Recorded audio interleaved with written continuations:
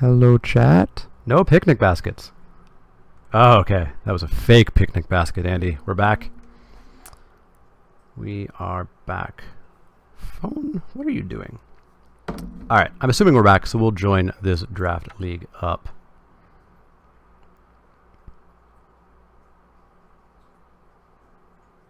Wait, what?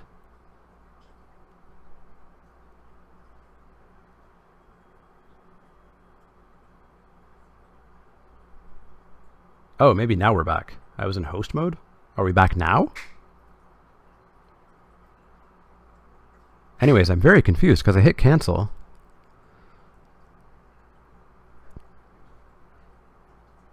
I'm going to tempt fate and hit cancel one more time. Oh, it's too late. Hopefully you guys... Oh, okay, we're back. We're back. You guys can see me just in time. Legionnaire, John, how do you feel about me first picking a dubious challenge? Do you really, really want that card? I don't think you want that card. Well,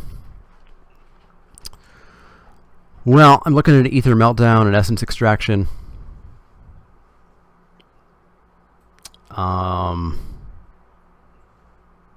Yeah, it's Ether Meltdown or Essence Extraction, I think.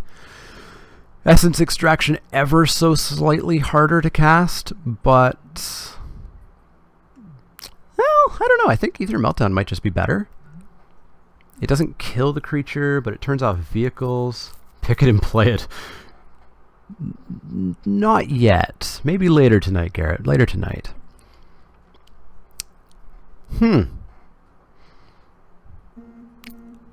Well, if we try to next level ourselves, there's a lot of good black in this pack. So maybe we don't want to be in black. So I think I'm happy with an Ether Meltdown here. Ether Hub is the clear pick. Is that like serious, Garrett? I hope that wasn't serious. Foil Botanical, I assume. Not really worth anything. Right? $1.50. Yeah, John, let me know, like, do you have a threshold for value drafting? Generally for sponsored drafts, I'm not going to explicitly, you know, ask you for exactly what you want, just so everybody knows. But since this is live and he's here, I mean, Cloudblazer is, for me, the clear pick here. You're aiming for a full play set of Wily Bandars. You would take Hub first pick, Garrett? Huh. Cloudblazer just so good. Ridiculously good. If we can be like blue-white Flicker, better than the Kingpin, better than Oval Chase, better than Riptagger. Yeah, I'm happy with Cloudblazer here. Typically what I'll do for sponsored draft is I will, you know, if it's worth like 3 tickets, I'll probably draft it for you specifically, but less than that, we're probably gonna not hurt ourselves to take the card. What do we get here? Oh, Caden, thank you for the donation, $5 donation. Nothing's updated, so maybe I got that before we're gonna get the notification, so maybe we will get the notification still. What do we got? We got a Windrake, Scrap Heap Scrounger, which is good. It's not exactly what our deck is going towards, but it's only pick 3. Attune is probably the best card in the pack.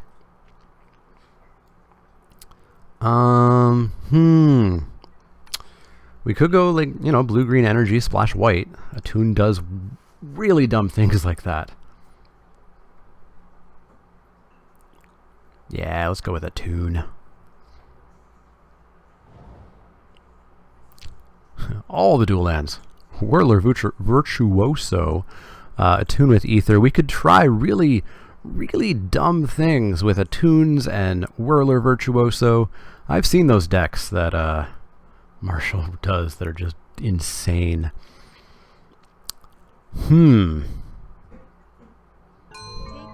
Hey, there we go. Oh, that's somebody else. Lauren, thank you very, very much for the $30 donation, getting us to $500 out of $500. Actually, whenever Caden shows up, I don't know why it hasn't shown up yet, we will be at $505, I believe. So we have busted through the goal. Let's keep going. Let's get it up to like 700, 800. I don't know. What do you guys think? Nonsense draft? Like take a Whirler Virtuoso? Yeah, let's do nonsense. Whirler Virtuoso. So we're going to be like, we're going to attempt to be like base green. Base green, relatively heavy blue. Ooh, do you want that Bendar, John there? Ether Theorist. We're probably not going to be super big on counters for that. So I'm happy with the Theorist here.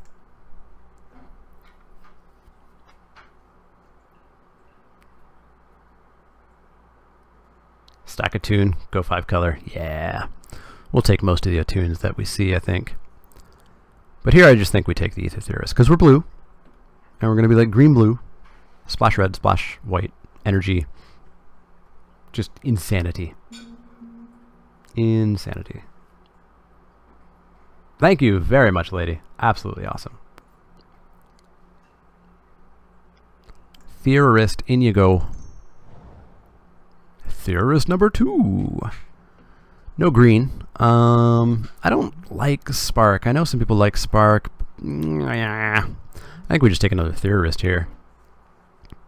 Continue on the blue energy, hopefully green plan. It says energy, we take it. Yeah. Now that we're looking 5 color, that Ether Hub is... Yeah, that Ether Hub is looking a little bit better. But Ether Meltdown gets us energy, right? Right?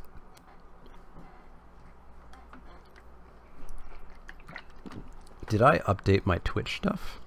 Kaladesh Draft, Magic the Gathering. I did update my Twitch stuff. Fantastic. Fantastic. Alright, so yeah, we'll take another Theorist here. If it says energy, we take it. Kujar Seed Sculptor, that's fine, right? That East, fine. Better than a Nimble Innovator. And we do want to push green. Green's looking cut, but we kind of want to really push green. Better than the Torch Gauntlet, better than an Ambition, better than a Skygate, although we did use Skygate to good effect this morning. Better than a Reckless. Better than Innovator. Better than Accomplished. Yeah, I think we take the Seed Sculptor. Because we kind of want to claim our spot of green to the person beside us for the next pack. Seed Sculptor, in you go. We're not doing good on the green, guys. We're not doing good on the green. We're doing okay on the blue. We've got a Blade Master. We're not going to take Fanatic or Curiosity or Built to Last or Fog or Metal Spinners or Terror. So Blade Master and you go. Hey, Dubious Challenge came back, guys. Dubious Challenge came back. But we're going to take High Spire over the Rebuff and the Blade Master, I think. Yeah, we're going to take High Spire. Honestly, kind of surprised High Spire made it around. Maybe green isn't being too cut.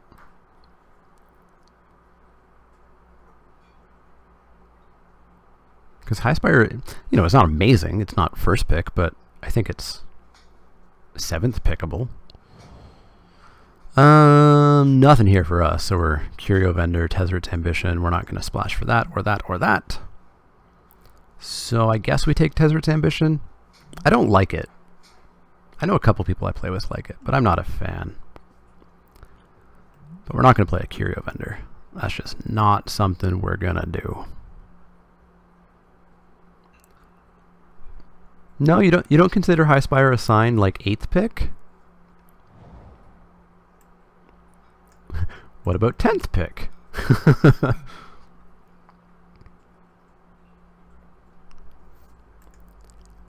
High Spire Artisan number 2 or a Windrake? That's a good question. That's a good question. I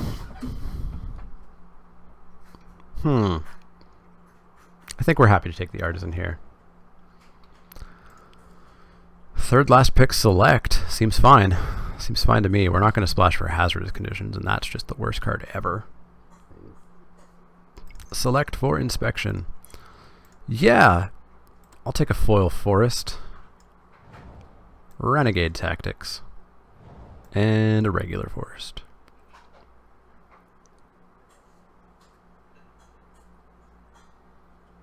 For color stuff is the good old Gabby hype for sure there, lady.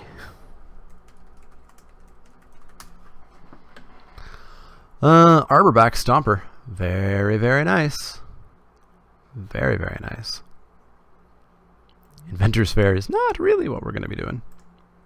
But I'm pretty happy with an Arborback. We need like one more or two more attunes. By the way, John, what happened to the Sealed League videos? Kind of miss them. A lot of the people in the Sealed League were watching them, and so I definitely was at a disadvantage by them knowing everything that I was going to ever try to do about my Sealed League. B, they took a lot of time.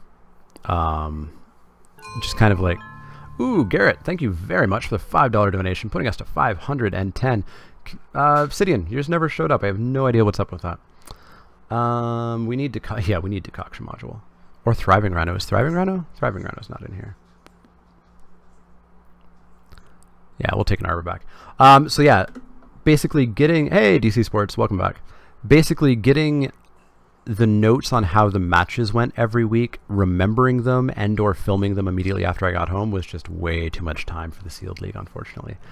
This Sealed League, I'm currently in first place, like almost always. I'm almost always in first place going into the playoffs. I don't always win the playoffs, but I'm consistent enough to be in the top couple spots. What do we do here? Yeah, we're attempting to go fourish color. Basically blue-green splash, Virtuoso, and Cloud Blazer. So we've got a High Tide Hermit for energy, but that's not great. We don't really have artifacts for Shrewd Negotiation. Revoker Barge. You know, Revoke does give us the removal, but we're going to need more attunes. Barge is good if your mana's messed up. I can see that. Sparks is just a kill spell. I don't draft for color that much. I like the Bizarre Barge plan. It's a little bit more conservative. But hey, we're stepping out of my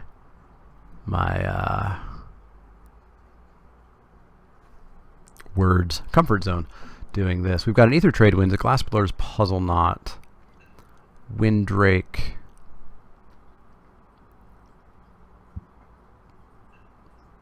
I would play the Hermit in the deck, yeah. So Puzzle Knot gets us the energy for the Whirler. Trade Winds bounces. Boy, if we don't get another attune like pack 3. Trade Winds for some interaction. Yeah, we are lacking a little bit on interaction here other than Aether Meltdown and a Select. Yeah, let's do an Aether Trade Winds. Blue Puzzle Knot's good. I think I've proven that. It's true, Garrett. That's true. What do we got? Select, Blue Puzzle Knot.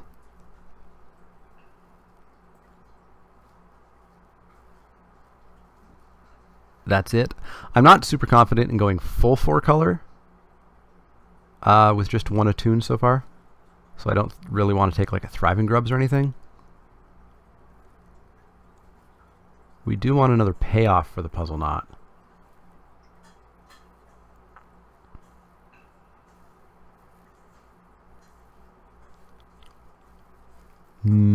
Spontaneous Artist. See, going red, we really need the attunes and like a Wild Wanderer. Eddy Trail's good. I'll do the exploratory Spontaneous Artist here. But if we don't get a Wild Wanderer soon, then I'm not sure about going true 4-color as more than a splash. White Splash is just for Blazer. Yeah. What do you choose for state in the donation thing if you live in Norway? Can you choose nothing? Maybe? If not, I'll take a check once the draft's over. Yeah, Malfunction's just removal. It's interaction that we need. It's in one of our 2 base colors. It's better than everything else here in our splashy deck.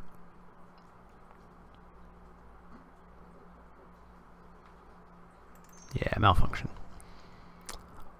Thriving Turtle gets us energy. Seed Sculptor gets us a counter. Veteran Motorist seems greedy. real greedy.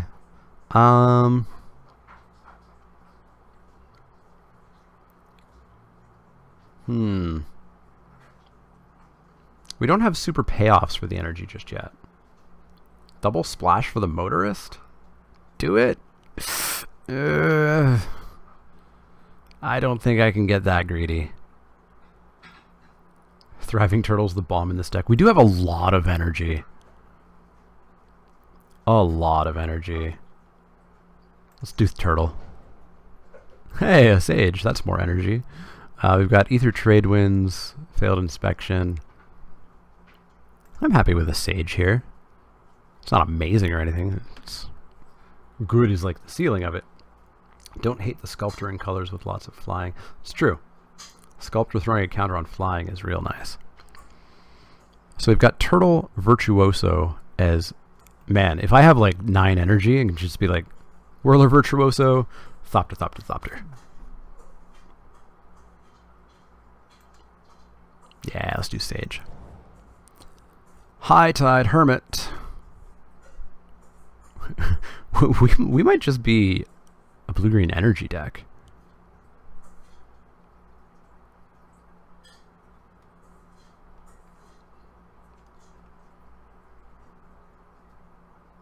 Yeah, I like Hermit here. Hermit in. Bleh. We have like the worst Naturalize ever.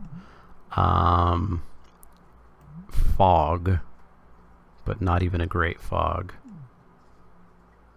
Invader is probably the pick. It's really mediocre. Yeah, we'll take it. Hermit number 2 or a sideboard takedown? I think a sideboard takedown, to be honest. We've got a lot of energy production. I'm going to go sideboard takedown. Hey, Windrake. I'm happy with the Windrake. Totally fine with the Windrake. Nothing here.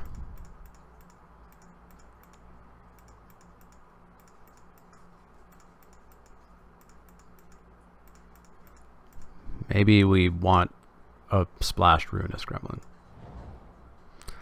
Refurbish, I guess. Won't splash for that. Pressure Point, sure.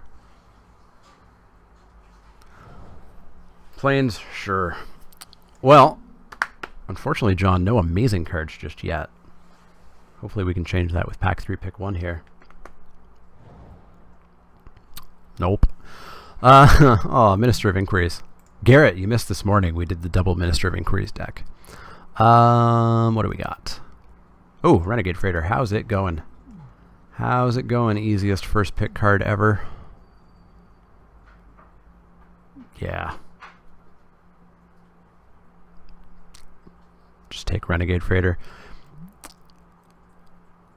I would bet we can get the Minister back around. I don't like the first Minister. Why don't you like Engineer Might? Yeah, I hate Engineered Might. It's so slow. It's so slow.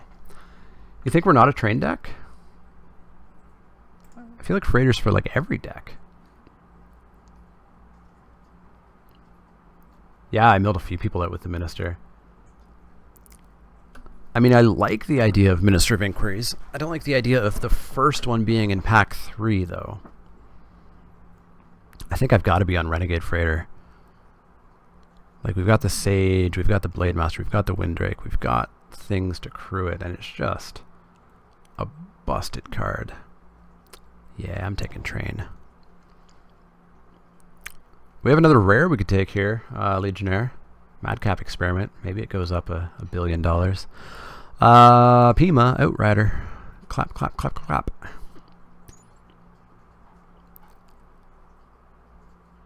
There's no blue here. There is no blue whatsoever. Pima, easy pick. Easy pick. Hey, Attune number 2. Jesus.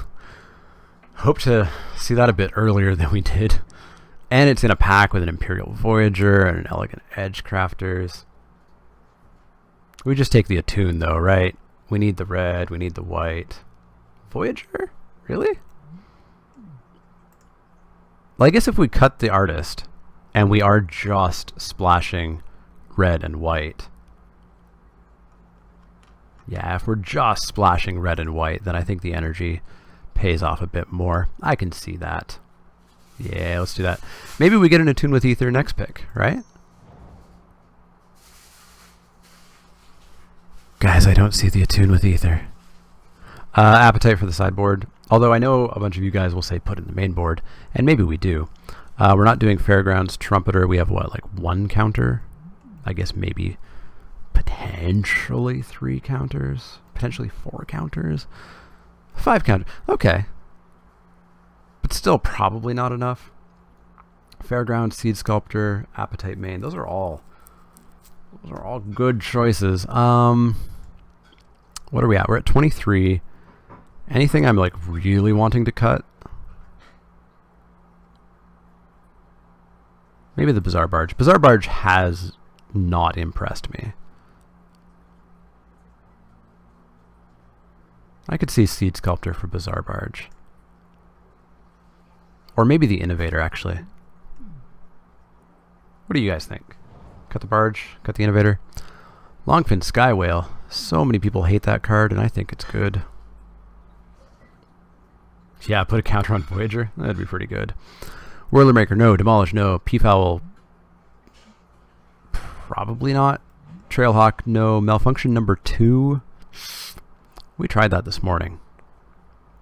Yeah, Nimble Innovator is not good. I agree. Cut the boat, says Lady. Skywhale is very bad. I've had good luck with Skywhale.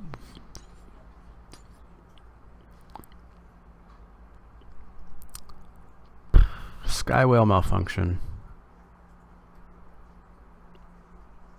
Could do Skywhale cut the boat.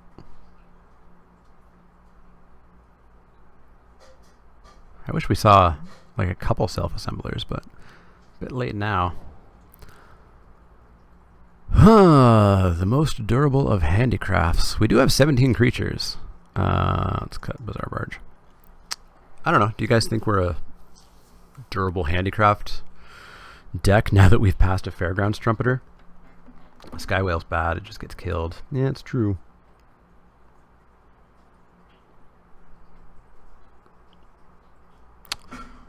Man, durable seems good. Make a 3/2. Make a 3/4. Oh, 5/5 trample. I can't believe Limited Resources gave Durable Handicraft an F, right? In their first set review. It's ridiculous. We are taking Durable Handicraft. Another Sage, Glint Nest Crane. We don't really have any reason to want a Glint Nest. What would you guys recommend for the cut here? Because we're at 24 now.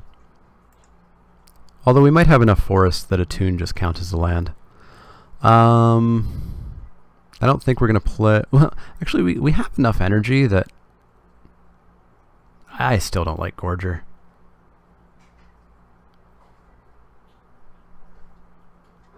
Yeah, I think we just take Sage here.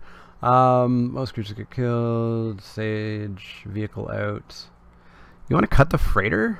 Freighter's so good. So good. High Spire Artisan, Weld's Fast Wingsmith. Neither of those are going to make the deck. We already have 2 Artisans. Or the Hermit. I could see the Hermit. Lowers our curve a little bit. It's 4 energy, but we have 1, 2, 3, 4, 5, 6, 7, 8, 9, 10, 11, 12, 13, 14, 15, 16, 17, 18, 18 energy, assuming we never hit with Imperial Voyager. Yeah, I could see that. We'll take that, I suppose, but we're not going to play that one. Nothing much here. We can take a Disappearing Act, cut that. Hey, guess what, John? You're going to get Madcap Experiment anyways, because it came back around. Elegant Edgecrafters. back around. And don't play bad cards just to get energy. I did say that one time. One high spire is okay. Yeah, that's true. Elegant Edgecrafters. I mean, we're going to take it, but do we play it? I don't think so. It's really expensive. Like 7 or 6 mana, just so expensive. Hey, you also get yourself a Wily Bunder. Tazzeret's Ambition, Dramatic Reversal, and a Forest. Oh, drafting's super on the edge. Alright, so we need a cut. Unless you guys think a tune in this deck is a land. What do we got? We got 1, 2, 3, 4, 5, 6, 7, 8, 9, 10, 11, 12. Oh, sorry, Elegant. Oh, Elegant's the cut, right? We don't want Elegant.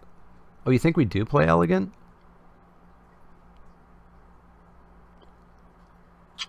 $16 lands fine. 1, 2, 3, 4, 5, 6, 7, 8, 9, 10, 11, 12, 13, 14. 1, 2, 3, 4, 5, 6, 7, 8, 9, 10, 11, 12, 13.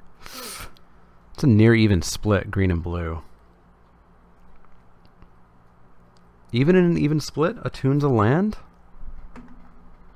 Cut Blade Master, you have very few spells. That's true. What do I have? I have Select a Tune, Meltdown.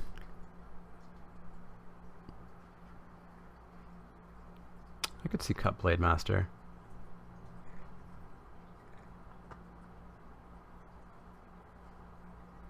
Yeah, we all know my Cut the Red Mana. No, Whirler Virtuoso is so good. Especially with all the energy we have. Especially with all the energy I have. Cut Blade Master, toss in Disappearing Act.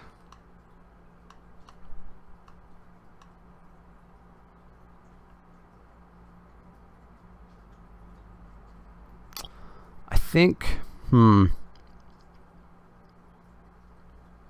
yeah, Whirler Virtuoso makes our deck possibly okay. Well, Lady Atarka, of course you would say keep the red.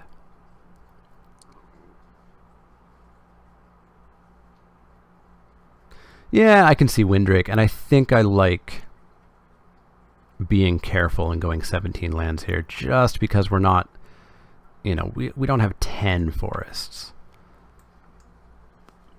8711.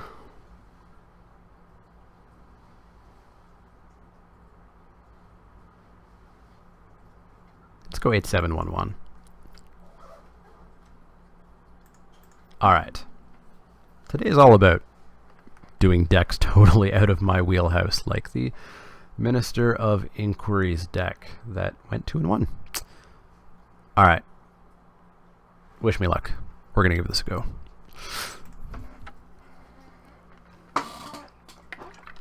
Whoa! Windrake is important. Why isn't Windrake in my deck? When did Windrake come out of my deck? Blade Master out of the deck. Thank you, Eric Daughter, for catching that mistake. That would have been bad. There we go. I thought I had double-clicked Blade Master, but apparently I double-clicked Windrake. Magic Online, you hate me. I mean, we have all of our color, or no, we don't have white. Like, we don't keep 6 lands in Highspire, right? Right? Garrett keep. It's not all the colors, though. We don't have a plains. Ugh. We'll never draw a land again, right? Right?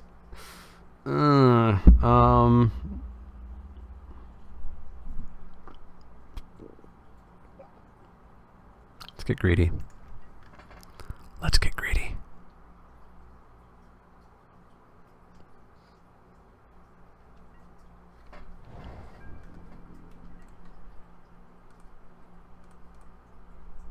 Oh, I missed another donation. Are these not popping up? Are you guys missing these too? Jens, thank you very much for the $25 donation. We're at 535 now.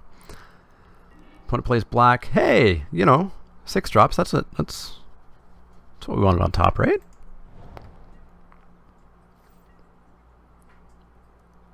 Yeah, it is me on Magic Online. Black white value, eh? Durable handicraft means that we don't play our High Spire as a 3/3 or as a 3-drop.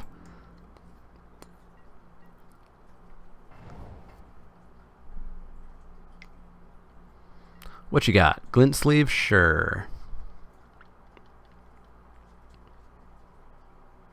They haven't popped up since you donated. Okay, so... Well, no, you donated, lady, then Garrett donated, and I saw that one. But then I missed the one from Jens. Or Jens. What do we get? Island. We can take 3 here, right? We can wait and play the High Spire Artisan as a 2/5, or we could make the servo a 2/2. We just take 3, right? I say before he drops, like, somehow ramped into an angel. Oh, Scarborough's awesome. Thank you. Yeah, I think we wait and get the value out of High Spire. I mean, if we play it now, we have a blocker for that, and we can trade with the servo. No, we can take 3. We can take 3. He's not going to go super wide and inspired charge me in 2 turns, right? And this isn't the travel prep deck that we played earlier. Ooh, the F6 through the turn. I'll take it. I will take it. So guys, High Spire Artisan and counter on... Make a servo, put a counter on the Artisan. Make a servo, put the counter on the servo. Yeah, it's turn 5 if we want to get like super full value, but now we have trade wins, so we can make like a decision and then bounce it and, you know, kind of make the decision again. 2/5? 2/5 does block everything. Doesn't die to Essence Extraction. Dies to a tidy conclusion next turn. But yeah, let's make a 2/5. I will put a +1/+1 counter on, and I will pay 1. 2/5. Out of timing range. Ooh, impeccable timing range. Good call. Although it's still impeccable timinged with Glint Sleeve Artisan attacking and ambitious Aetherborn. Alright. Ew, it's a 5/4. Ew. Well, we could malfunction it. He's down to 4 cards. Did they miss land drop? No, they hit their land. Could malfunction it, because it's the biggest threat we've seen so far. Keeps an Ether Trade Wins. We could Ether Trades Wins it, but then we'd have to pop a land. Peter Cook with the $25 donation. Thank you very much. $560 raised so far. Thank you very, very much. Yeah. Malfunction. No sense in attacking here. They take 2, we take 3. We don't have a blocker back. Hey, Bazaar Barge. I cut you from my deck. You're going to be a slight problem, but maybe we can do some sort of Ether Trade Wind shenanigans. So we could cast this and make it a 5/6, which blocks the Bazaar Barge, right? I think he dropped Edgecrafters and make servos next turn then. Make 2 servos? What do you suggest we do about Bazaar Barge then? Because it's a 5/5.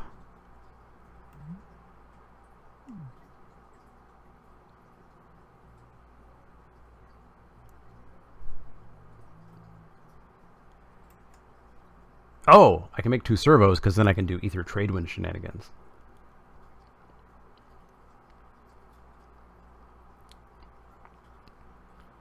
You want me to chump the Bazaar Barge? Then use Trade Winds, get Edgecrafters value. Yeah, I can see it. I can see it. 2 servos. All of the durable Edgecrafters or durable handicrafts are no's. Pass the turn. Well, I guess to crew he has to tap down his entire board, right?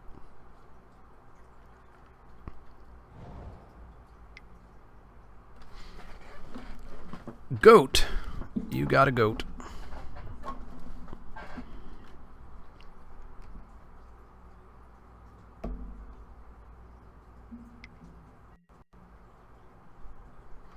Foundry Screecher. That's fine. I've got a High Spire Artisan. Totally fine. Windrake. So I can drop Windrake, and then we've got Ether Trade Winds online for shenanigans. Right? Because I can drop a Windrake, make it a 4/4, and we still have 3 mana up. Yeah, Trade Winds is going to do some stuff. When you replay it, you can buy it. Yeah, you can pay a bunch for Handicraft. That's true. That's true. Then I can make a bunch of 2/2 servos, make this a 4/5. Very true. Very true. It's going to be a bit of a long game, I think. So we've got that down. No attacks. Pass the turn.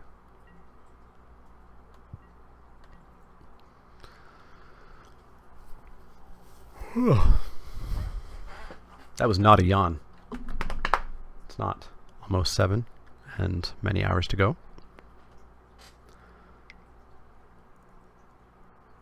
Night Paradox, thank you very much. You'll jump back in around 4 a.m. my time. Sounds good. See you then. Thank you very much for your donation and for playing Momir. Animation module. Well, we haven't seen many counters. No attacks. I don't think we trade wins here, right?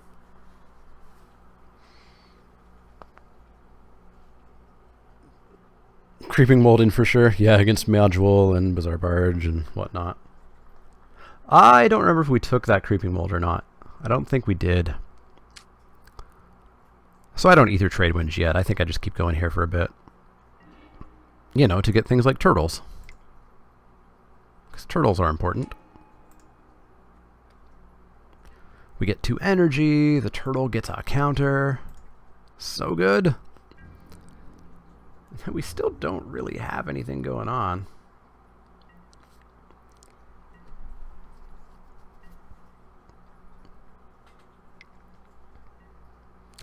Animation module, put in a counter on that.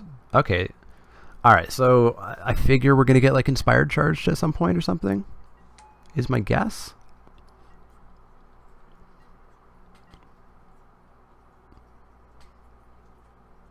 I need to get through, if I can just get through that Foundry Screecher, we're in good shape. Club Security, sure. Boy, you know what I wish I had? A Minister of Inquiries.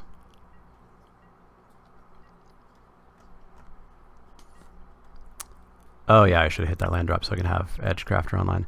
Alright, I think we've got another turn of just drawing here. Sage. Yeah, we can drop a Sage. Get some more energy. Make it bigger. I still don't have anything though, right? Fragmentize from opponent on Malfunction. No, I think they just wanted their servo. They may as well have, right? Yeah, I just don't have anything. Pass the turn. Pull the trigger end of turn on Elegant Edgecrafters. What do you suggest bouncing? We could bounce the Barge. Ooh, I get to scry. Thank you very much. Boy, I don't think anybody should ever play Eager Construct.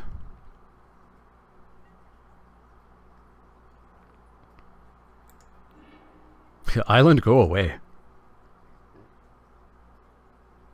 Bounce Bat and I get in for 1 hit, but that's not really gonna do too much. Get in for 3 once.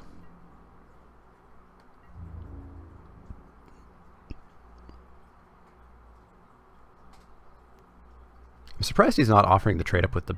There we go. So... Well, no, if we bounce it now, he just replays it, so that's not going to be a thing.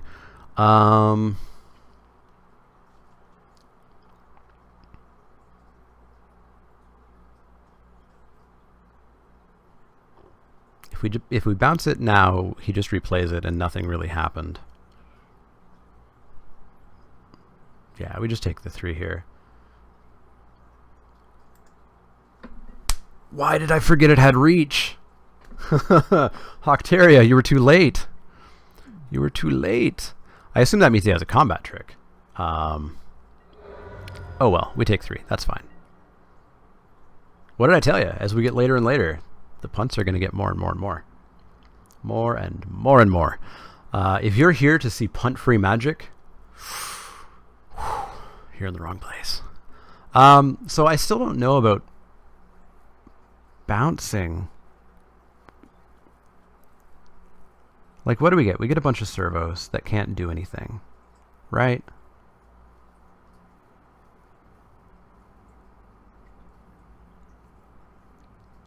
Hey, Lasseter, going great. Just ignore all of the punts in chat. It's going great. No, I don't think we bounce just yet. Ooh. Now things are better. Now things are better. Much better. Please don't snap kill it. Just don't snap kill it, and we can all stay friends. And everything will be good. Everything will be great. Yeah, I fully assumed there was a subtle strike with that attack. Assuming they didn't also forget that High Spire Artisan had reach.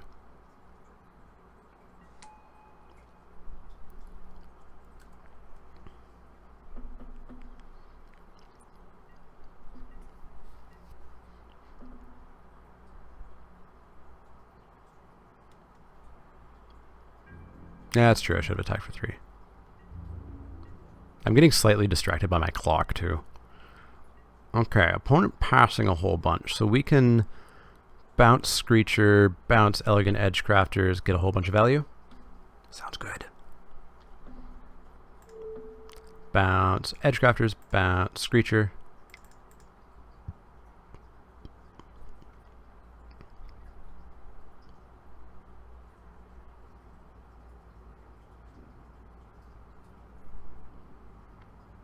Oh god, don't even say Fumigate.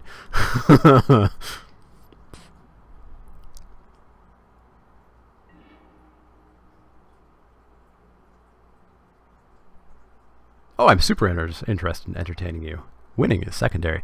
But we have all of our colors now. Not that we've seen anything to do with them. So now we can bash in the air for 6. Maybe Windrake eats an impeccable timing. Nope, we just get in for 6. We get 3 energy. And then we drop Elegant Edgecrafters. What are you thinking, guys? Servos? And 3 counters?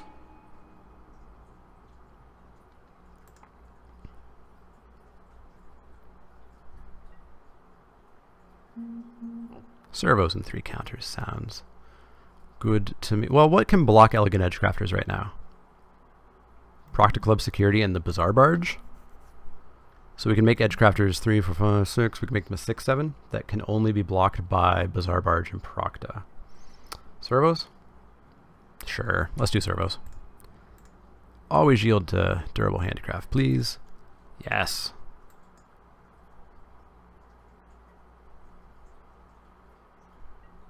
Yes.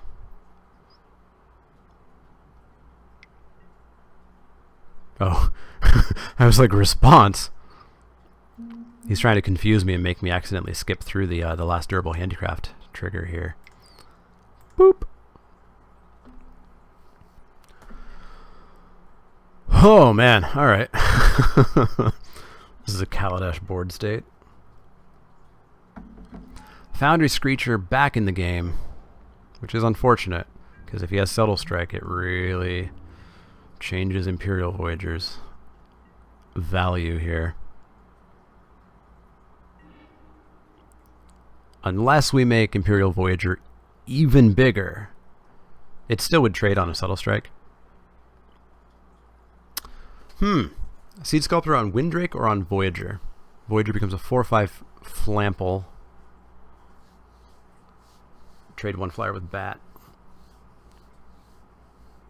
Onboard handicraft. Yes, it has a second ability. Do it now? 1, 2, 3, 4, 5, 6, 7, 8, 9. 9 blockers. 1, 2, 3, 4, 5, 6, 7, 8, 9, 10.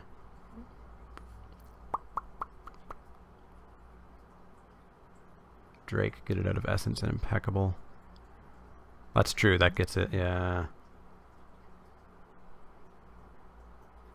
Yeah, I like Windrake. And we get a counter on Seed Sculptor for the shenanigans. I care about Windrake.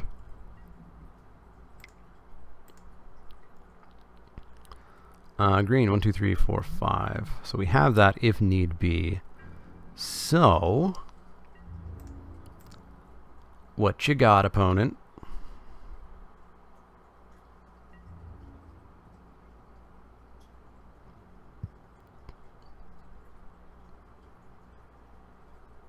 What you got? You got a Foundry Screecher. Oh, you got a Foundry Screecher. And that's it? That's really it. Sweet. I think I'm overthinking what we need to do here, apparently. Okay, now you're going to impeccable timing it. So it's got 3 marked on it. Yeah, so we can't save it, but we got rid of his flyer. Like, we are made.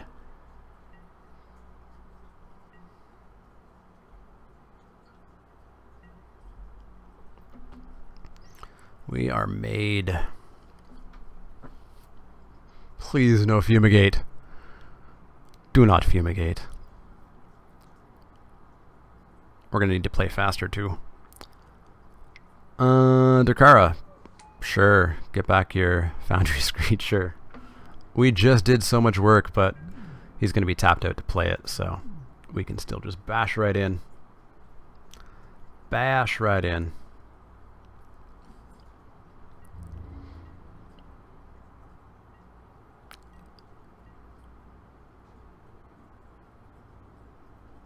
Why didn't he play Foundry Screecher? It's the only card in his hand. We know what it is. My goal is to win. I don't know how just yet exactly. 1, 2, 3, 4, 5, 6, 7, 8, 9. 1, 2, 3, 4, 5, 6, 7, 8, 9, 10. So it's still not like a flunge or anything. Elegant Edgecrafters can only be blocked by Bazaar Barge or proc to Club Security to have to double block if we durabled. Scavenger goes to top of deck. Oh, right. That's the one reason that I think it's slow. Now I recall. Read MTGO chat. Oh, they didn't use the Scavenger. Right. Yeah, we're all with it. We're all with it. Yeah, I just smash in. Like, we still don't have the winning attack, but we're getting close. We're getting close. Get some more energy. Drop an Ether Theorist. Play faster. Get a counter on it. Get some energy. Pass the turn. Is it a punt? You forgot to put it on top of the deck. I'm guessing he just really didn't want to draw a Foundry Screecher, which is strange considering our flyer is how we win. So it must have been a punt. I'll take 2.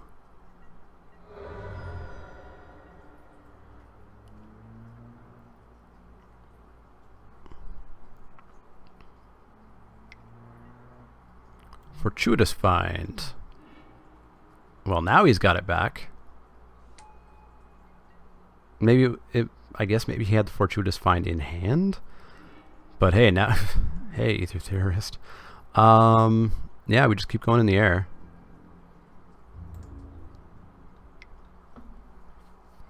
We're close to the all-out attack. Basically next turn is all-out attack for sure. And we can scry end of turn. I know I'm missing a few things, but I'm also trying to play a little bit faster now since this board got so crazy and we're already down on time. Animation module, you got it. Always in response to my durable handicraft triggers. I see you trying to make me skip over things.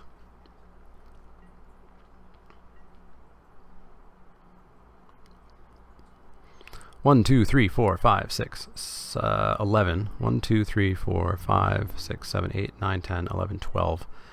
Yeah, we've got a dozen things to attack with. I will just take 3 here. He's got 1 card in hand. It is not a fog. So we just... everything? Now? Yeah, my play's too quick, but I don't really have a choice. Like, we have 10 minutes on the clock. I'm playing way too slow. Yeah, just team. Just team. 1, 2, 3, 4, 5. 1, 2, 3, 4, 5, 10. 1, 2, 3, 4, 5, 6, 7, 8, 9, 10, 11, 12. Yeah, we've got it now with the durable, plus the thriving turtle.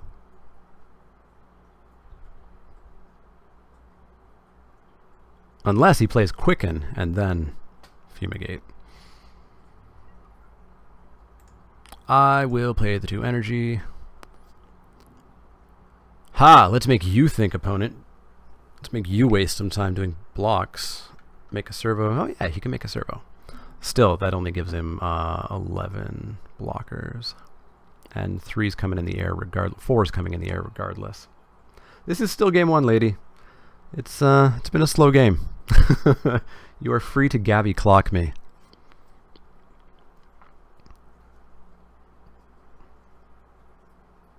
The Voyager did so much work. Ooh. At least this is happening now, and not at like 4 in the morning. Gabby clock, right on time.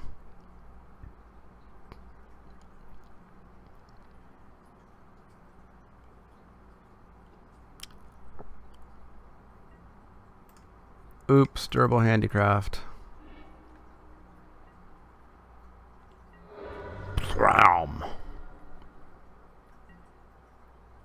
Oh, we're just dead.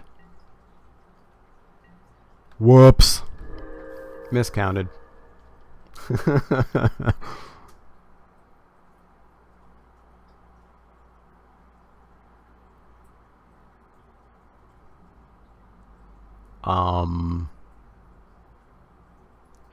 Did my opponent just...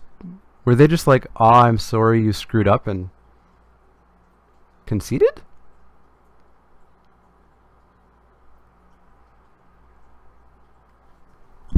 I don't know what happened. Absolutely misplay into misplay. Alright, whatever. Our opponent super grateful there. Takedown, no. Yeah, we don't have that creeping mold. I'm super lucky. I'm the luckiest ever. Yeah, I think... oh, I'm frazzled by this match. It took way too long. Frazzled by this match like crazy. I'm definitely gonna have to take a quick break after this one, and we'll do a giveaway or something. Takedown's good for the bats. He's only got the 1 though. I don't like doing 1 card for 1. Bring an act. Act over select. Take out the freighter. Yeah, he goes pretty wide, so freighter's not going to do us much good. Oh yeah, MTGO still hates me and always will. Yeah, let's take out freighter for a disappearing act. Cut a sage? No, sage is good with Ruler Virtuoso, which we never saw ever. 1 second, I will be back in 2 seconds.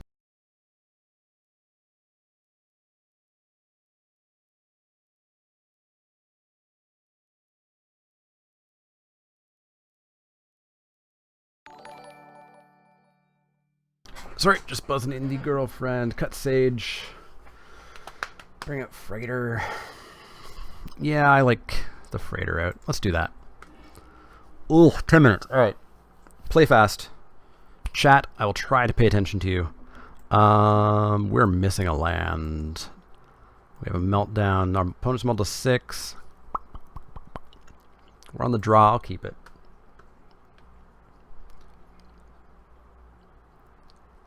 If the games go that long, I think we want to draw 3. Sounds good, see you in 6 to 7 hours. I will very much still be here. Hey, we got there. Got there, Lamau. It's true, F8 does help play quicker. Although I always forget exactly how it works. So I'm not going to do it just yet. Ooh, don't have the extra blue. Hey, Ninja, how is it going? Good to see you. How's GP coverage going, and how's Cam going?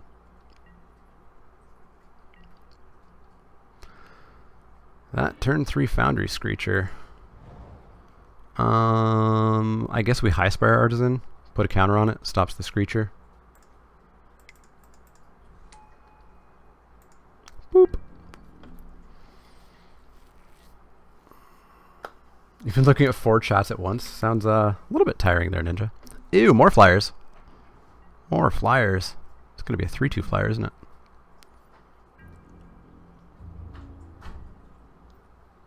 Yeah, GP chat is chat. I know what you mean.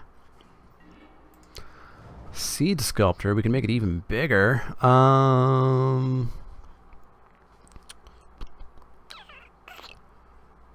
Can always select the Screecher.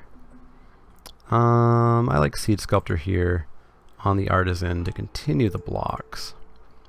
Keeping up Ether Meltdown and select for inspection. Yeah, takedown would have been good. We only saw the 1 flyer the entire last game, as long as it took. Cam has 7 hours to go. That could change. Is he close to like getting an extension? Ibex, sure. We're gonna need to get a flyer to put this game away. Animation module. Gross. All right. I think we might lose this on time. Attune with Ether. I will attune and go and get. What do we most want? The Whirler or the Cloud Blazer? Probably Cloud Blazer. So let's go Plains, drop that. Gives us 4 mana. We've got a Disappearing Act up. Ether Meltdown up. Pass the turn. We've got an Arborback Stomper next turn. $338 until 3 hours is added. Nice. In with the goat.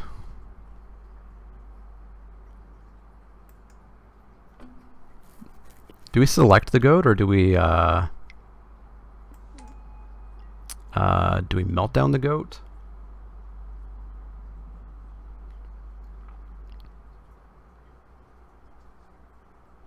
Maybe we melt down the goat, because selecting the goat, he'd get another counter, he'd get another servo.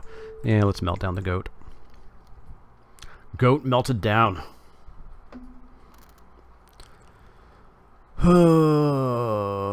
Ninja, we're going to need Gabby Clock for this match, by the by.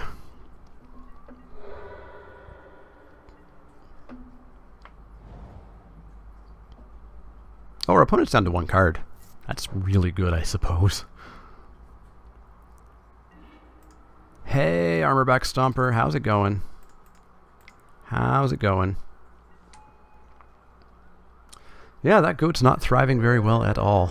Thriving Ibex is just a clever name, not an accurate description. Animation module to make that obnoxiously bigger. That will select. I could always malfunction the animation module, eh? Because it's enchant artifact. I'll block.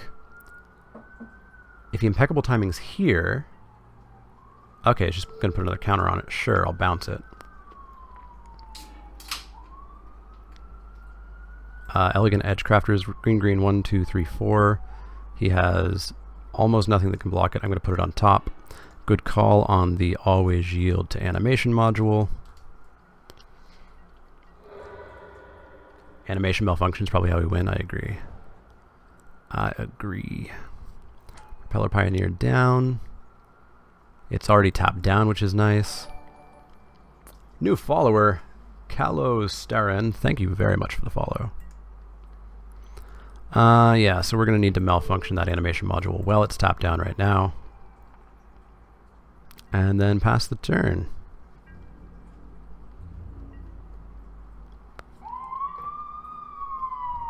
Ignore the loud sirens. Alright. Metal Spinner's Puzzle Knot. Yeah, do more damage to yourself. Perpetual... Pardon me? I've never seen somebody play that card. Wacky Tay3, thank you very much for the follow.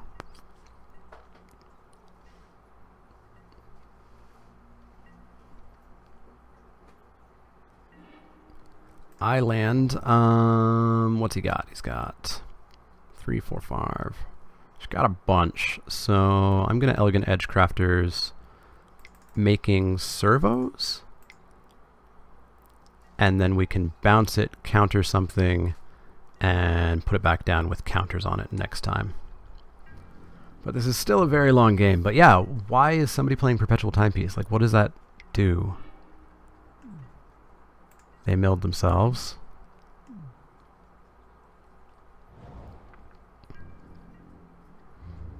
I trade for his entire board if I attack. That's true. And if he's holding an Impeccable Timing, we can counter it in time now.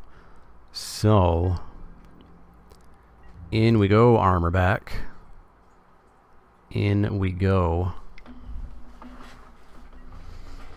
You're not supposed to play playing Timepiece. Remember, this is the same opponent who conceded to you when he had the lethal attack on board. Very true. Sure, that's fine. He takes 3. Yeah, I'm totally fine with that. Sounds good. Your board is now hurt. Elegant Edge Crafters even potentially has an opening starting soon. Demon of Dark Schemes. Okay. That's why he's playing Perpetual Timepiece. It's a strange combo choice, but it's a combo choice nonetheless. Oh, Dakara Scavenger. Oh, it would suck so much if that got countered by by this card. Sorry, opponent. Sorry, opponent.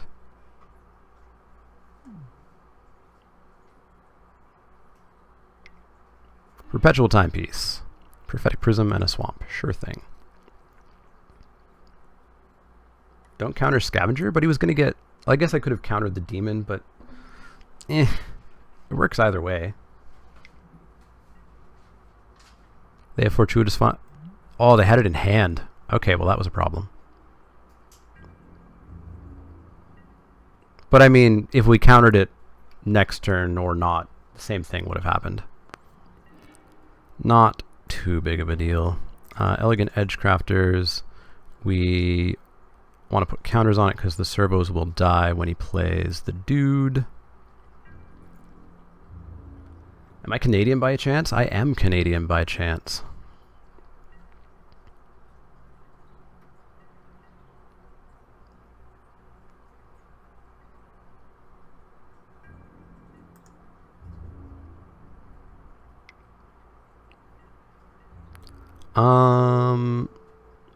So I mean there's an Impeccable Timing in play, right? That's what we're gonna get hit with here. Well, show it to me. Oh no, he wants the extra 2 damage for the demon. Oh well. Alright, so we're gonna lose 1, 2, 3, 4. He's gonna lose a bunch. But we can still just attack into the demon with the Edge Crafter. I guess he's gonna bring something back. We're in trouble here because of time and everything, but that's the way the cookie crumbles. Long-finned Sky Whale. So if I attack in, he's got 5 energy, costs 4. What's he bring back? Propeller Pioneer, the Scavenger. Ugh. Yeah, we don't have an attack, unfortunately. Well, we lose this one. That's what we get for taking so long game 1 and then getting distracted.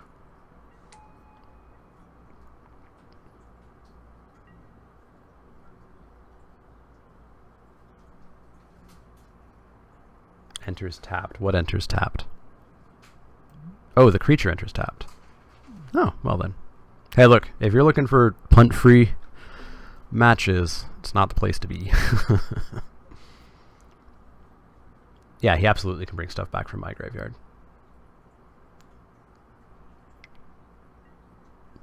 Bringing back a scavenger. Sure. Putting a pioneer on top. Well, we're going to lose this match, and then we just have to win the next one fast. I think... I don't know. I like the train. I had to move a bed, Boble. That doesn't sound fun. Metal Spinners Puzzle Knot. Sure. Scoop for game 3. I'm going to hold out for, like, an attack.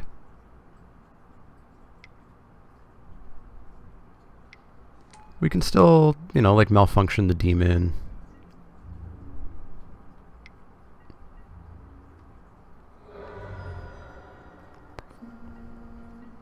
Because we're only losing, like, a tiny bit a turn of time. Malfunction demon.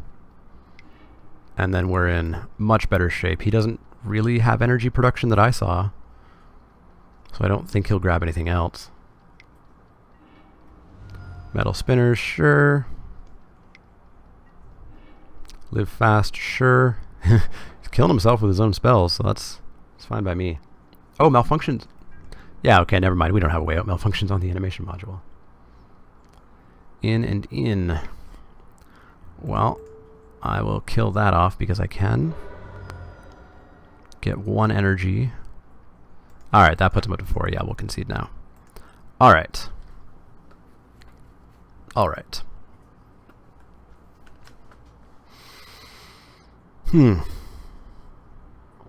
So, I mean, we had no way out of that. Like, we disappearing acted the scavenger, and he used the fortuitous find. If we didn't, we would have scavenger, or we would have acted the demon, and then he still would have had fortuitous find.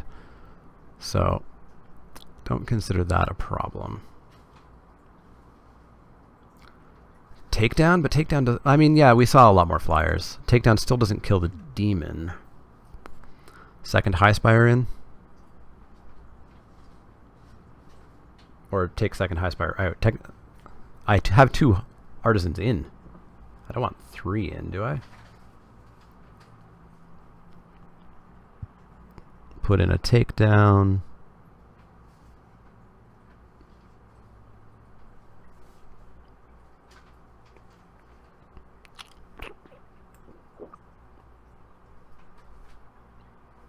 Skywhale does trade with basically everything he has in the air.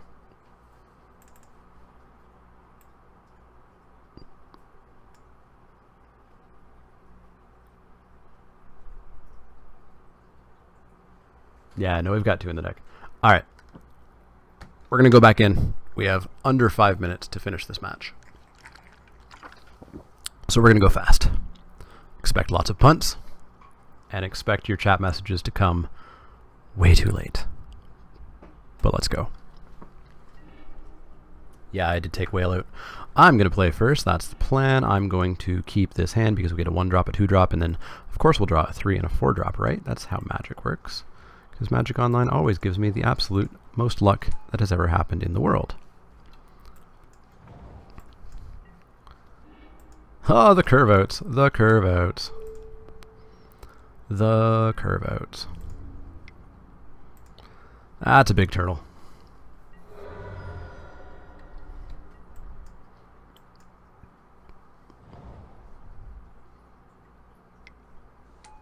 Prism? Sure. Totally fine. In for 3. Drop a Voyager.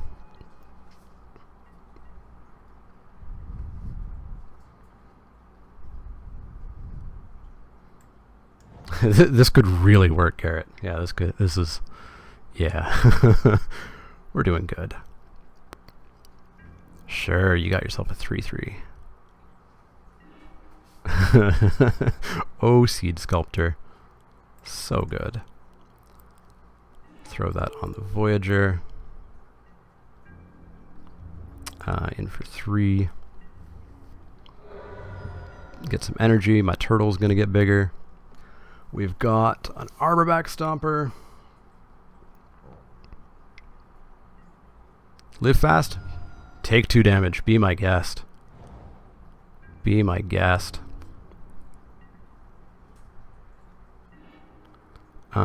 Select, eh? So we can come in for 3, 4, 5, 6. Take him to 4. We can get 1 more point of damage in if we throw away a Seed Sculptor. 3, 4, 5, 6. Take him to 4. Otherwise we can take him to 3. I think we just take him to 3 because then he's dead in the air to Imperial. And we have an Armorback Stomper back. Sure. More energy. Let's drop an Armorback. There's no need for Gabby clock emotes, right? None at all. This match took a minute and a half of my clock.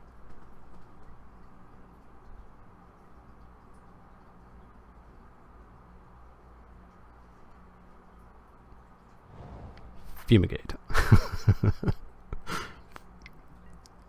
Eager Construct, sure. What's on top?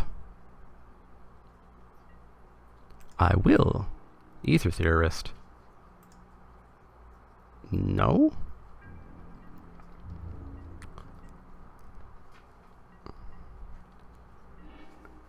Alright, is our opponent just assuming we screw up here? Team? Hey, we got there. Told you we were fine, guys. Totally, utterly fine. Won the match. We're 1-0. First game took 10 minutes, 12 minutes. Second game 2 or 3. Last game 1. Alright, 1-0 with the ridiculous 4-color deck. Oh, I'm going to need to take a break, but first we're going to do a giveaway. We're going to do a giveaway. Chat, you seem pretty active now. You seem pretty darn active. Do you want to do a giveaway? I bet you guys want to do a giveaway. We are gonna... What do we have left? We have a lot of stuff left. Let's do a $10... Sorry, not $10, 10 ticket bot credit for Card Hoarder. Card Hoarder generously donated a bunch of bot credit. So, we're going to give away 10 credits to it. Card Hoarder, one of the best resources on Magic the Gathering Online. So if you're on Magic Online and you want to use... hey, Boiling Ice. Good to see you back again. If you want to get free bot credit, we're going to do a giveaway. I just need to pop this open, and I need to see what OBS is looking like right now, because I am an amateur streamer. All right. So everybody who's been here already, you know how these giveaways work. If you don't, I'm going to put a keyword in this box. You are going to type in that keyword into chat exactly the way it is. Casing matters. Make sure it's all going to be lowercase. As I said, Card Hoarder donated a bunch of credit, so I'm very thankful for them to have donated that, and as a result, their name, spelled correctly this time, is the keyword. So in the chat, type in Card Hoarder, hit enter, your name's going to show up over here, and we're going to do a draw. Quite late here, 1/4 midnight, Boiling Ice. Where are you? 7, 8, 9, 10, 11, 12. You are in the UK, or somewhere 5 hours ahead, I suppose. Yeah, we're definitely a little bit late on fixing. With the one attune with the ether.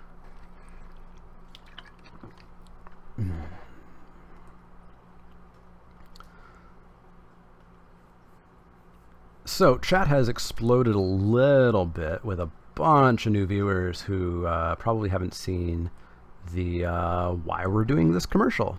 And I think it's one of the best commercials, because it's me talking about why I'm doing this.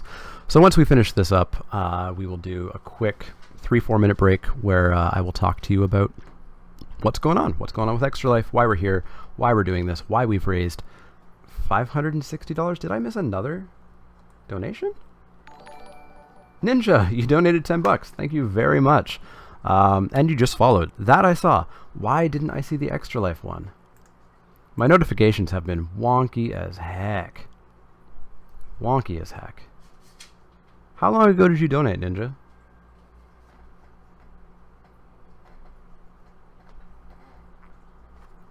I guess I could check my email. That would tell me.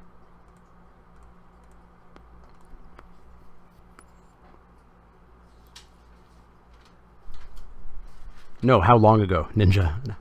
Was it recent? Like, how long ago did I totally miss your notification? 7:11 p.m., so about 6 minutes ago. Did it pop up? Did people see it, or?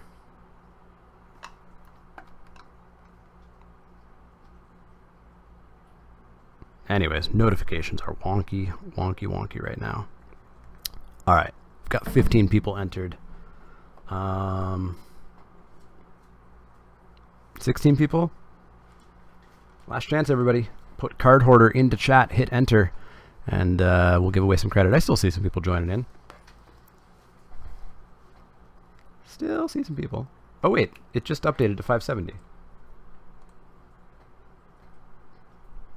I have no idea what's going on with my notifications or my tracker now, but we're at 570. So we've got 60 people in. Oh, Miss Silent Hill in there at the last second. We are now going to roll, and the person, 18 people. Lady just got in there. Ralph, you've already entered. All right, we're going to hit roll and see who wins $10 of 10 tickets of bot credit to Card Hoarder. It is Margin of Victory. Margin of Victory, tell me your MTGO username in chat, or if you're super, worried about privacy, you can whisper it to me. And, oh, you misspelled it the first time. Ah, yes. You did the misspelling that I did last time around. Margin of Victory. Let me know your MTGO username, and I will get that off to Card Hoarder.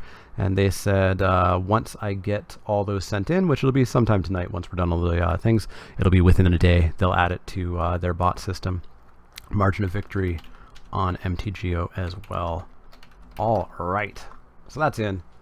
That's done. We have, later on tonight, another $10 Card Hoarder, a $10 MTGO Traders, a $20 Card Hoarder. We've got 2 copies of Choice Chamber to give away. We've got 3 DLC codes for Rocket League to give away. And we have 2 games left to give away from Jackbox. We have Drawful 2, Jackbox Party Pack 2, and Jackbox Party Pack 3. So, as I said, we have a quick little video, about 4 minutes, talking about what Extra Life is, what the Children's Health Foundation is, and what my personal connection to it is. We're going to go to that commercial while I take a very needed break after that first match, and then we're going to throw ourselves back into this deck and hopefully play a little bit faster and with less punts. But I'll see you guys in a few minutes. Let's check out this commercial. Hey everyone, I hope you're enjoying the stream so far, and if you've donated already, thank you so much. It's greatly appreciated by me, by the Children's Health Foundation, and by the kids and their families that it'll directly go to help. Extra Life unites thousands of players around the world in a 24-hour gaming marathon to support Children's Miracle Network hospitals. Since its inception in 2008, Extra Life has raised more than $22 million for local Children's Miracle Network hospitals. Today is National Game Day, November 5th. While some Extra Life gamers do their 24-hour marathon at another point in the year, today is the official day to do it, and I'm joining hundreds of other gamers today in playing games for 24 hours straight. In Extra Life's early years, less than $1 million were raised each year. 7 years later, in 2015, $8.3 million was raised that year alone. Hopefully we'll see over $10 million raised in 2016, bringing the total raised by Extra Life to well over $30 million. If you're interested in donating to help this cause, just type an exclamation mark and then the word donate in chat, and MTGBot will post the link for you to follow. My local children's hospital here in London, Ontario is supported by the Children's Health Foundation, which also supports the Thames Valley Children's Centre and Children's Health Research Institute.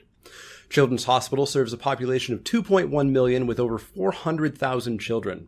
Last year, over 106,000 children visited the hospital, or 291 visits per day.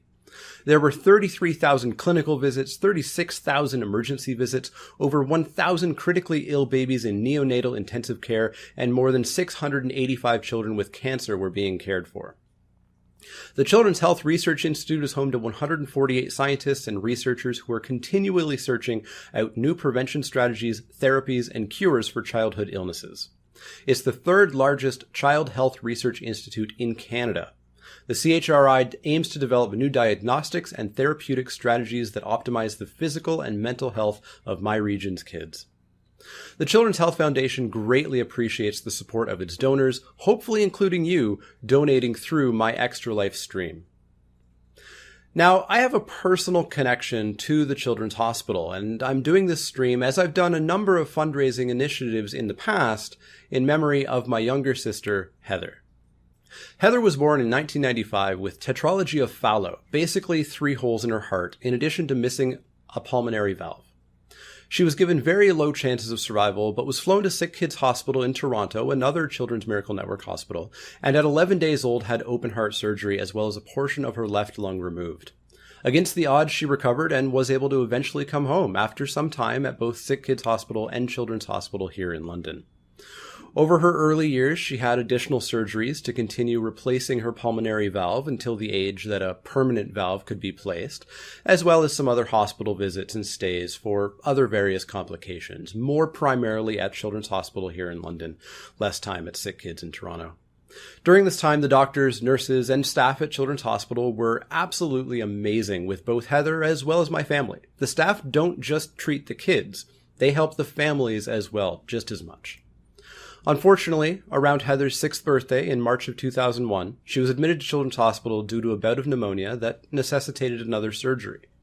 This resulted in a lengthy hospital stay, and on April 17, 2001, Heather passed away at the hospital at the age of 6.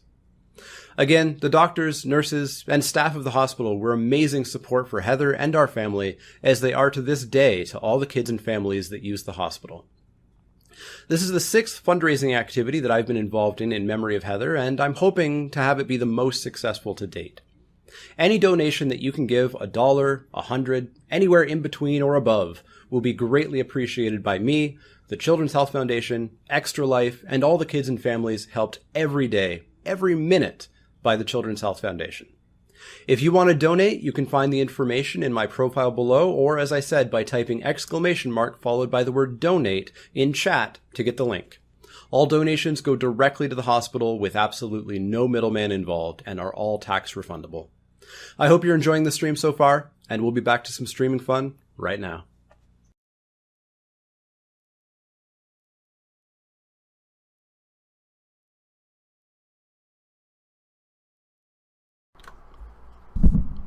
I really should have put the "we'll be right back" thing at the end, so I don't have to have a black screen or be there right there at the second. But yeah, that is Extra Life. That is Children's Health Foundation. That is my connection with the Children's Health Foundation. Absolutely, any donations are super, super, super supported. Let's do a little donate in chat to get the link in there. We are at 570 out of 500. 500 was this is my first year doing Extra Life. Was sort of my, I have no idea how much money I'll make sort of goal. So the fact that we're already past it with 15 and a half hours left to go is fantastic. So let's try to double that goal. Let's go for 1,000. Let's see. My overlay gets screwed up because another digit gets added and pushes the entire thing into the chat box. Hey there, do you know how tiebreakers work in MTGO? I can't find any good info on Google, and I'm 8-2 in the championship finals, trying to figure out if I'm top 8 or not. So tiebreakers, boy, it's been a while since I've done something like that. I think there's like a box that shows up that'll show you your tiebreakers. Basically, your opponent match win percentage is the first tiebreaker, just like in paper. So the people that you have played, depending on how they did, is where your tiebreakers go. If you play, basically, if your 2 losses happened as late as possible, you're going to be doing really well. If your 2 losses happened round 1 or round 2, you're going to be much lower, is the general idea of where it goes. Andy, way past bedtime, gotta go. See ya in 6 or 7 hours. Sounds good. Yeah, I'll try 3-0 with this, John. This is a strange deck. Strange deck. Thank you very much again for sponsoring this draft. Oh yeah, the fuels trains will be everywhere. You know, it's how children's hospitals work. They do really serious things for very important people. There's a couple of other stories and commercials that I'll be doing throughout the stream as well. Right. I guess I'm ready to jump back in with this deck. Oh, I like playing red-white. I turn my creatures sideways and win the game.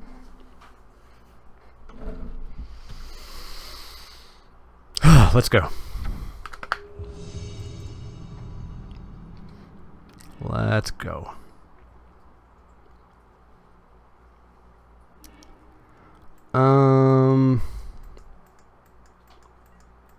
fine. We can hit a land. We're on the draw. Drop a Sage, and then we can pop a counter on it maybe. We'll keep. See what color our opponent is, see what they're kind of doing. Of course they're green. Why wouldn't they be green? It's Kaladesh. Ugh, Edgecrafters, you are the worst top deck on turn 2 that ever top decked. Yeah, if those if 2 veteran motorists were in pack 1, oh, I would have been all over that deck. Green white. Yeah, we'll drop a Sage here. Please no turn 3 Rhino. Yeah. Counter on Windrake, that'd be good. Hey, no Rhino. Hey, a tune. Oops. I was too excited to play that forest. Well, I guess we still wouldn't have been able to cast the Windrake. So we go and get our island now that we really desperately need. Unfortunately, that means our Cloudblazer and our Virtuoso are basically dead. We're going to have to blind draw that mountain and that plains, I think, because we really want to get to these skies as soon as possible.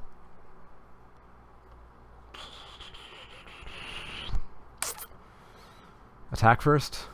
Yeah, that's true. That's true. Clear the board a little bit. Clear the board. Alright, get in for 2. Yeah, I guess we can drop Highspire and maybe hope to blind it. We throw a counter on it and then we can just block the Herald. That's true. That's true. Get blue next turn. That's a good strategy. I hope that we can see that strategy through. PM Outrider is going to be a 4/4. Good thing we got a Malfunction. Alright, we need the blue now. Island. So, we can Windrake, start to go over their heads. We could just put Seed Sculptor and put another counter on this, make it a 2/5. Turn off that Outrider.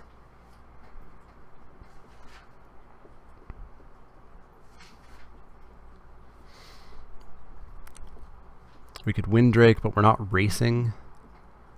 They're doing 4, we're doing 3. We could Seed Sculptor, put it on the Artisan, hold up a Select.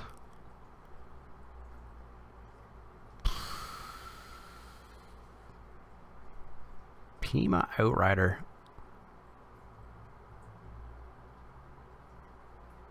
You can bounce plus Cadger.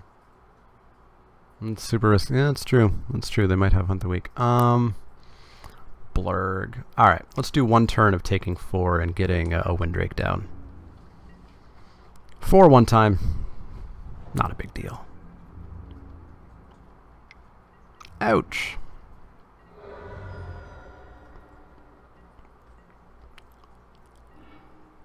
What has Flash and is 5 mana? Any thoughts? We could Malfunction the Peema Outrider. We could Malfunction the Herald, get in for 2, 3, 4, 5, bounce the Outrider, 13. It's not great for a single attack. Alright, I'm going to Seed Sculptor onto the Windrake. Get in for 3.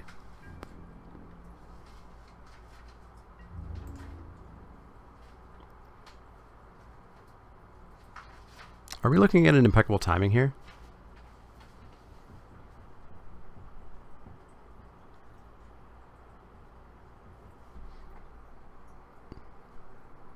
Coming with the Sage.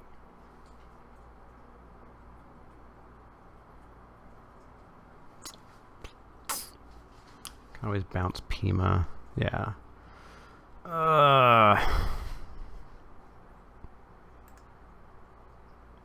Alright, you know what? Show me the impeccable timing. Show me the impeccable timing. Didn't have it. Got in for 5.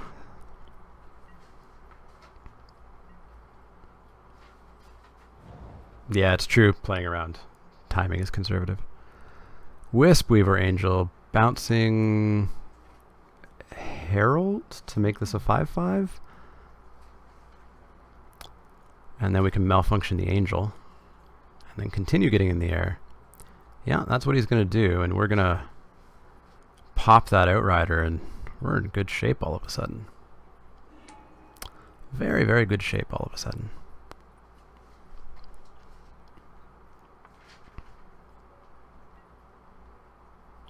Swing in. Oops, it bounced. Sky Whale.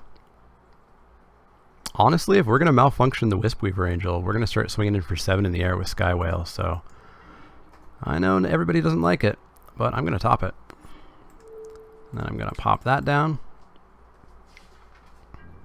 Then I'm going to come in for another 5. There's the trade.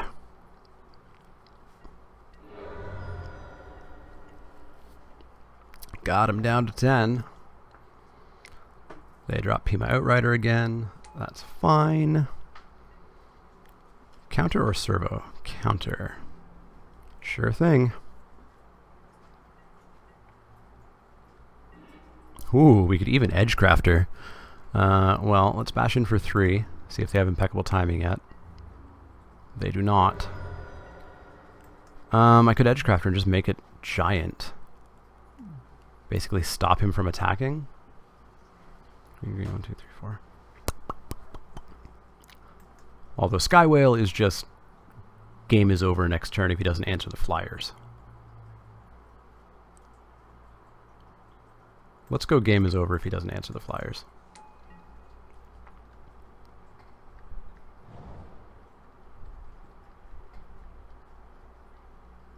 Hey, we got there. We got there. Cloud Blazer, you weren't being cast. Alright, alright. Going good. Sky Whale was decent there. I do like this Disappearing Act, though. I've seen the light on Disappearing Act.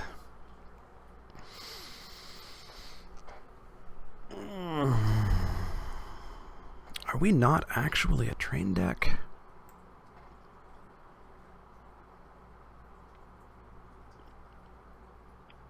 Edgecrafter's been fun, but it's also been obnoxious having it in our hand basically when it's not turn 6 or later. Takedown? Ooh, takedown for the, yeah, takedown for the Angel. Makes sense. Makes a lot of sense.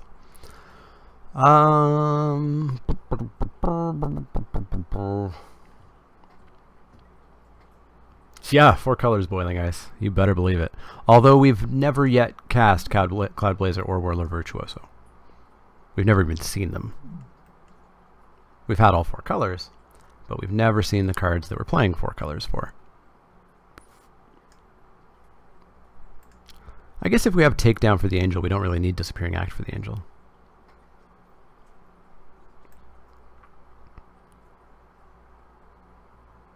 I think I like it over everything else. We don't want to drop another creature. Yeah, let's give that a go. Let's have that game 3 of match 1 again, where we just win the game in like a minute. Hey, Ether into Sculptor into Virtuoso. Yes, please. John, do you watch The Walking Dead? You could cosplay Negan very well. I don't watch The Walking Dead. I read The Walking Dead, or I have. I'm probably 4 or 5 months behind. I could do Negan. He's a terrible, terrible person, though. We did play Cloud Blazer? I don't remember playing Cloud Blazer. When was that?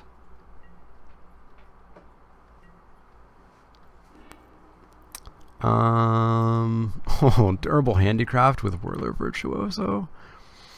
Oof.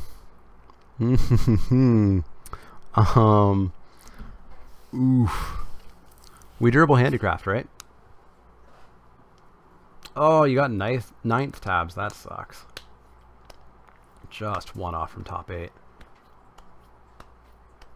Oh yeah, I drew Cloud Blazer but never had the chance. Right. So if I Durable Handicraft, that's 1 turn that I don't get Whirler Virtuoso, but I get to go to Kujar Seed Sculptor as a 3/4. And then Virtuoso as a 3/4. And then my Thopters as 2/2 flyers. Yeah, handicraft. Can't believe LR gave that an F at the beginning. I think they've come around on it now, but their reasoning made no sense to me. Ew, Rhino. Oh, good thing we got a meltdown for that. Ouch, I take 2. Hey, takedown, how's it going? Seed Sculptor. Let's always yield. Oops, too late to always yield. Let's pay 1.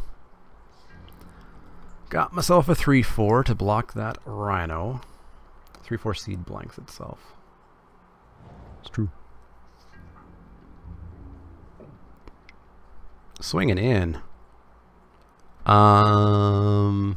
Is this just a chump check, or what's he got? Blossoming Defense, +2/+2. I think I'm okay taking 3 here. Hey John, don't know if you've been asked this before, but what are your thoughts on Commander? Good question. Good question. I'll get to that in a second. So we can Whirler Virtuoso, give it a counter, or we could hold up Ether Meltdown. Hold up Ether Meltdown and a takedown. Anyways, my thoughts on Commander are they just wanted a counter on it. Yeah, I could see that. Well, I guess I have a pair of 3/4s, so if he wastes a combat trick killing a Seed Sculptor, I'm not in as big of a worry. So yeah, let's do Whirler Virtuoso. So my thoughts on Commander. It's fun. I love the fact that you can just build crazy decks with cards. Pardon? Ooh. Good response. Good response. All right, that's a pain. I love that you can build takedowns of sorcery. Oh, that's obnoxious. You can build wonky, crazy, ridiculous decks. He's got to have Blossoming Defense, right?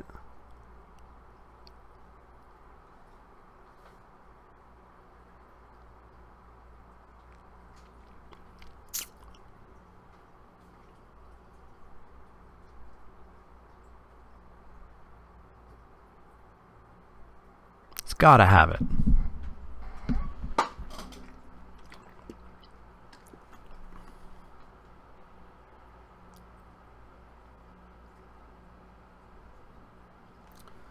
I'd much rather do Ether Meltdown in response to Blossoming Defense. Why play around an uncommon? There's literally zero reason to. Well, if he has it, I'm left with a 2/3 and a Thopter. And that doesn't sound good, because I don't even have the Forest for Arborback Stomper. I can malfunction it next turn, but then I can't even attack in. Worst case, you lose a 2-drop. Alright, alright.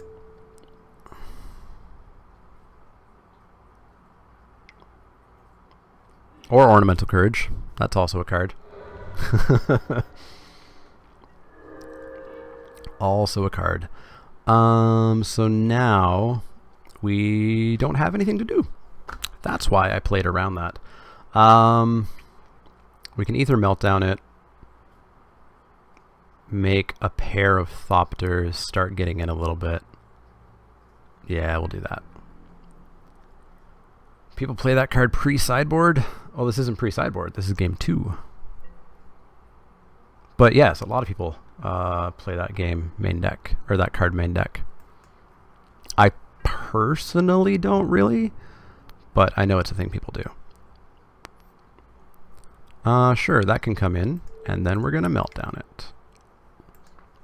Blossoming Defense Hexproof. There we go.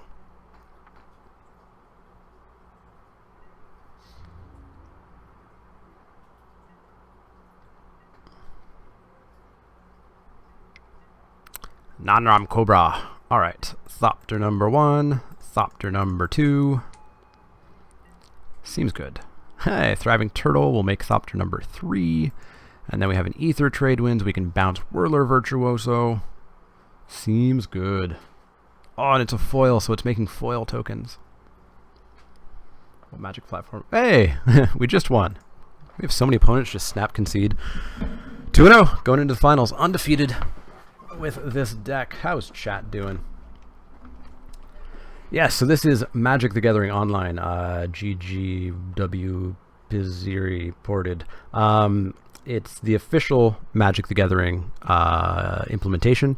It's costly. You do pay for your packs, you buy your cards, etc. It is definitely not free. However, full rules enforcement, full like supported sanctioned tournaments. You can qualify for the Pro Tour on here. The best way to go. Yeah, we're just all in on opponents conceding way too early, or after we've lost the game and they can just attack us and win, they still concede. People are being nice to me tonight, apparently. Wish people would insta-scoop. Yeah, you know, very scary one-mana turtle. Some people are afraid of turtles. Not everybody likes turtles. Just that one kid on YouTube. All right. So, did I miss another donation? We're at 570? No, we've been at 570 for a while, right? Right? Let me refresh. No, we haven't missed one. All right. We're going to go into round 3 here in just a moment. And then we'll do a Crack Pack, since the Crack Pack card recognition software worked last time. And I think we'll go back. Well, we'll go back to return to Ravnica for our Crack Pack. Chat, how you doing? Ready for another match? See if we can 3-0 this draft.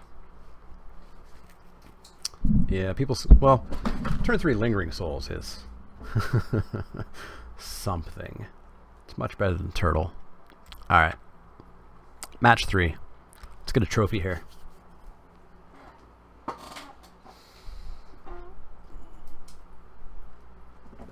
You had Xion scooped to you from a turn 2 Sungrace Pegasus? Wow. Does Xion just hate Pegasi? Join the match. Shane Master. Won the die roll. Let's play first. Durable Handicraft into a 3-2 Sage. Hit an island into a 5-4 Flying Whale. Seems fine. I will keep. Oh, he was playtesting Mono Redburn. Yeah, that'll do it.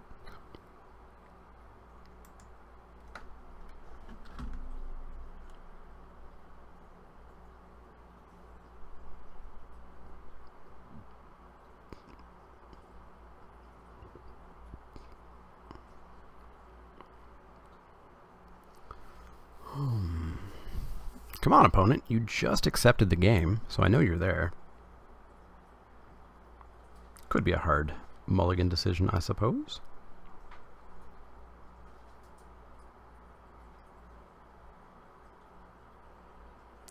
If you hit the island, I would drop the whale on 4.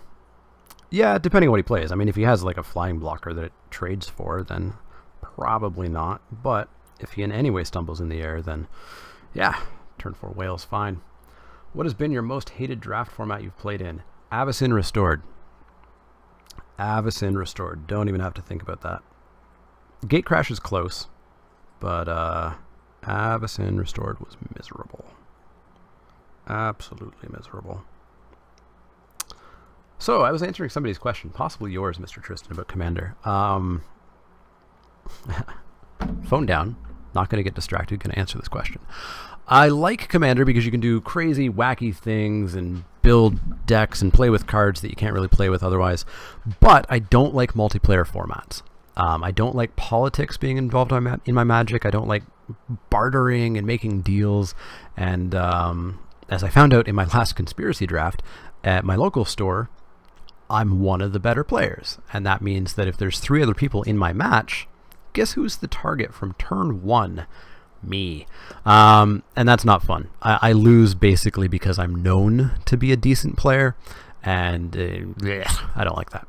I love 1v1 Commander. Haven't played it in a while, but I do really like 1 versus 1 with the dual Commander French ban list. Durable Handicraft. Down it goes. Dragons was your favorite, Lady Atarka? Would have never have guessed. White blue. Hey, we got our blue, so we're going to have our flying whale. Always yield. Always yield. Tap the land. Say yes. Only good thing about Commander, you need one copy of a card. Very, very, very true. Aether Meltdown on a Sage.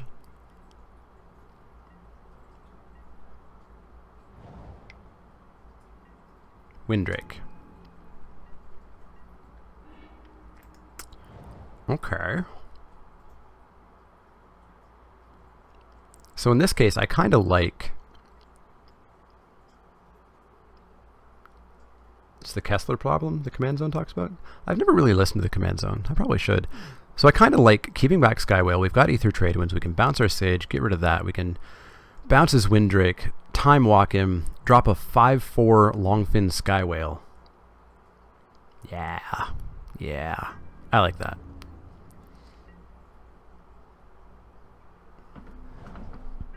Oh, DTK was your first set, lady? You're really new. Well, I guess that's a few years ago now. Sure, we're going to bounce that and that. Time walked. Could Stone Rain their land? It's not Stone Rain, though. They just replay it. Propeller Pioneer. Boy, it would suck if a 5/4 flying whale happened to come down, eh? Let's actually use the right mana to cast this thing.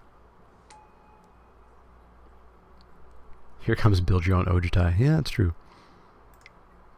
Boop. 5/4 flyer.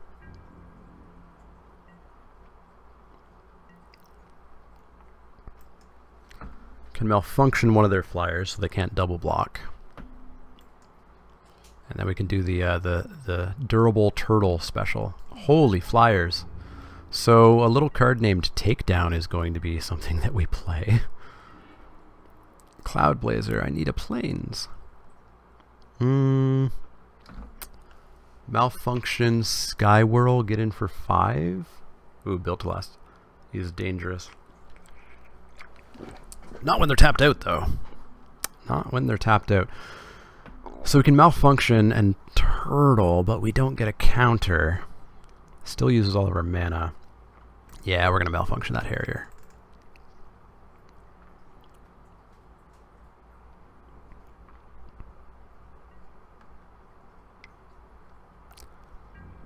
I assume they're fine taking 5/1s. Yeah. And then turtle without a counter. Next turn we can do turtle with counter and Sage with a counter. But next turn our turtle can attack in as a 1/4.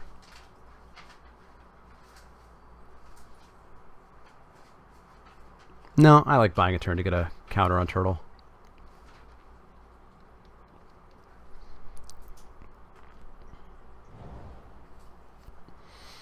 So I've got a Windrake in hand, something and a something. I will take 3 from your Propeller Pioneer.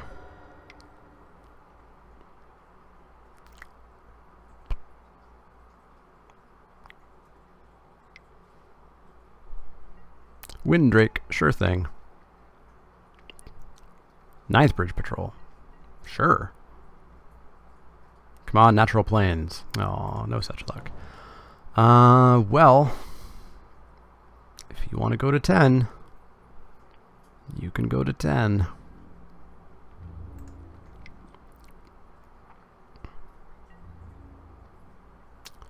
Down to 10. Turtle with a counter.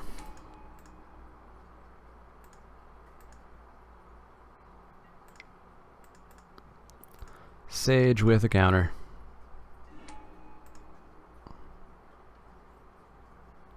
And let's leave a Blossoming Defense. Yeah, this is a pure flyer deck. So Takedown is an instant include.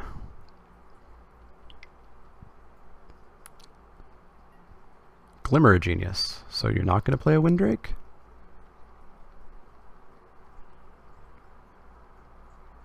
Oh, I'm getting tired. Windrake's already down.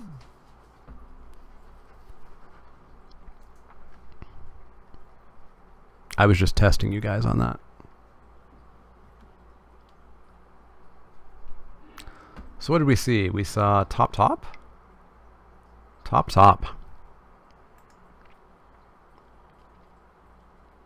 Yeah, even at sorcery speed, takedown is still importante. Skyskiff. Well, it's kind of a flyer, but you're gonna... Well, no, he can turn 9th Bridge Patrol to turn that on.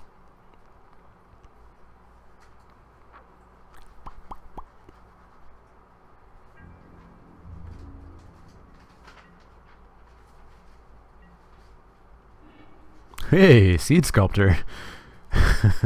Do I want a 6/5 whale?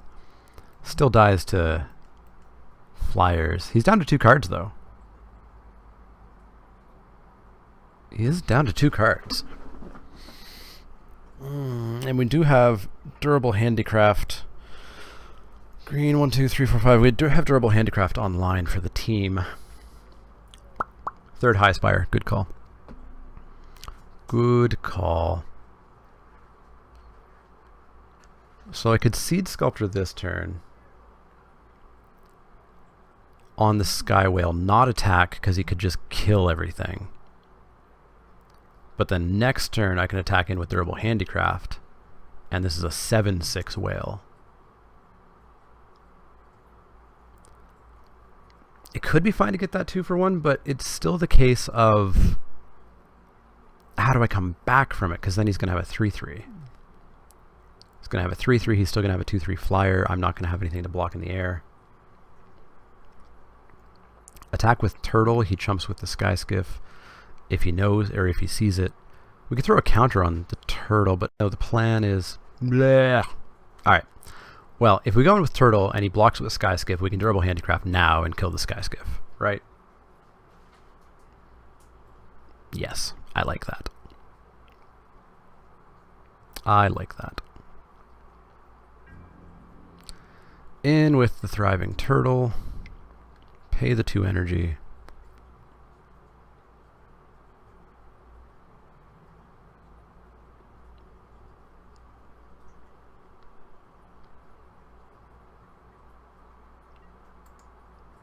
Two energy paid.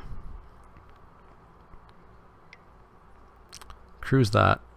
It's going to block. And I will Durable Handicraft.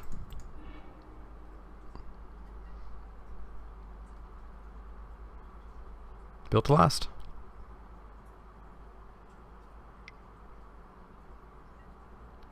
A wasted Built to last. I'm fine with that. I'm totally fine with that.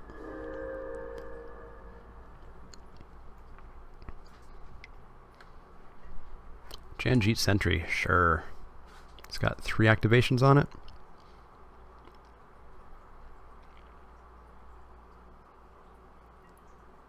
Trusty Companion, sure thing.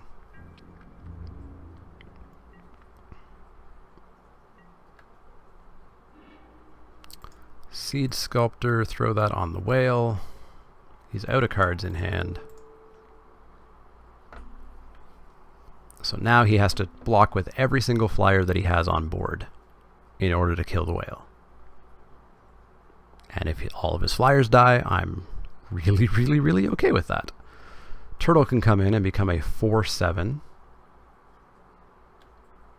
Yeah. No, I'm not worried at all about this. Not worried at all. Especially with him at 10 and no cards in hand. Crew? Sure. Yes.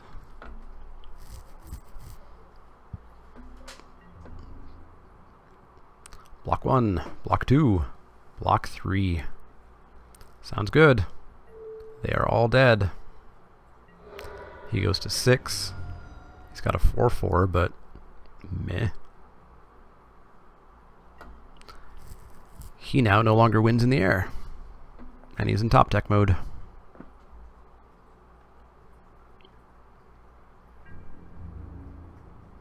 There we go. Haha, the natural Cloud Blazer. Let's go to combat. Doesn't tap the turtle. 4, 5, 6, 7, 8, 9. 4, 5, 6, 7. He has to triple block to kill it. And we would get to kill Ninth Bridge. Seems fine.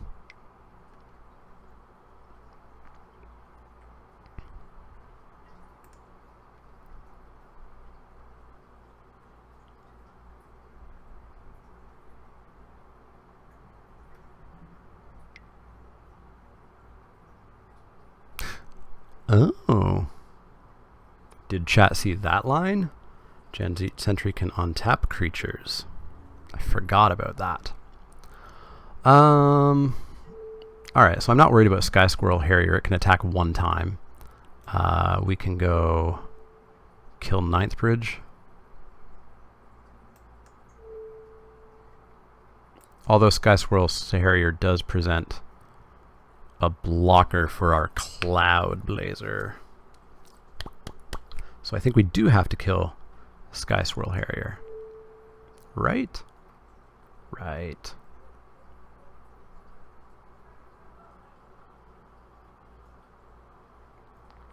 Neil Oliver got blown out 4 times by it. Yeah, I can see it happening. Luckily, I don't think we got blown out here. So this will become a 5/5, but I really don't care because he's dead in 3 turns. He's only got 2 more activations on the Janjeet.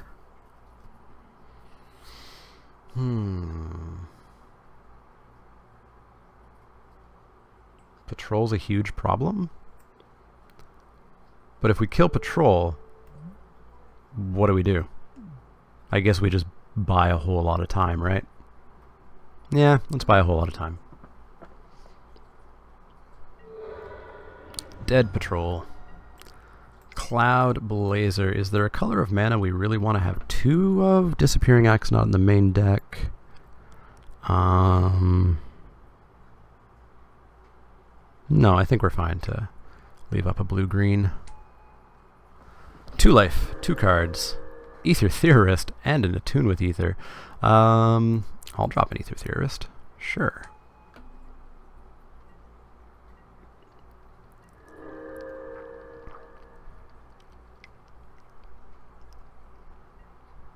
Gear Shift Ace. Sure thing.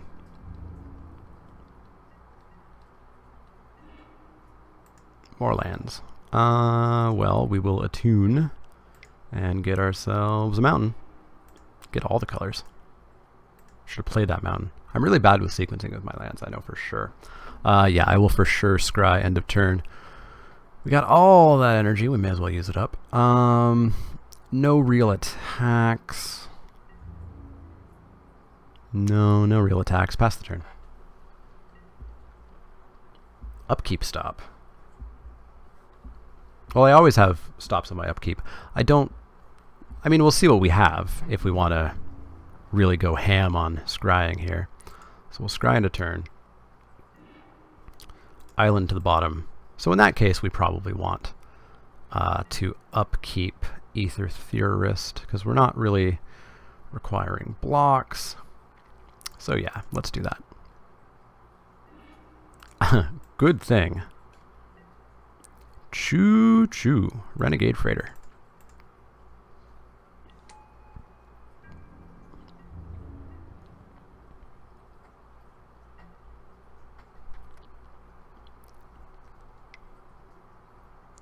What you got?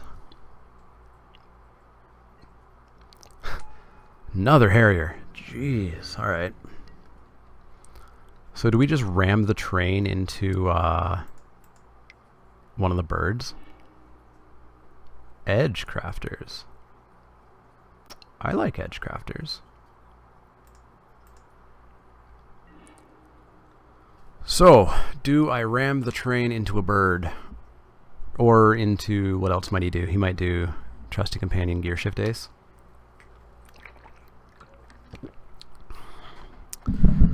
Or, I mean, maybe he just wastes energy on Janjeet. So, yeah. Let's crew with Cloud Blazer.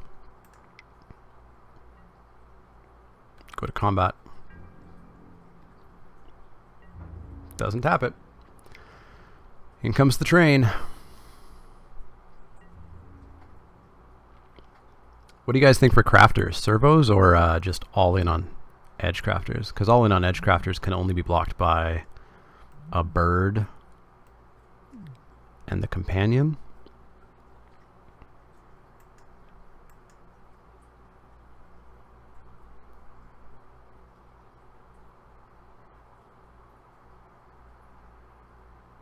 Ah, yes, I missed the sequencing there. Oops.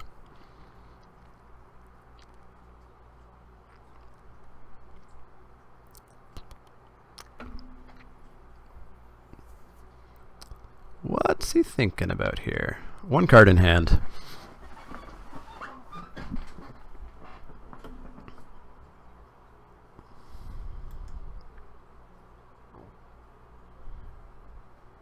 One card in hand, and what's he gonna do?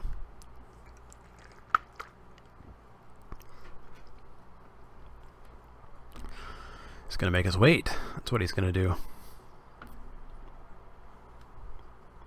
Haven't had a rant about double queuing yet on this stream.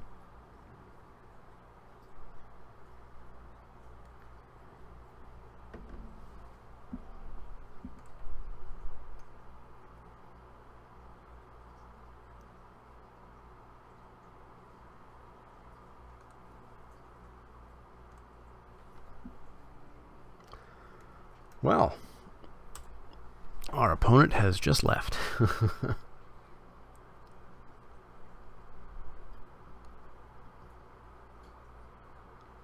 GP Dallas is in round 8.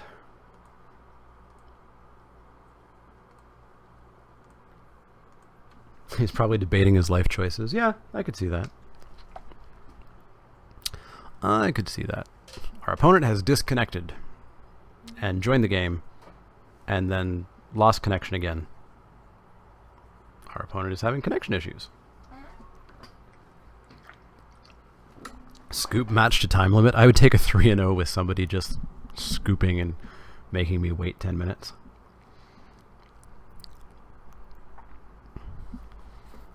Although I assume it's legitimate connection issues because they lost connection.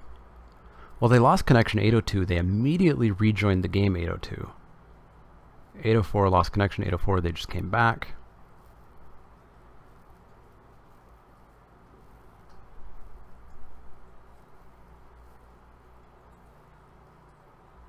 Opponent is all, how could this happen to me? I've made my mistakes.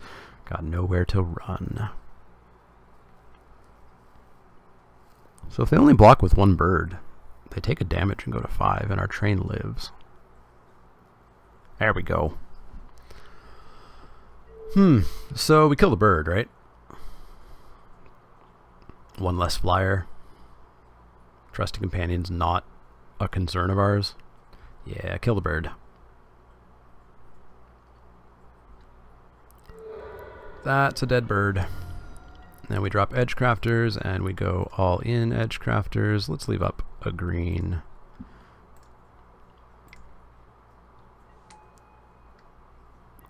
All in, +1/+1 counters. Drop ourselves a mountain. Pass the turn. So we'd have to double block to kill Edgecrafters. Turtle! It's not what you want to see on turn 13. Oh, I forgot. It was so long since we last had a turn. I forgot we even had an Ether Theorist. Alright, yeah, we just slam in the Edgecrafters. If we successfully kill both, awesome. We're then clean and fine in the air. Yeah, take out Sage for takedown for sure. Sean, what's the hotkey to untap mana when paying costs? Control Z, undo, just like every other Windows program ever.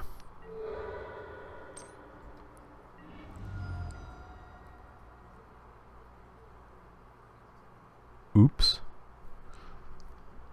That's a punt. I misordered that. Misordered that. We're fine. We're good. We're having fun, chat.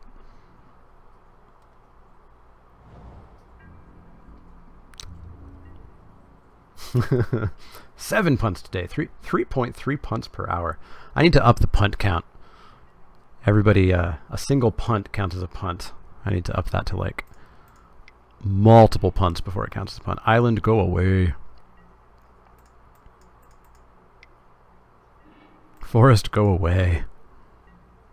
Ether Theorist, sure. Why not? We'll take another one, yeah. Alright.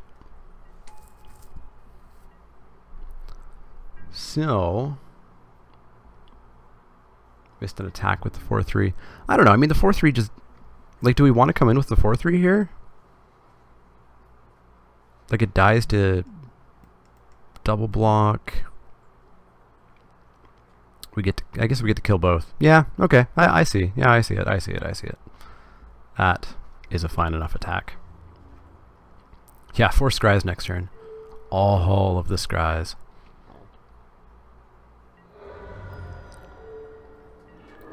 Well, that's a very clean board over there. Yeah, Theorist has done so much work. Scry number 1. What is it? Anybody been counting? How many lands are on the bottom of our deck now? High Spire Artisan. Still not really what we want. Like, do we go blind here? Do we go blind and hope? How many lands do we have? We have 4, 5, 6, 7, 8, 9, 10, 11. We've seen at least 4. That's 15. There's at best 2 lands on top of our deck.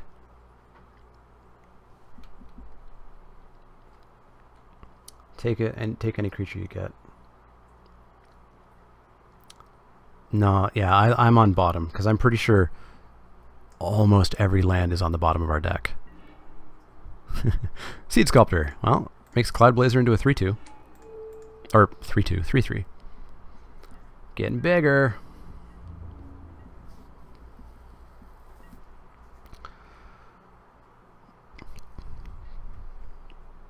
Okay. Hadn't seen that until now. Alright. That's a Smuggler's Copter. Scry time. Ooh, select for inspection. That's like a free scry.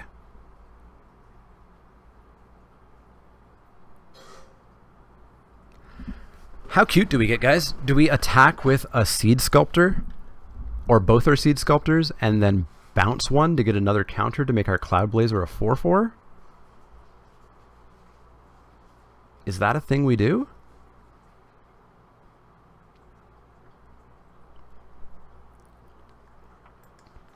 I'm going to take select just because we have so many things that we can do with it.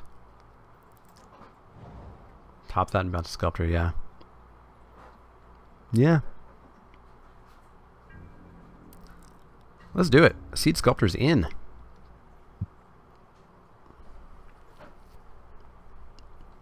This has got to be the most confusing attack my opponent has ever seen. Ever.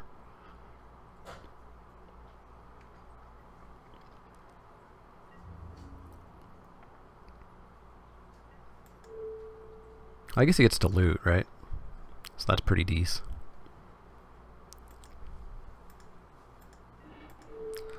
Bounce that Seed Sculptor so it lives. I get to scry. Hey, Imperial Voyager. Yes, please. So is our counter even better on Imperial Voyager? Imperial Voyager's a 2-3? Or a 3-4? I totally forget already. Getting late. Well, I came in with both just in case I got an extra damage through. Like if he didn't block with Turtle, if he was really, really afraid of it. Imperial Voyager is a 2-3, yeah, so making it a 3-4 probably isn't just as good as making Cloud Blazer a 4-4.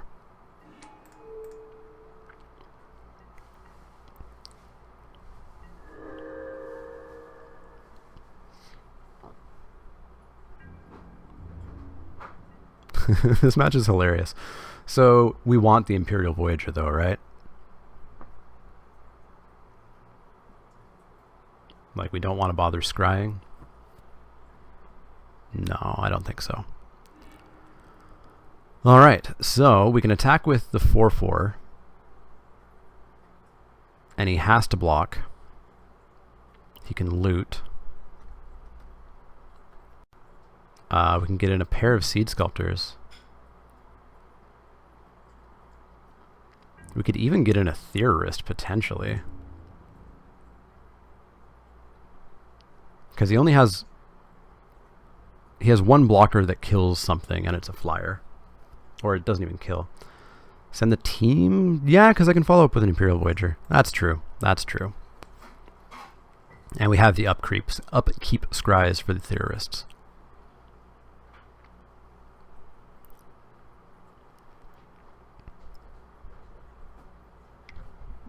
Smuggler's Copter on. It's going to take him to 2. It's going to take him to 3. Gets a loot.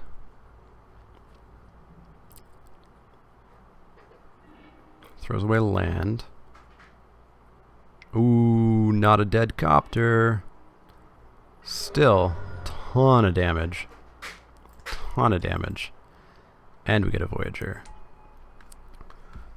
So he still has to hit a creature or he's dead? Oh, Cloud Blazer of his own.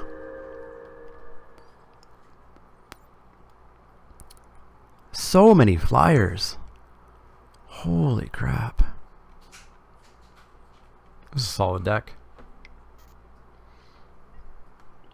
Ew, revoke.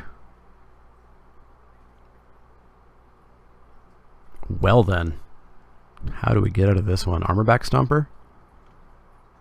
That's one way.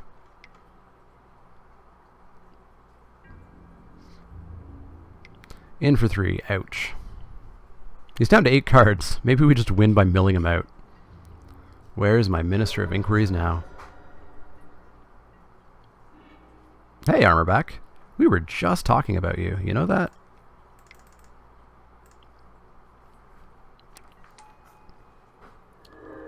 We were just talking about you.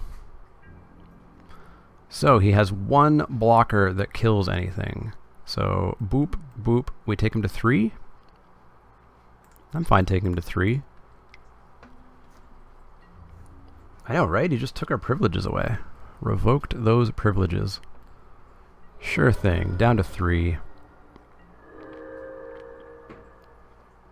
Down to 7 cards in his hand. He can't continue looting. It's true, a lot of limited decks do win by having more flyers. Just like Momir matches win by having flyers, as we learned about earlier. In, sure. You gonna loot? You're gonna loot. It's down to 6 cards. Discard an island. We're down to 18. What you got? Stop revoking my privileges. So, does Appetite for the Unnatural come in? Do we have an Appetite? I don't think we do. Ballista Charger. What's the crew cost on that? 3? Okay, so he still only has 2 blockers. But that only takes him to 2. So we need to scry here, unfortunately. Forest, go away. Whirler Virtuoso. We can only make 1 Thopter. Not good.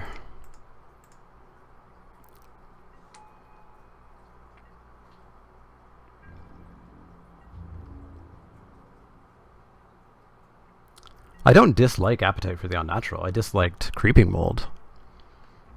Appetite, I think, is totally fine. I just don't necessarily like main decking it.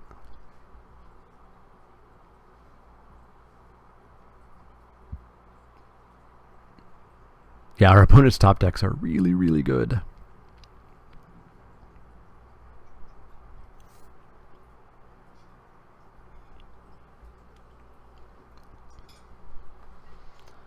Minister's the win con here, but we don't have it. We didn't take it.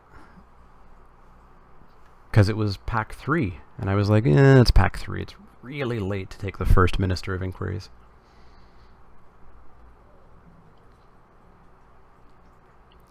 No, I don't think we win. Not with the Flyers.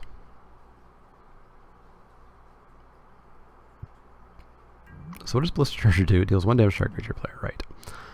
I will take another 3. That's fine by me. Didn't loot.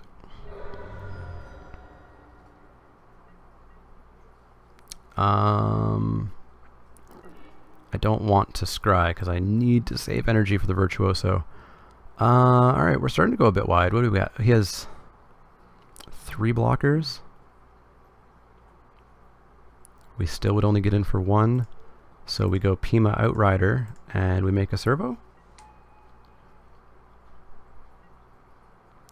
Pima Outrider.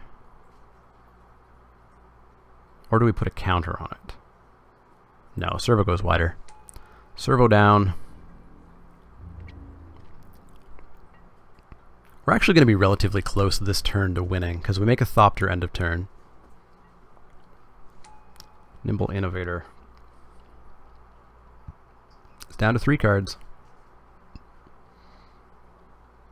Virtuoso is going to keep us in this for sure. For sure.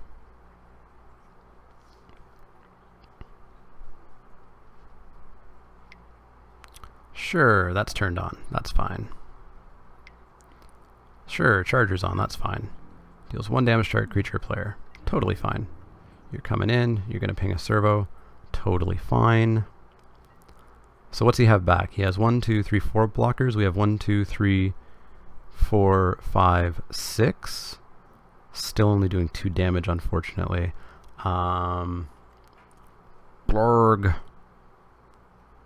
think we take... No, we can't take 6 here, right? We have to block. Let's block with a Seed Sculptor.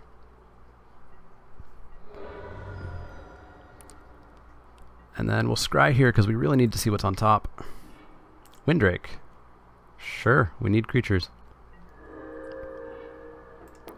Windrake down. 4 blockers. Blocks. 1, 2, 3, 4. Ooh. It's a long game. So make a Thopter end of turn. It's down to 2 cards. We might deck him. And then we need to buy back some time. Which means we're going to have to stop making pauses and choices and go fast, fast, fast.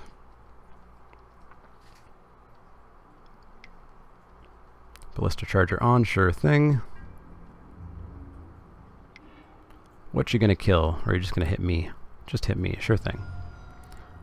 Oops, a Seed Sculptor fell in the way. Oops, a Seed Sculptor. Magic Online. I hate you sometimes. I hate you a lot of the times, actually. Lagged out on me. Pain in the butt. Let's make a Thopter. And what do we get? Highspire Artisan. Well, that blocks stuff. And the servo will just die, so let's put a counter on it.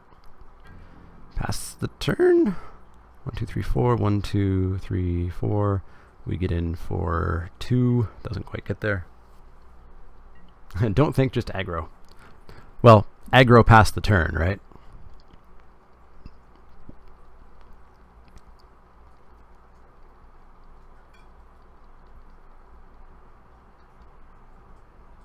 Although I think we die in the air.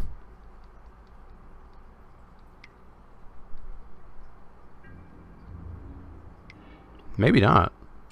Kill the Thopter, sure thing. Do we just die in the air next turn? Is that what happens? Not really. What do we get? We get ourselves an Ether Meltdown. Well, that's going to work. That's going to work, and I think we're going to win by decking. Hey, we got there. So we have 6.5 minutes left for this game. So Takedown is coming in, and Highspire Artisan is coming in. Sage is coming out. Freighter did some work.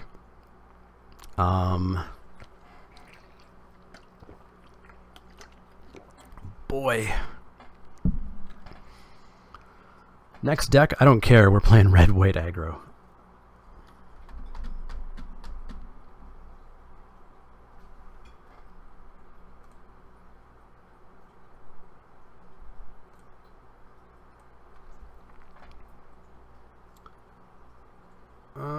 Ambition should be in.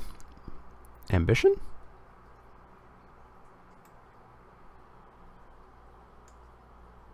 Oh, Tezzeret's Ambition. Draw 3 cards, discard a card for 5, though? That's so pricey. So pricey. I don't agree with doing that. I think we'll cut. Like, we know this deck can just massively out-aggro people.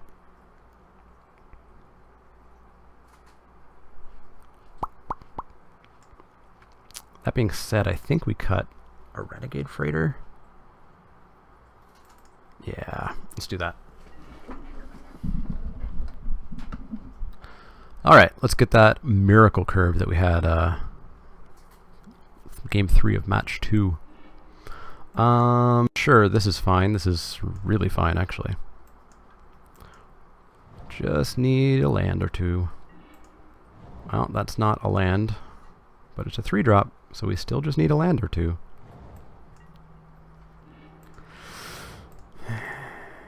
Might not make it.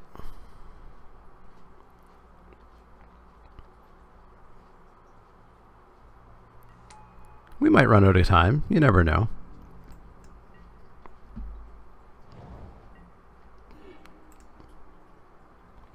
I will get in for 2. I will drop a Highspire Artisan and turn it into a 1/4.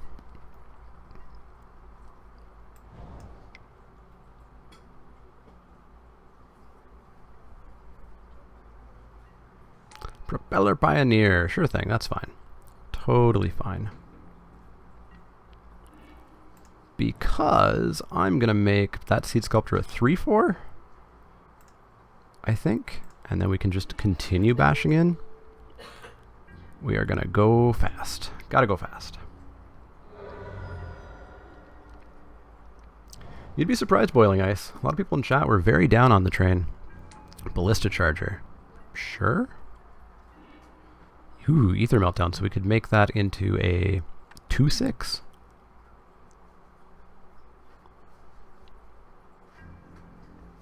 Seems fine. Yeah. In with team. Melt down the Charger. You got it. Meltdown. In for 2. Take him to 13.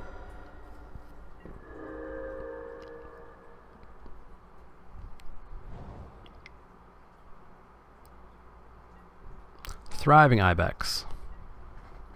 Sure. Need that plane, or need that, well, plains or an island, either or. Malfunction, eh? So we could what? We could malfunction the Ibex? Continue swinging in? BE aggressive. BE aggressive.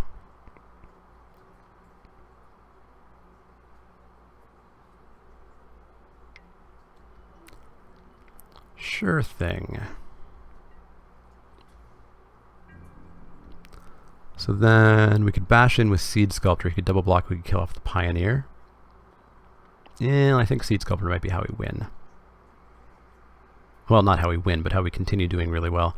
No, I don't think we attack here, unfortunately. Yeah, they have a 2/6, but at least they don't have a 6/6, right? Trusted Companion, sure.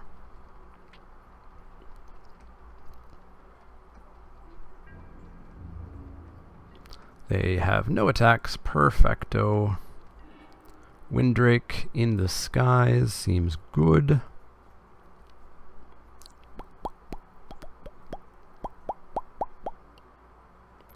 I will... Well, I want that Propeller Pioneer dead. I don't have time to think about this, though. I say swing in with the 3/4, and they go Charger and Trusty Companion. Well, we either lose to time or we lose to not hitting an island or something like that. So if you guys wanted to see no punts, sorry. It's not how it's going to work. Taps the Companion. We are going to get the Pelin... Okay, sure. That's fine. Totally fine. Drop our Windrake, pass the turn. We're fine on time.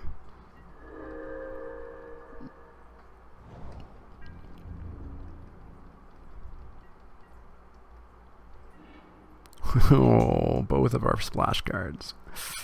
Not great. Hey, want to trade Propeller Pioneer? Because we just need to get stuff off the table. We really need to get stuff off the table. High Spire Artisan. Let's make a servo to go wide. Specifically came here to see punts. Well, I will give them plenty of you, Garrett. Bomat Bazaar Barge, sure.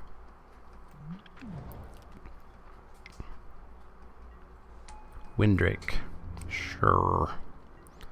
Need an island for Longfin Skywhale. Thank you. Thank you very, very, very much. Pass the turn. I made a servo because I wanted to go wide. Like, we need to get damage through. We already have a High Spire Artisan with a counter on it. Smuggler's Copter. Man, if we can even take down like a couple of creatures, he just has nothing on board. Another island, that's going to give us Elegant Edgecrafters. I don't have time. So I swing in with Longfin Skywhale and we get to kill the Copter.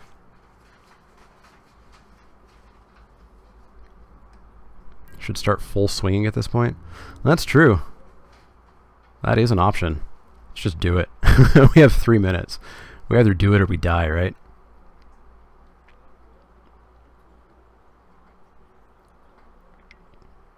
Smuggler's Copter on, sure.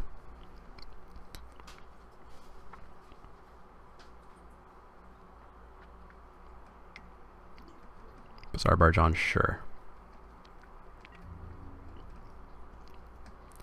Copter dead.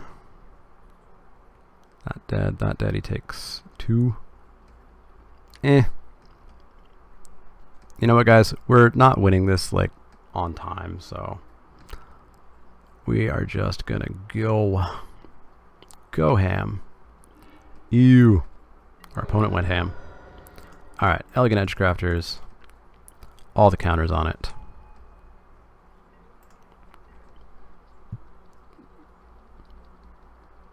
I'm fine with it. Like, I don't care. You know, we don't have time, and you guys are on way too long of a delay for me to constantly give time for every single choice. I did swing with an 0-3 to send a message.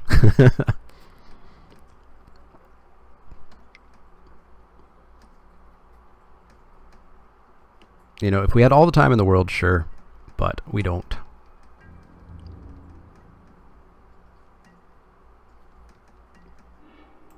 Hey, Cloudblazer. Let's draw some cards.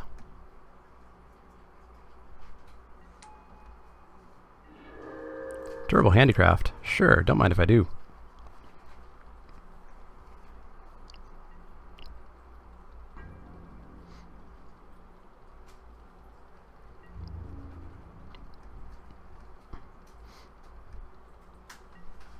Yeah, opponent has so many vehicles.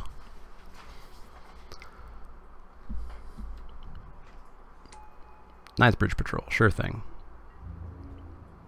And like if we can buy back a minute, then we start timing out our opponent as well.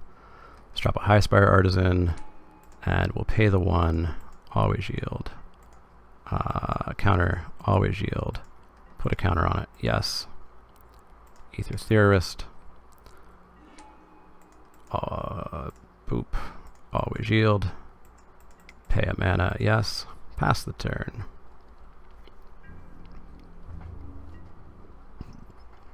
Exactly, maybe we can time them out.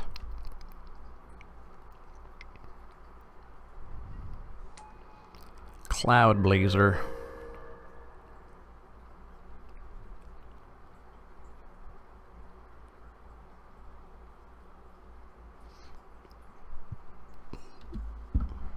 See, now they have to think about what they're going to do. And they're going to start losing time.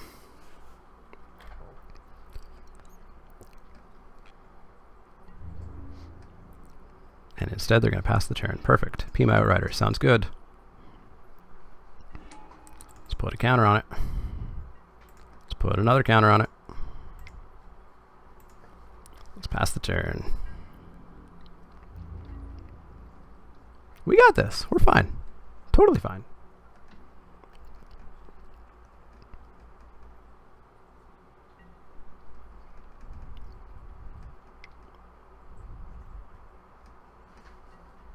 Thriving turtle.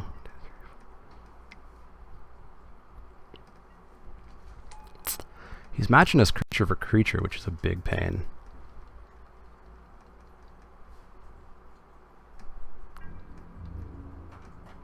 No attacks. We're going to scry. Arborback Stomper, sure. Let's play ourselves an Arborback Stomper. Let's pay a mana for it. Pass the turn. So we do have 2 Tramplers with a Durable Handicraft on board. That's going to be a big thing.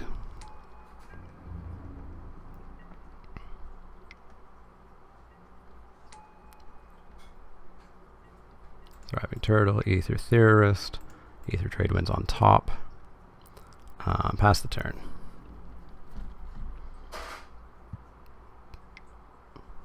Gonna tap down Arborback, sure.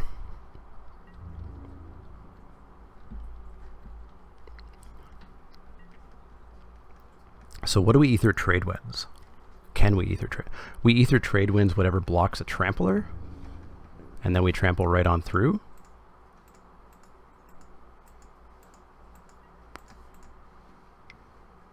Scry, Aether Theorist, bottom. Although maybe we did need a creature. Probably needed a creature there. Beginning of combat, he's going to tap down Arborback. That's fine. We're buying time back. Bounce your Malfunction or bounce Blazer. He's going to Glimmer.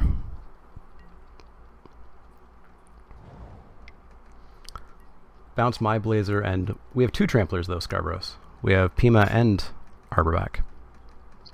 What do we bounce on his side though?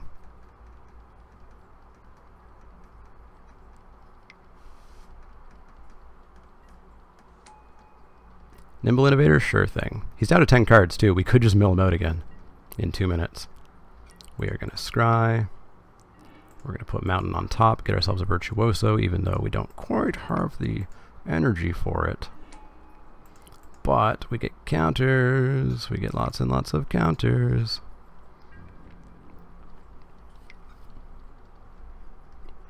Oh, I fully think I can do it. He just untapped my Arborback Colossus. That cost me a few seconds of confusion. He's passing the turn. We're going to make a Thopter, and we're going to pay an energy to give it a counter. Select for inspection is fine. We're going to pass the turn. Timing them out is a very real option. As is decking them.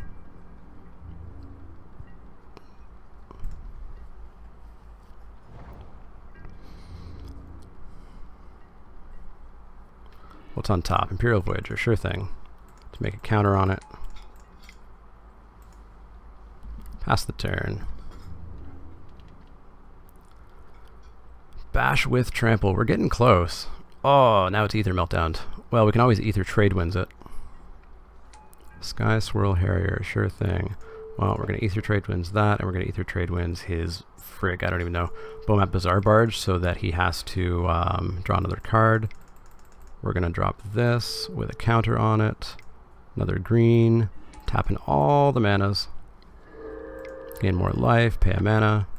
Pass the turn. This is ridiculous. F6. Oh, privileges revoked. Bomat Bazaar Barge. Sure, draw a card. You're down to 4 cards in your deck. F6, F6. We got this. We're fine. We're going to 3-0 this in the weirdest way possible.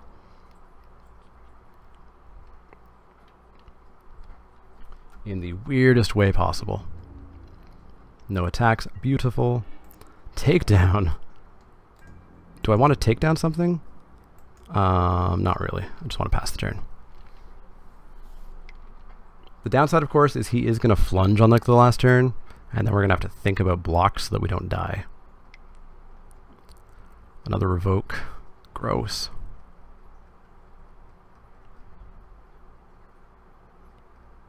We have the time advantage now. We have the time advantage. Maybe we kill something in the air now. I think we kill something in the air now. What's the biggest thing? A Sky Squirrel Harrier? Down it goes. Ah, yes, make a Thopter. Good idea. Good idea. Oh, built to last. It survives. Cool. We've got the time advantage. He has one card left in his library. He's going to tap down the Pima Outrider. So we're going to need to select for inspection something, durable handicraft, make a Thopter, put a counter on it. And do this very quickly. So we're going to make a Thopter. We got this, guys. You guys were all, we weren't going to do this. Let's make a Thopter. It's down to 2 seconds. Let's put a counter on it.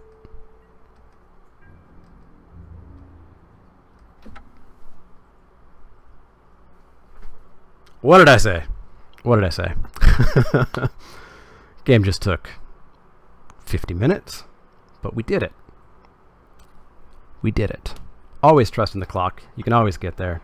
3-0 at the Kaladesh draft. That makes us 5-1 for the day in Kaladesh. That makes us 3, 4, 5, 6, 7. That makes us 7-1 in our drafts today. That, hours later, I don't even know how long that was or when we started. That was John's Legionnaires sponsored draft. I'm not even sure if he's still here. He's not still here, but that was his sponsored draft. He gets to keep all of those cards and the memories of this draft and how horrifying it was.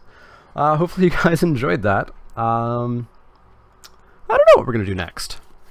We've done 2 Kaladesh. Oh, we were going to do a crack pack. That's what I said. We were going to do a crack pack. So I said specifically we were going to do a crack pack of Return to Ravnica. We're going to see what's in here. We're going to discuss what we would take. Pack 1, pick 1. Break time. I could use a minute break or so.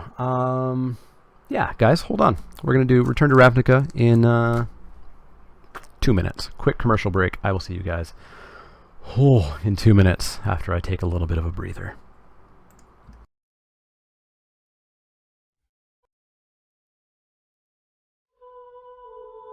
Thank you.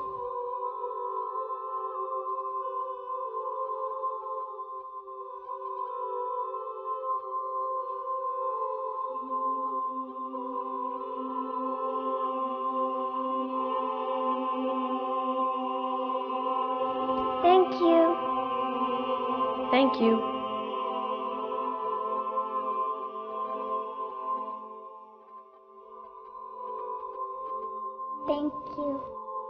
Thank you.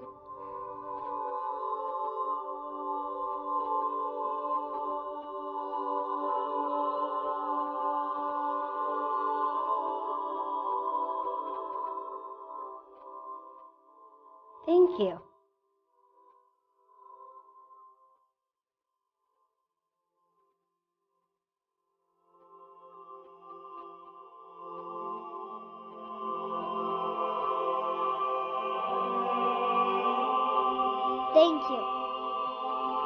Thank you. Thank you.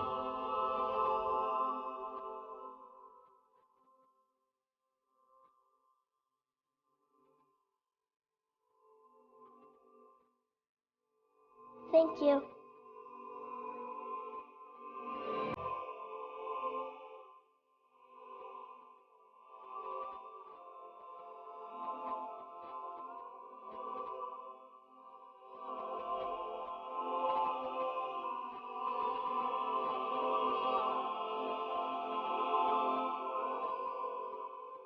Thank you.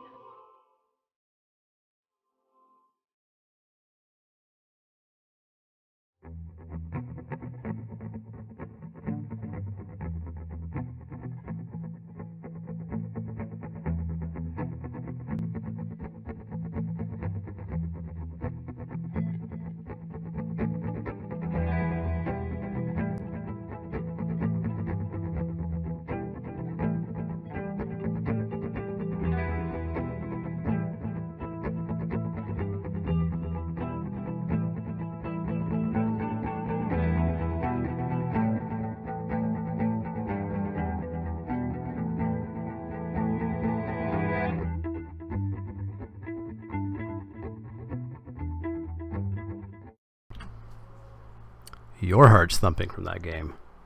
You should see me. I need to grab my water. I left it on the table. Oh, what do we got going on? Crack Pack time. Darkest Engine, Rocket League, Jackbox. We will do some Rocket League. It'll probably be a little bit later, and definitely overnight as my concentration slips further and further and further. Jackbox will certainly be coming. We'll do a little bit more Magic for now, especially because GP Dallas is going to start wrapping up, and we'll get some Magic viewers in here, and, you know, that's what I am. We're going to do this Return to Ravnica. Crack a pack. Alright.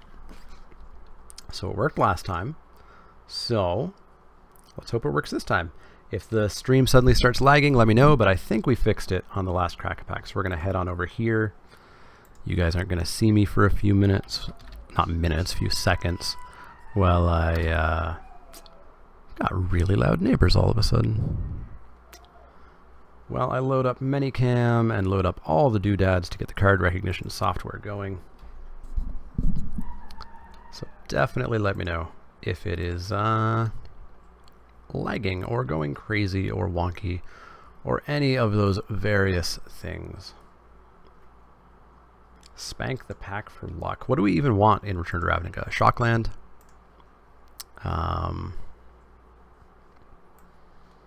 What's good beyond that? Oops. Hey, I'm here. There we go.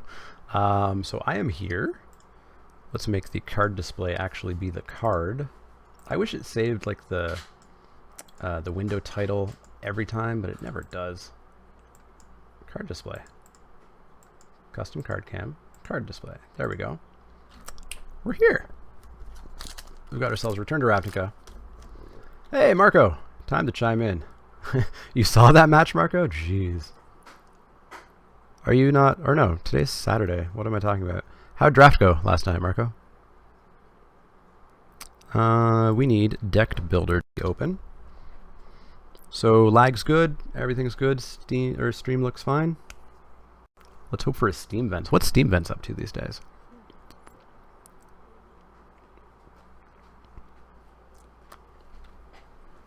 Thank you. I have a beer. Stream looks good. Perfect. There we go. That took forever to open.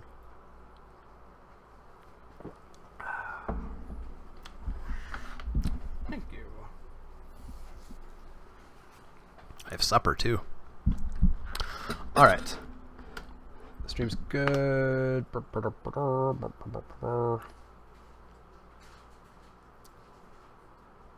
Marco, going great. We got $570 so far out of 500. We've beat the goal. New goal is as much as we can get. Going good. Giving away a bunch of bot credits. And yeah. Let's see how this booster pack does for us. Return to Ravnica right here. Let's go. Up first, we've got ourselves... Come on. There we go. Got ourselves Inspiration 3 and the blue for an instant divination, basically. Target player draws 2 cards. This card was always fine. You never, ever, ever really thought about first picking it ever. But it was fine, I guess. Not a first pick, though. What was this called? Trained Caracal. Trained Caracal. 1/1 lifelink for 1. Bad card. Bad card. Don't touch it. Don't play it. It is terrible. Up next, we get ourselves another terrible card, Survey the Wreckage. Destroy target land. That, in these days, means it's probably bad. Put a 1/1 red goblin creature token onto the battlefield. 5 mana for a 1/1 at sorcery speed and a dead land. Don't play that. Sluiceway Scorpion. Sluiceway Scorpion. 2 black green for a 2/2 death touch. Scavenge 1 black green. Scavenge was Golgari's mechanic. Basically, if this card was in the graveyard, you could pay the scavenge cost and put a number of +1/+1 counters on it equal to the power of the card. Charles Carpenter with the $15 donation. Thank you very, very, very much. I missed that comment. It was something about Rojosto? Possibly? I remember that Roshojo, or whatever it was called, game for your YouTube video. Roshojo game. Oh, yeah, I know what you're talking about. Thank you for the donation. That puts us up to some amount. 585? Probably 585 or so. We'll check when we switch on back. Anyways, Suzue Scorpion was always fine. It was a 2/2 Death Touch for 3, which is fine. You obviously really want to be Golgari to play it, but it was never really a first pick card. Momir, Jehoira, and Stone Hero Giant. Chemister's Trick. Blue, red for an instant. Target creature you don't control gets -2/-0 until end of turn and attacks this turn if able. Overload for 3 blue, red. This is the Is It mechanic. Basically, if you cast it for the overload cost, instead of it saying target creature, it says all creatures. Each creature. So each creature you don't control attacks gets -2/-0 this turn and attacks this turn if able. Reading it, it sounds okay. It sounds like you could really do some shenanigan things with this. I don't remember ever playing it. I don't think it's actually any good whatsoever. So I guess our first pick is currently Sluiceway Scorpion. Next up, we've got ourselves Drudge Beetle. 1 and a green for a 2/2, scavenge for 6. So for 6 mana, if this is in your graveyard, you can put 2 +1/+1 counters on a creature. This was fine. You know, it's a bear with an upside, which is always playable, but it's always, depending on the upside, like mid-pack pick. Certainly not a first pick. F&M went well. Marco lost to Morgan in the final. We were 2-0. Thought the draft you just played was a close mirror to the draft. Interesting. Up next is Doorkeeper. Doorkeeper. One of the first Fibblethip homunculi looking dudes. 1 and a blue for a defender. It's an 0/4. Pay 2 and a blue, tap it. Target player puts the top X cards of his or her library into his or her graveyard, where X is the number of creatures with defender you control. There was a defender sub-theme in Return to Ravnica, and I think it carried through to Dragon's Maze. Was Axebane? No, Axebane Guardian was in Return to Ravnica, I think. But yeah, it was a deck. You could mill somebody out with this. You really had to go into it and go hard into it, but it could do something. But you didn't first pick it to go into it. You kind of ended up into it. Not a first pick. Up next is Lobber Crew. Lobber Crew is really good. Really, really good. 2 and a red for an 0/4 defender. So again, defenders matters. Tap Lobber Crew deals 1 damage to each opponent whenever you cast a multicolored spell. And remember, Ravnica is the guild set. There are tons of multicolored spells. You untap it, which means you can tap it again. Hit them twice. This just did a ton of damage. I loved Lobber Crew. Lobber Crew's good. I don't think it's been a long time. It's been a long time since I've done Return to Ravnica drafts, although I guess we'll be doing some in a month or so when they come back on Flashback. But I don't think it was ever really first pickable, but we'll see. Mind Rot. You guys know Mind Rot. Mind Rot's been printed like 25 times now. 2 and a black. Target player discards 2 cards. Main deckable in sealed and maybe in control-y later game grindy sort of draft decks. Otherwise, not a first pick. John, count me in for $20 pay on Friday. Should have caught you when I saw you. Sure, thank you very much, Marco. That'll push us up to $605, I think, when we get back to checking. Thank you very, very much. Up next is Seller of Songbirds. 2 and a white for a 1/2. When it enters the battlefield, you get a 1/1 white bird creature token with flying onto the battlefield. So it's a 2/3 for 3, which isn't great. 1/1 of it flies. It never really got there. You kind of wanted to populate this if you were in Selesnya, green-white, but it never really worked. First uncommon is Phantom General. There we go. Phantom General, 3 and a white for a 2/3. Creature tokens you get +1/+1. You could do some things with this for sure, especially with, as I said, populate. Populate was basically choose a token you control and copy it. And so you could really go off with Phantom General. Next up is Slitherhead. Slitherhead, it's a 1/1 for hybrid Golgari mana. So you could pay a black or you could pay a green to get a 1/1. It has a scavenge cost of 0. So when it's in your graveyard, you can just say, I have a counter on this creature now. At sorcery speed. Scavenge was always sorcery speed. Slitherhead always looked way better than it actually was. I never really liked it. Certainly not a first pick. Next up is Rakdos Rage Mutt. Rakdos Rage Mutt, 3 black red for a 3/3 creature elemental hound with lifelink and haste. Those are all good words. 3/3 for 5 with lifelink and haste, totally fine. Could be a little bit cheaper, but still really good. Still really good. Rakdos was a really hasty deck. So by the time you put this down on turn 5, if you were really Rakdos, if you were really black red, your opponent's already taken a ton of damage, and this just really helps you get there. So, pretty happy with this. See what our rare is. Hey, Shockland. Blue-white Shockland. Hallowed Fountain. What's that worth these days? I assume not much, right? Not as much as I would hope. We're going to take a brief check. Hallowed Fountain. Hallowed Fountain is worth, from Return to Ravnica, $7. Wow, these have dropped in price. Really dropped in price. Anyways, Hallowed Fountain. It's a Shockland. If you've never heard of a Shockland, here's what one looks like. Tap to add blue or white to your mana pool. It is a plains and an island, which means that you can search it up with any cards like sorry, not a tune, because I think a tune says basic land. No, you can search it up. Anything that searches for plains or island searches for this. Fantastic card. I already have a play set, so I'll just sell this back to the store, I assume.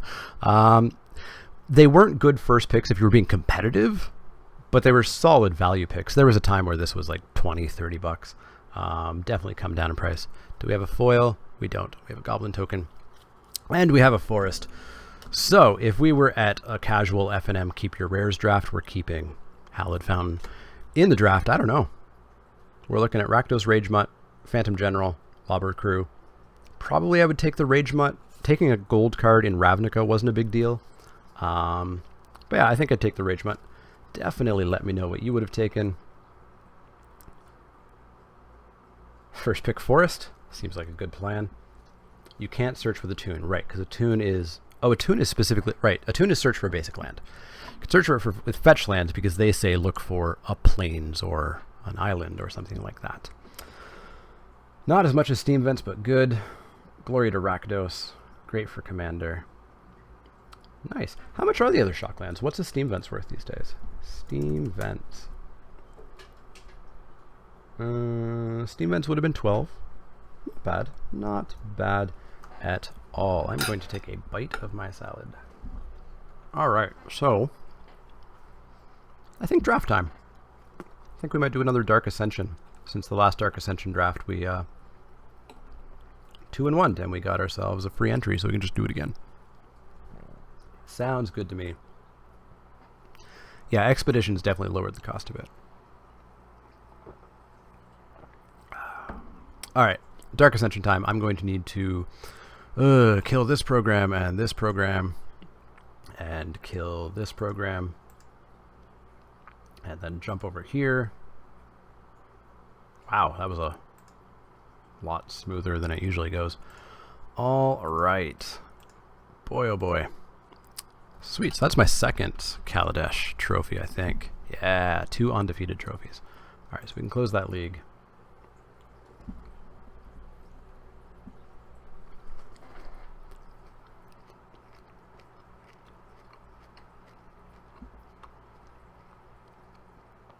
$585, by the way, is our total. With Marco's 20, we are at 605. Alright, my favorite guild in Return to Ravnica, Gatecrash. I always liked Orzhov quite a bit. I liked Exploit, or not Exploit,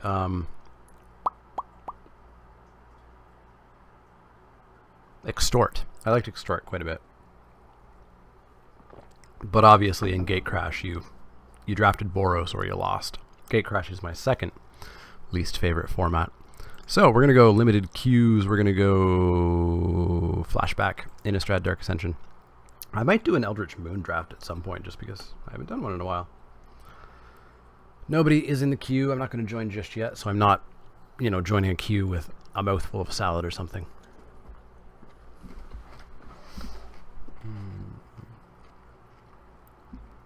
Marco, you've got 2 trophies. Nice. That was my... What was that? How many Spiky Saturdays have I done? I've done 1, 2, 3, 4. I've done 4 Spiky Saturdays.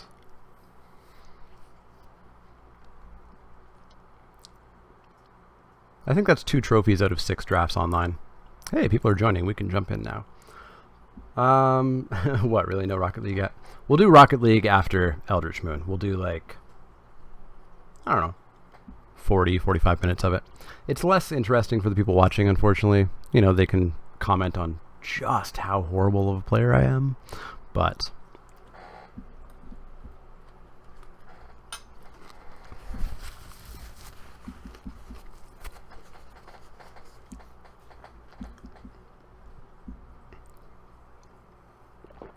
I figure Rocket League will do in short bursts, just as like quick breaks, quick ways for me to decompress slightly. So after Eldritch, or after what set are we doing? After Dark Ascension, we'll do a quick bit of Rocket League, and then I can give away one of the DLC codes for it. And then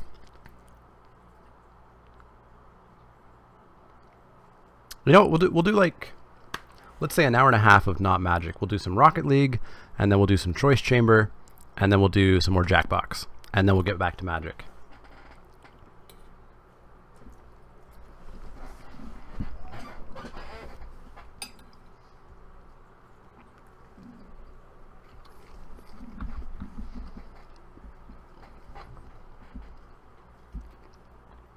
Yeah, Marco, I'm doing really well online with Kaladesh. I have never, of those 6 drafts, 4 are 2-1 and 2 are 3-0. So I have a pretty high win percentage for Kaladesh so far.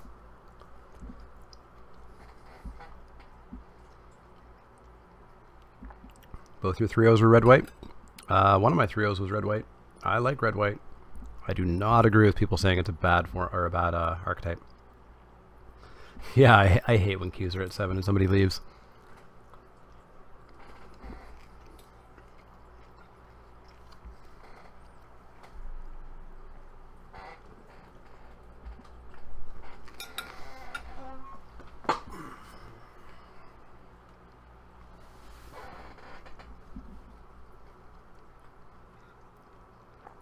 The other 3-0 was definitely a gift. Definitely a gift.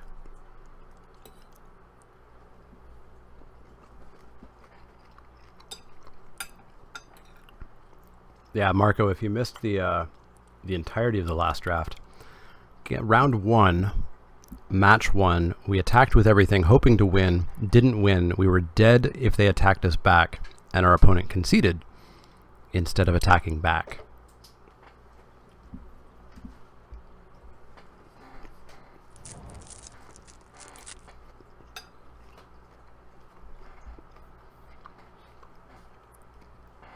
Ew, Curse of Echoes.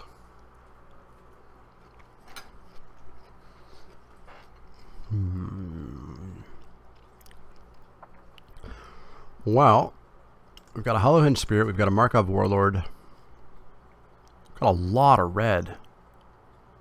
There's a lot of red in this pack, and none of it's really decent. Rack is fine. But yeah. Spirit and Warlord are the only ones that are looking good. Blue-White Spirits is really, really good in Dark Ascension, so I'm leaning towards the Hollowhinge Spirit. Warlord's good. It's expensive, but boy does it end games. I don't think I like red as much as white, though. I like white a lot. Because then we can go green and get travel preparations. Oh, you did see the whole thing, Marco? Nice. Yeah, we're going to follow. Briar Pack Alpha. Really good card.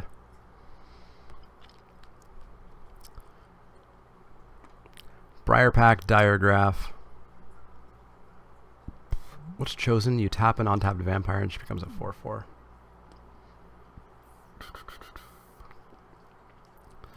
Diregraph just like, it decides our draft. It decides exactly what we're doing. We don't even have to think about our picks, basically. Briar Pack's really good, and it puts us in travel prep colors.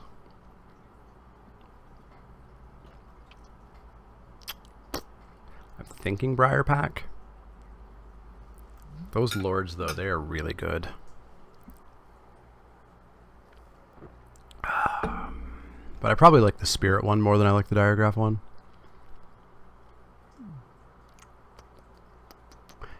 no, we can't pass a Briarpack Alpha. Briarpack Alpha is why we went into green.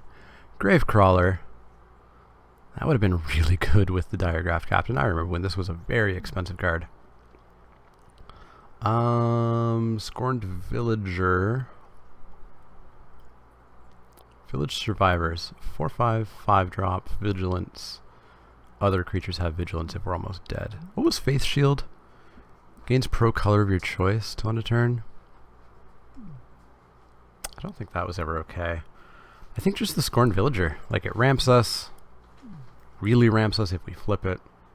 Yeah, the Spirit Lord's really strong.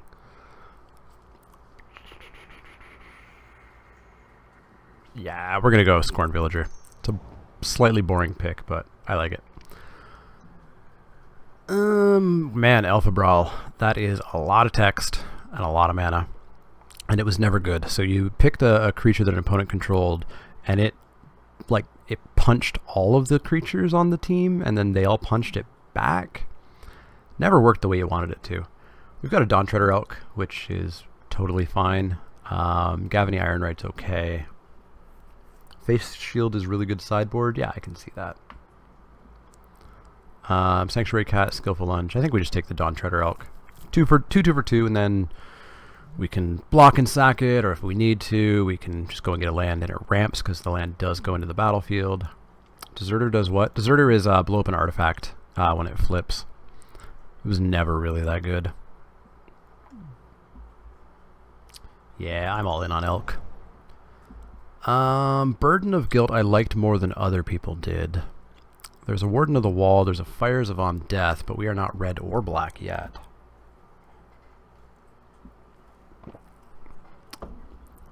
I definitely liked Burden of Guilt more than some people did. It's not the it's definitely not the best removal, but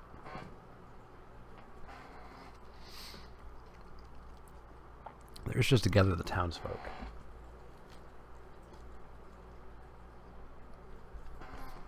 I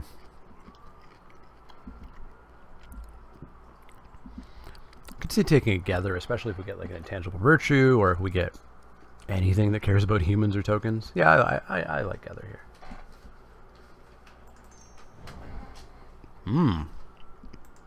Niblis. And a Midnight Guard. And an Uvenwald Bear.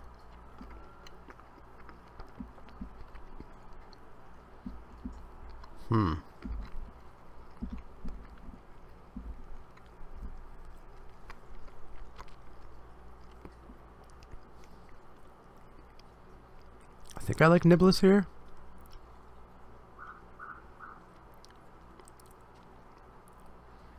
Yeah, Niblis.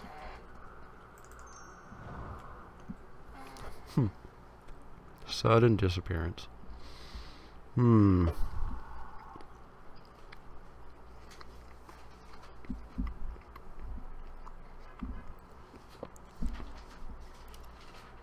Oh yeah, it must be really late in Norway. Hey, Scarboroughs?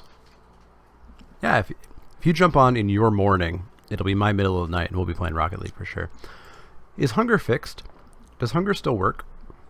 Online, for the longest time, it basically said target a creature, and it didn't get counters.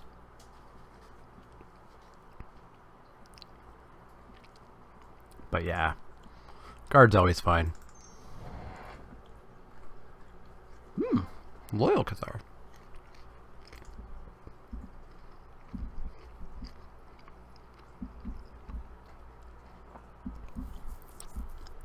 We're definitely not taking anything else here. None of those make us want to go black or red. And they're not even really a sign that black or red's open. They're all bad.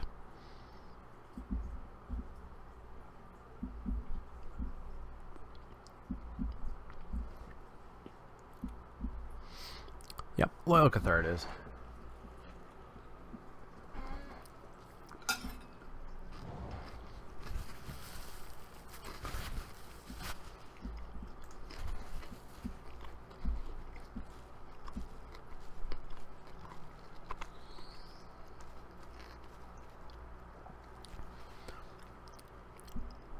Well, we're not going to splash for any of those, so I think we just take the Burden of Guilt. May or may not main deck it, we'll have to see. Sounds good. Have a good night, Scarboroughs. Let's take Burden. Crushing Vines for the sideboard. Or we've got Heavy Matic, which was never great, right? 5 mana to get it onto something. +1/+1. And then +1/+1 if it's a human. Not great. I think we just take Crushing Vines for the sideboard. 20th of October Hunger wasn't working.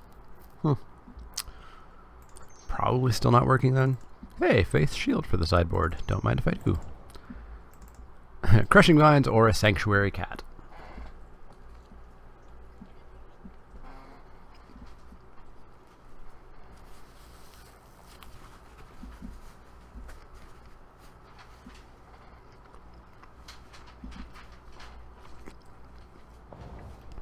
We'll take the cat, but we're not going to play it. Burn to Guilt number 2? I guess. We didn't really need Crushing Vines number 2. Bar of the Door is terrible. And a Forest. So we're only really green because of Briar Pack Alpha. And because of this pack 2 pick 1 Travel Prepper that we're going to take. Oh, we didn't get there. Oh, there's the Intangible Virtue for Just Gather. That's not great. If we don't go green, we've got a Deadweight, we've got a Murder of Crows. That's about it. Outcasts are fine. They get big. They become a 7/7. And yeah, I doubt we'd get enough. I say this, we're going to get past like 7 Midnight Hauntings. I doubt we'd have enough tokens.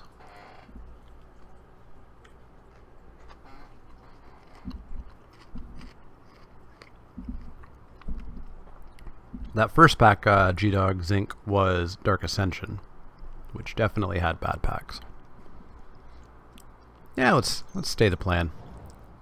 Travel Prep? Nope. But we get a Gallows Warden or a Blazing Torch. Villagers are what? Their 2/3s become 4/6s?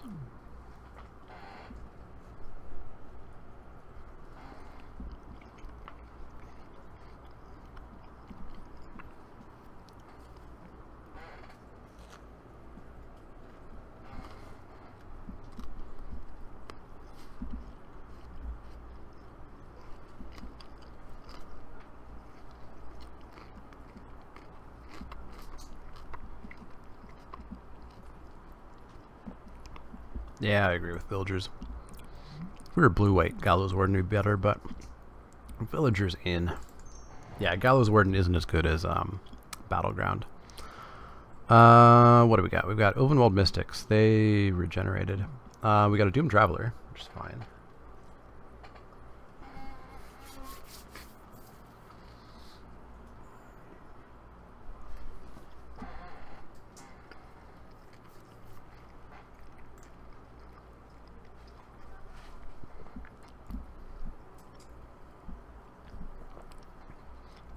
Somberwald Spider, we can get one. 3/3 for 4. 5/5. Yeah, Mystics sounds pretty good. Let's take a Mystics. Whew, Creepy Doll. Invisible Stalker. Why is there an Invisible Stalker here this late?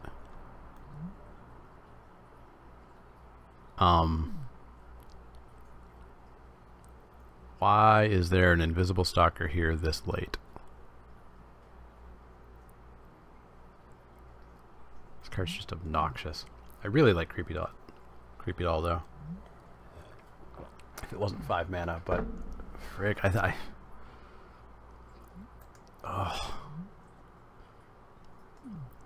don't want to play against an Invisible Stalker.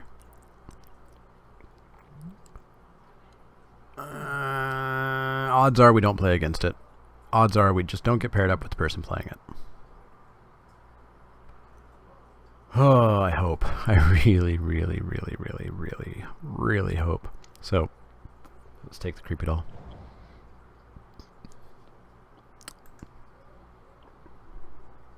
Nobody's playing blue. Think twice. Silent Departure and a Grasp. Nobody is blue. There's nothing here for us. We're not playing a Kinder Catch. I don't think we're playing a Grave Bramble. We could out of the sideboard.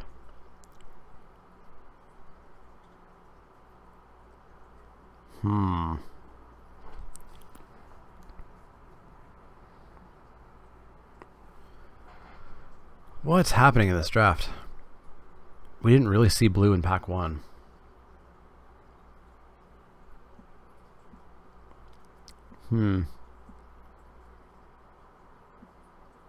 Yeah, let's take the grasp, I guess.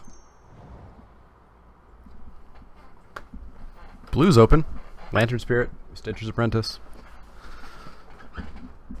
Is it too late? Do we just pivot into blue?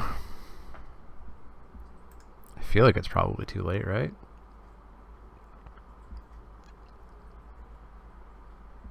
Because what do we take out of this for our deck as it stands? A Smite, which was never good main deck in Innistrad. I think we go for it. I think we push into blue. Think twice. Ooh, Dark Thicket Wolf, though. Dark Thicket Wolf. So are we green or are we white? I think we're green.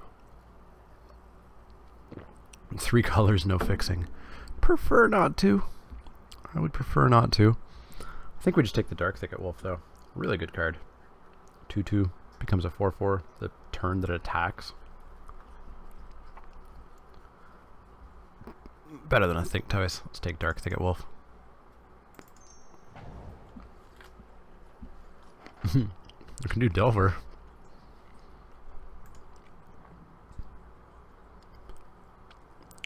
I mean, it's the only pick, quote unquote, for us.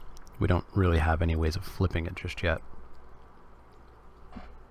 Oh yeah, I know green white's great, G-Dog. We 2-1'd with a green white travel prep deck earlier today.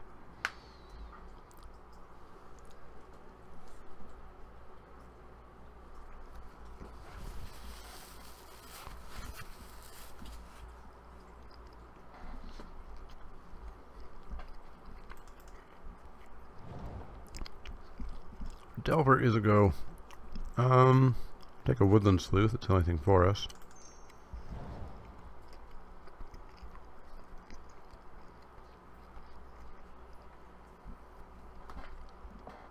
This draft is going off the rails.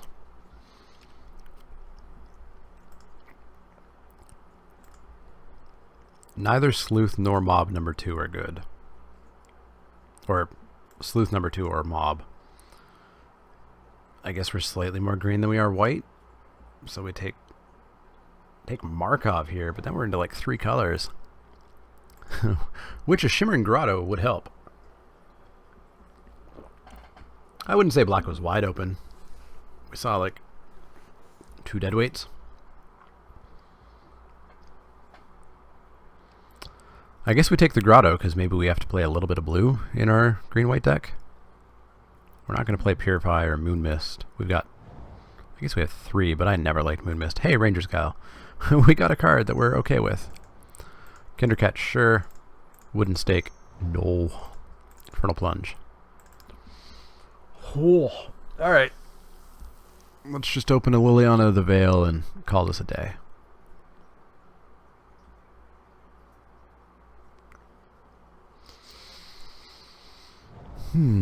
Elite Inquisitor. That's a good white card.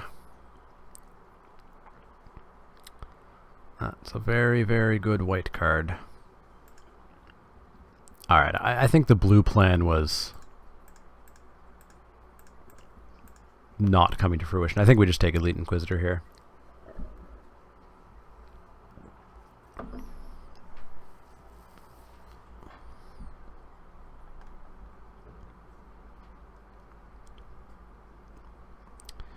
Yeah, let's take Elite.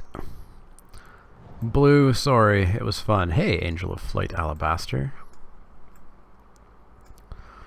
4/4, return target spirit card from your graveyard to your hand. Hey, Travel Prep. Travel Prep, we got there. We got there. We can just win the tournament now. That is all we needed, and now our deck is fine. Now our deck is totally fine. No, not Angel DC Sports. Travel Preparations. Travel Prep. I don't agree that Angel is better. We have 2 spirits. We have 2 spirits. Travel prep is irreplaceable. That's not what an orchard spirit looks like. There we go. Slayer of the Wicked. Beautiful. Very beautiful. Maybe we get Thraben Sentry back around, but Slayer of the Wicked's really good. Real good. Our deck is fine. It's a 4/4 flyer, but so is Hollow Hinge Spirit with travel prep on it. And Niblis of the Ruin is a 3/3 flyer with travel prep on it. Yeah. Slayer of the Wicked. There's a Spectral Flight for that Invisible Stalker that we passed. Chapelgeist is fine. That is a 4/5 flyer with travel prep on it. In it goes.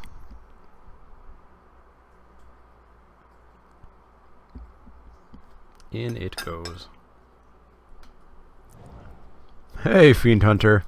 Oh, Gavany Township, too. Oh. Boy. Gavany Township's a beating. Like, it's just an unfair card. But we need the removal that Fiend Hunter will provide us, I think. You're on the Gavany plan, DC Sports? I definitely really know the power of Gavany. Caravan? Not Caravan. Yeah, Gavany's just too good. Especially in a heavy creature deck. We don't need removal if our creatures are gigantic. I'm going to sideboard that so that my count stays low. Don't let me forget about it. Moon Mist transforms all humans. But we don't necessarily want Loyal Cathar to transform, so it's 4. Sharpened Pitchfork. What do we have? We've got tokens, mob, Inquisitor, Cathar, villagers, Midnight Guard, Slayer, Sleuth. Yeah, we take a Pitchfork. Pitchfork is fine. Slayer of the Wicked number 2. I don't know what happened to white in the other direction, but white's open again. This card's just great. Do you want your deck right now plus bomb, or your deck right now plus good removal? I think the bomb. Yeah, that's very true. Thanks, Josh. Don't forget about Gavany. Yeah, we're taking Slayer number 2. And now we're out of stuff. Heartless Summoning. Heartless Summoning. That was also it wasn't a pricey card, but it was a card that was worth some amount of value for a little while. We just take a Selfless Cathar here. Do we play it? I don't know. Do we play it over the Unruly Mob? We're going to be very aggressively trading our creatures.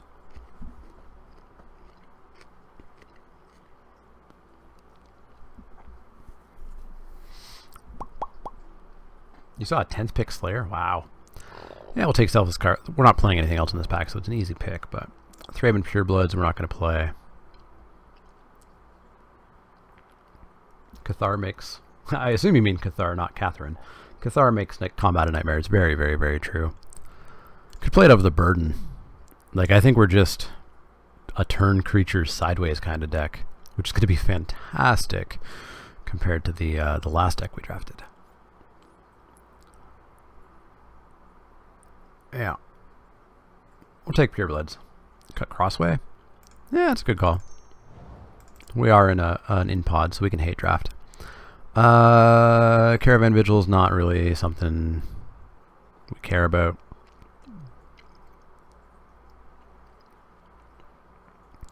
Cut a Kessigwolf. Kessigwolf's kind of annoying to play against. Yeah, Eric, you seem to be the only person with the lag, so you could try a refresh of your browser or something. Cut the Disciple? I could see that. I think I'm more afraid of Kessigwolf, though. Kessigwolf is real good.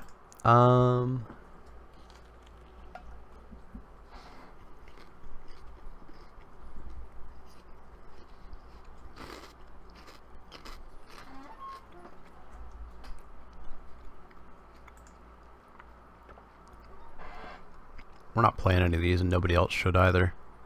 Ghostly Possession. Purify for the sideboard's fine. If they have a flashback card or something I'm afraid of, I can get it. Naturalize for the sideboard's fine. Moon Mist. Hey, we never actually had to take one. We still got one. Oh, we still need to make a cut? Did something end up in here that I don't really want in here?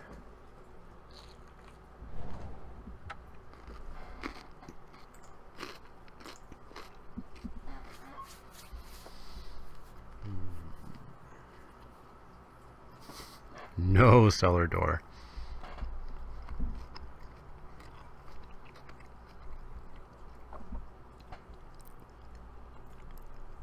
It's the worst creature card in our deck.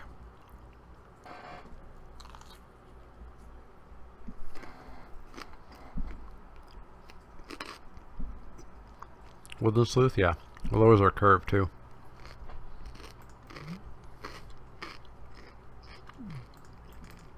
Especially the at random part.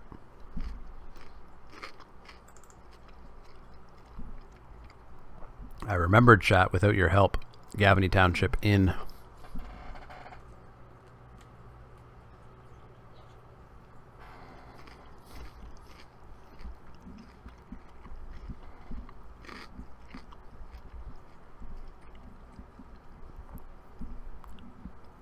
It's looking pretty good to me. I think this is decent. 9-7.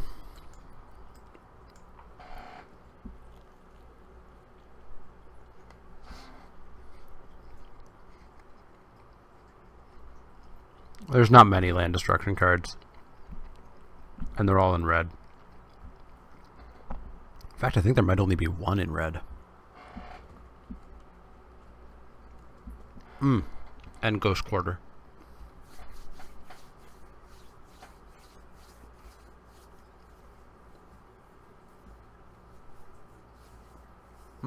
Into the Maw, right.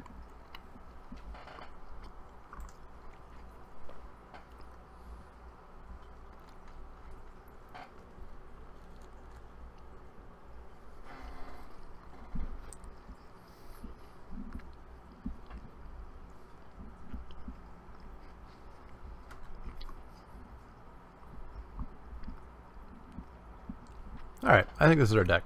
We'll submit.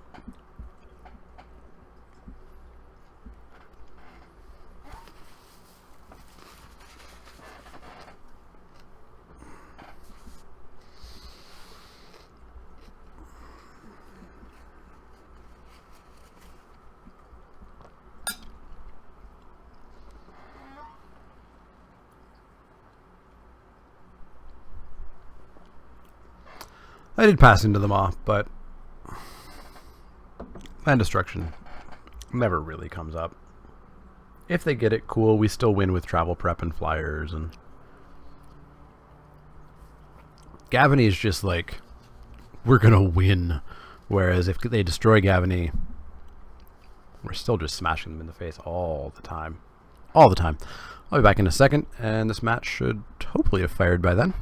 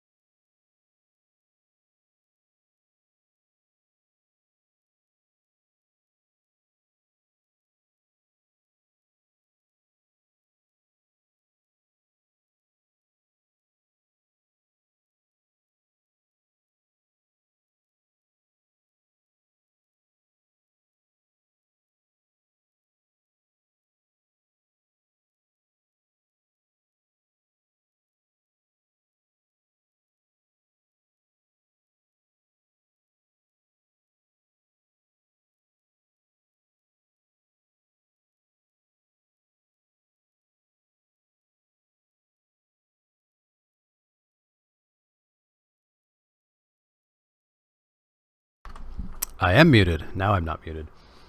I said, yeah, praise the chair. This is not Gabby's stream.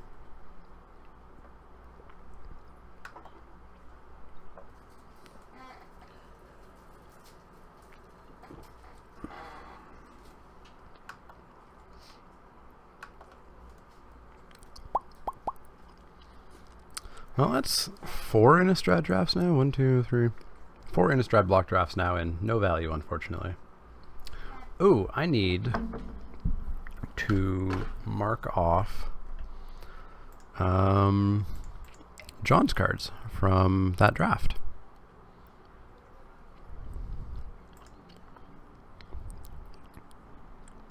How do I access that? They still just save, right? 2016, 2016, 08. Do your league decks not save anymore?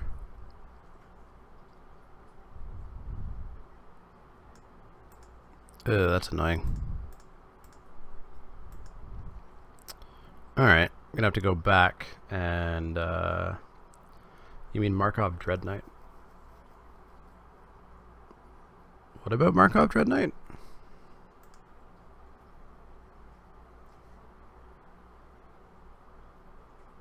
I don't recall what I was saying about Markov Dread Knight. Anyways, I need to mark off the cards for the sponsored draft. So if I jump back into the league, I can view the deck. Markov, ha ha ha, I get your joke. Can we add them? We can't add to the trade binder, but we can add to wish list. How do we easily get these cards without doing it hand by hand?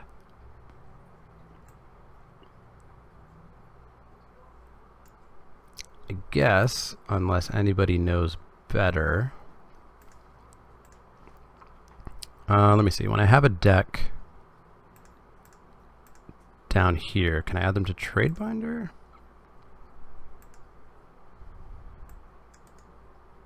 I cannot add to trade binder. So what I will do for John is I will take a snapshot of this deck, and then I'll do them hand by hand to make sure that he gets all of these cards. The first sponsored draft I did was easy because it was the first Kaladesh draft I ever did, and so I, didn't really have to do much other than copy all of the Kaladesh drafts. Yeah, I saw that it fired. I just want to, we'll get that done in a bit. Our opponent's not there yet anyways. Why is Snipping Tool not opening? Snipping Tool.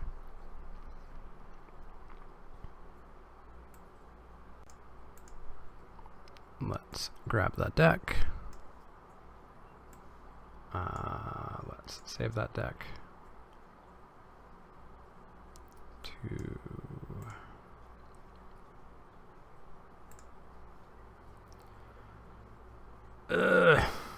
computer, stop being a jerk.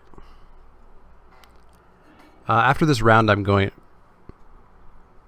it's a horrible hand.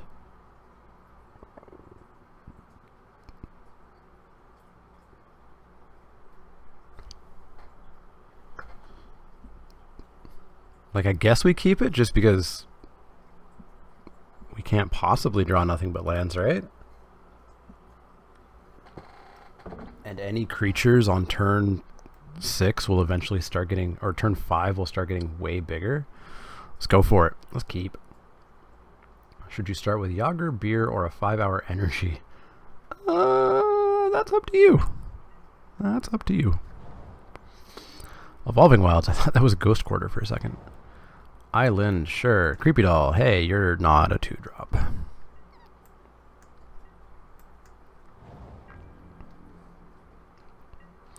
Blue Black, uh-oh, the zombie deck. Yeah, we can't possibly draw nothing but lands.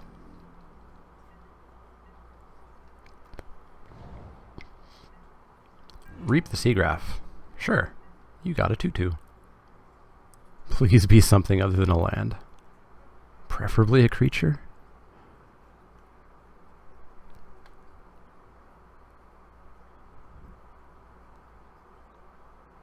Please? Hey, Slayer. Cool, that kills us a zombie next turn. I'll take 2, I suppose.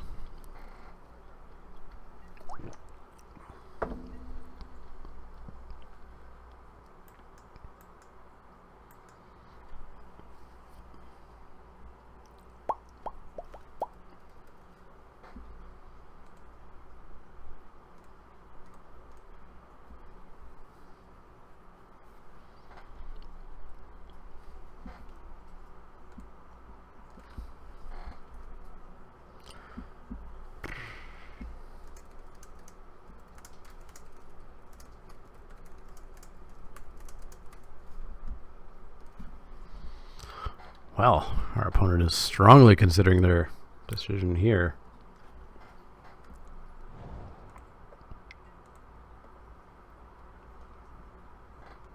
Deranged Assistant. That is totally fine.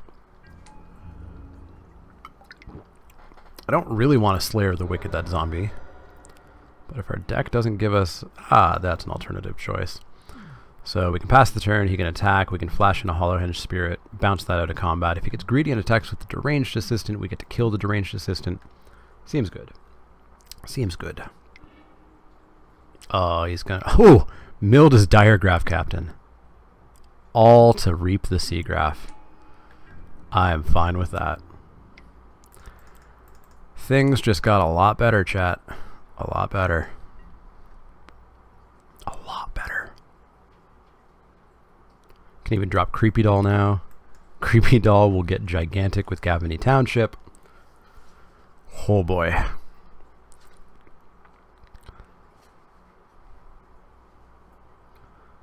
When a green-white 2-drop that's a 1/1 rock with flying and taps for any color, I'll call it the Mana Rock. Nice. Very clever. I think our opponent's double queuing. In case you haven't heard my double queue rant, don't double queue. When you join a game of Magic Online, you are entering a social contract with your opponent that you're going to pay attention to them and play that game of Magic. If you are off doing something else, which this person is clearly doing in my upkeep with themselves tapped out, then you're being very rude to your opponent and deciding that your time, and whatever you're doing instead of being here, is more important than their time.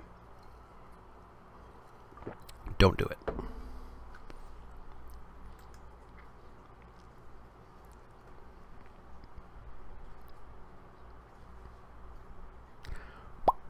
But hey, if we time out our opponent, I'm fine with that.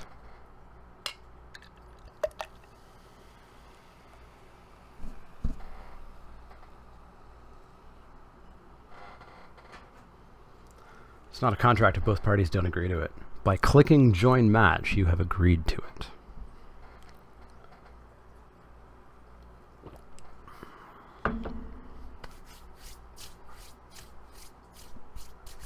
Oh, Super Salt, Carrot.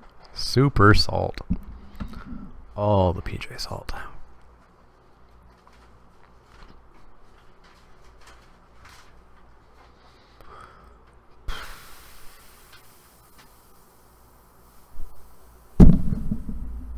Someday we'll get into our main phase. Hey, there we go. Slayer the Wicked again. I think we just Creepy Doll. Creepy Doll can just block everything, randomly kill things. Someday we just start Gavany Townshipping for value. Ghoul Razor. Ooh, getting back the Diregraph Captain. Well, we've got the Slayer of the Wicked to kill the Diregraph when it comes down, so that's fine. All fine. I will drop a Grizzled Outcasts. And pass the turn. I should have flown in. That's a mistake. Getting late.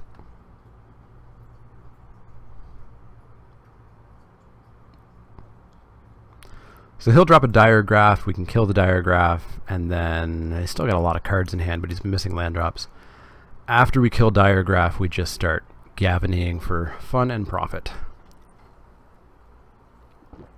On an indestructible Creepy Doll.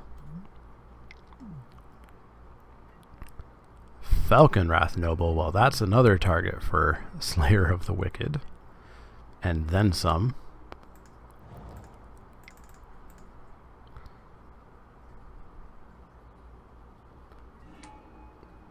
Did you say Maul? You meant Snapkeep. Of course you meant Snapkeep.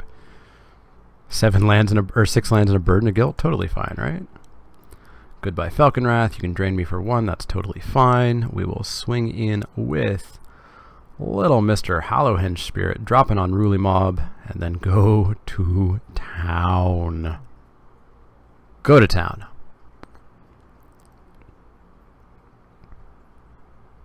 Oh my god, accept your trigger.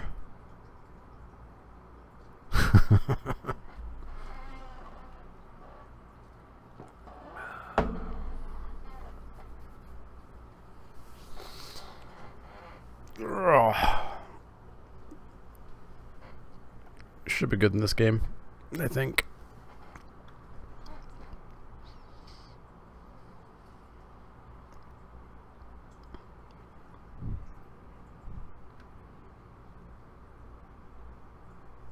Or we just win on time.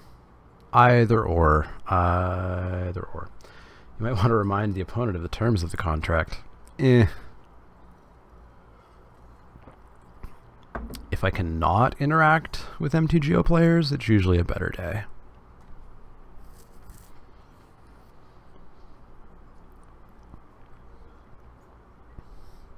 So we'll drop an Unruly Mob, pass the turn, keep up a Forest to bluff Ranger's Guile, which we actually have, right? Yeah, we actually have that.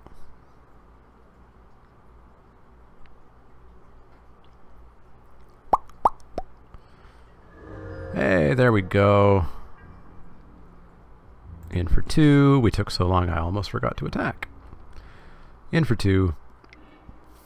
What you doing?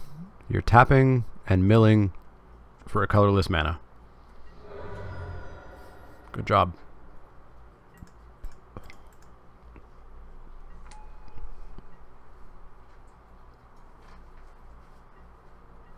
In before on burial rites?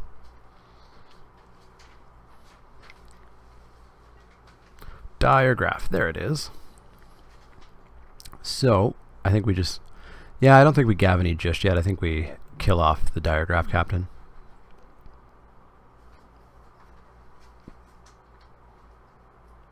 Just because we want the Death Touch off the table. Want the Death Touch off the table.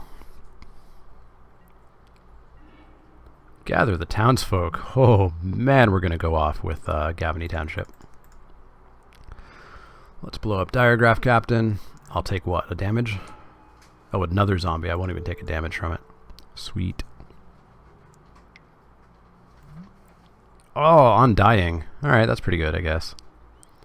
Pretty good, I guess. Sure. It dies, comes back as a 3/3. We can Burden of Guilt it.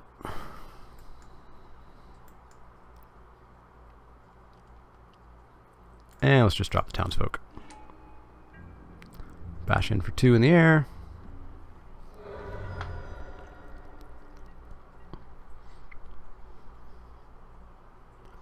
Yeah, we're going to guilt that Diregraph Captain. Doesn't take away the Lordship, the +1/+1 doll zombies.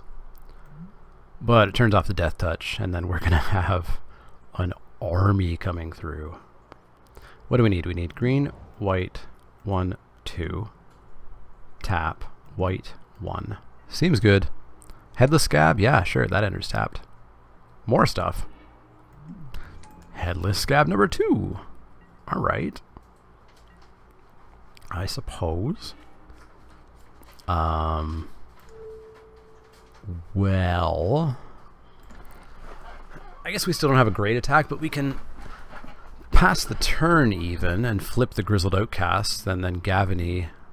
Well, no, we'll Gavany because we want an extra point of damage from the Hallowhenge. So we'll do that right now.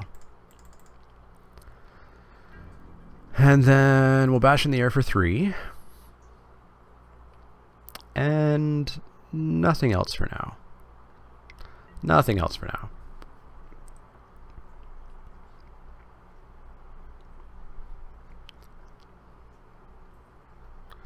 I'm not all out attacking into a bunch of 3/3s. I would lose Grizzled Outcast to... Hey, there we go. The snap concedes continue. Snap concedes continue. I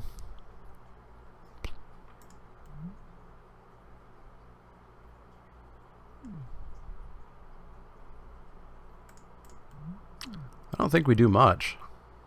Doesn't have flyers. I think we should jump back in.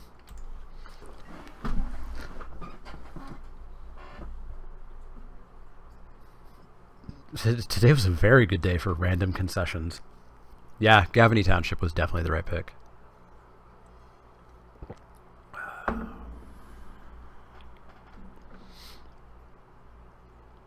Almost 10 p.m., which puts us, you would think, 12 hours away from the end, but due to daylight savings time, 13 hours away from the end. The perfect sideboard plan for this matchup is called Submit the Deck.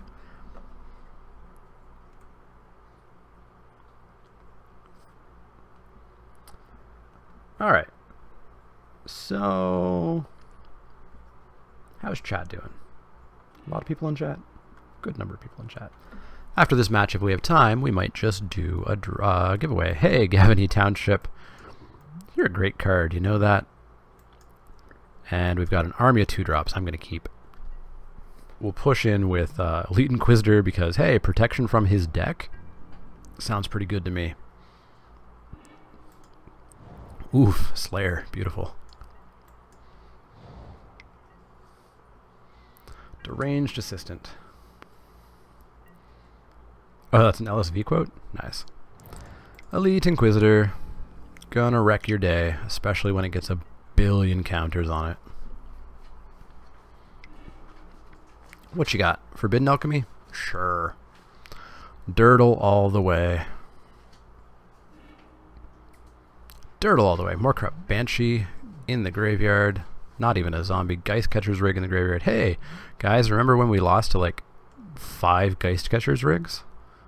That was a fun time today, wasn't it? Ooh, we get to play 2 creatures. That's going to be even better with Gavany Township. In for 2. Drop ourselves this 1/1 and this 1/1.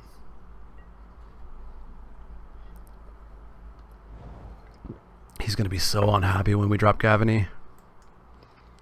Oh, it's going to be a snap concession like there's no tomorrow. Hey, we get a flipped werewolf. So we can't play Slayer this turn, unfortunately. So I guess we drop an Unruly Mob. Lost in the Mist? Lost in the Mist.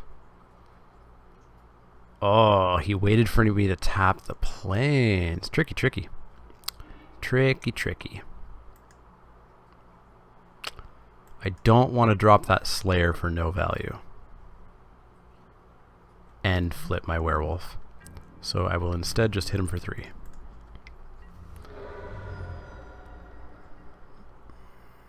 So you mentioned Cam a long time. Is it the same Cam I'm thinking of? Cam is Ilion TV. Think twice. Sure, you can think twice. He's currently doing a 60-hour fundraising stream for Doctors Without Borders. If you're thinking of Cam from Loading Ready Run, not the same person. As much as I love Cam from Loading Ready Run.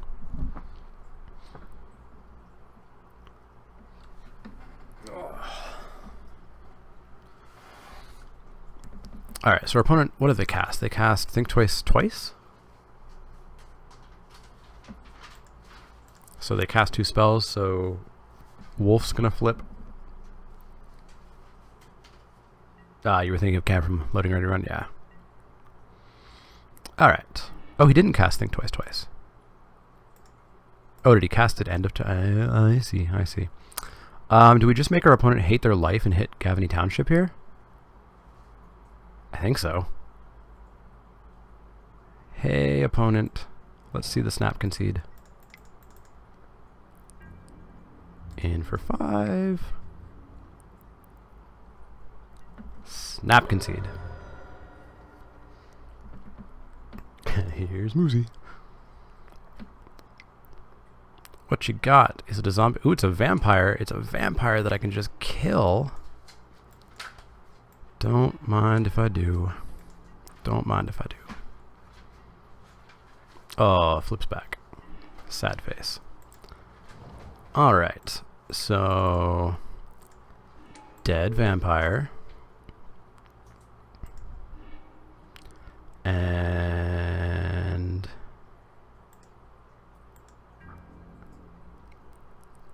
Magic Online. Stop lagging like that. In for 4. Yeah, my deck is pre-sided for this this matchup. And we'll drop a wolf for good measure.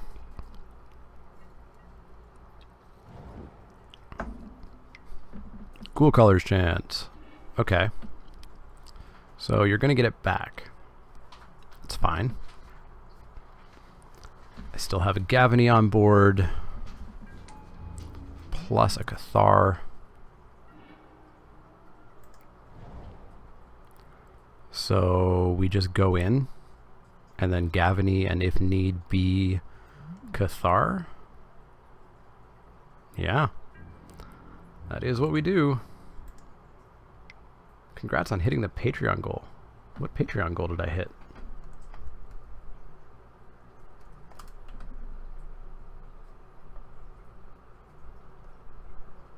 I didn't hit a Patreon goal, Dice-Storm-Lai.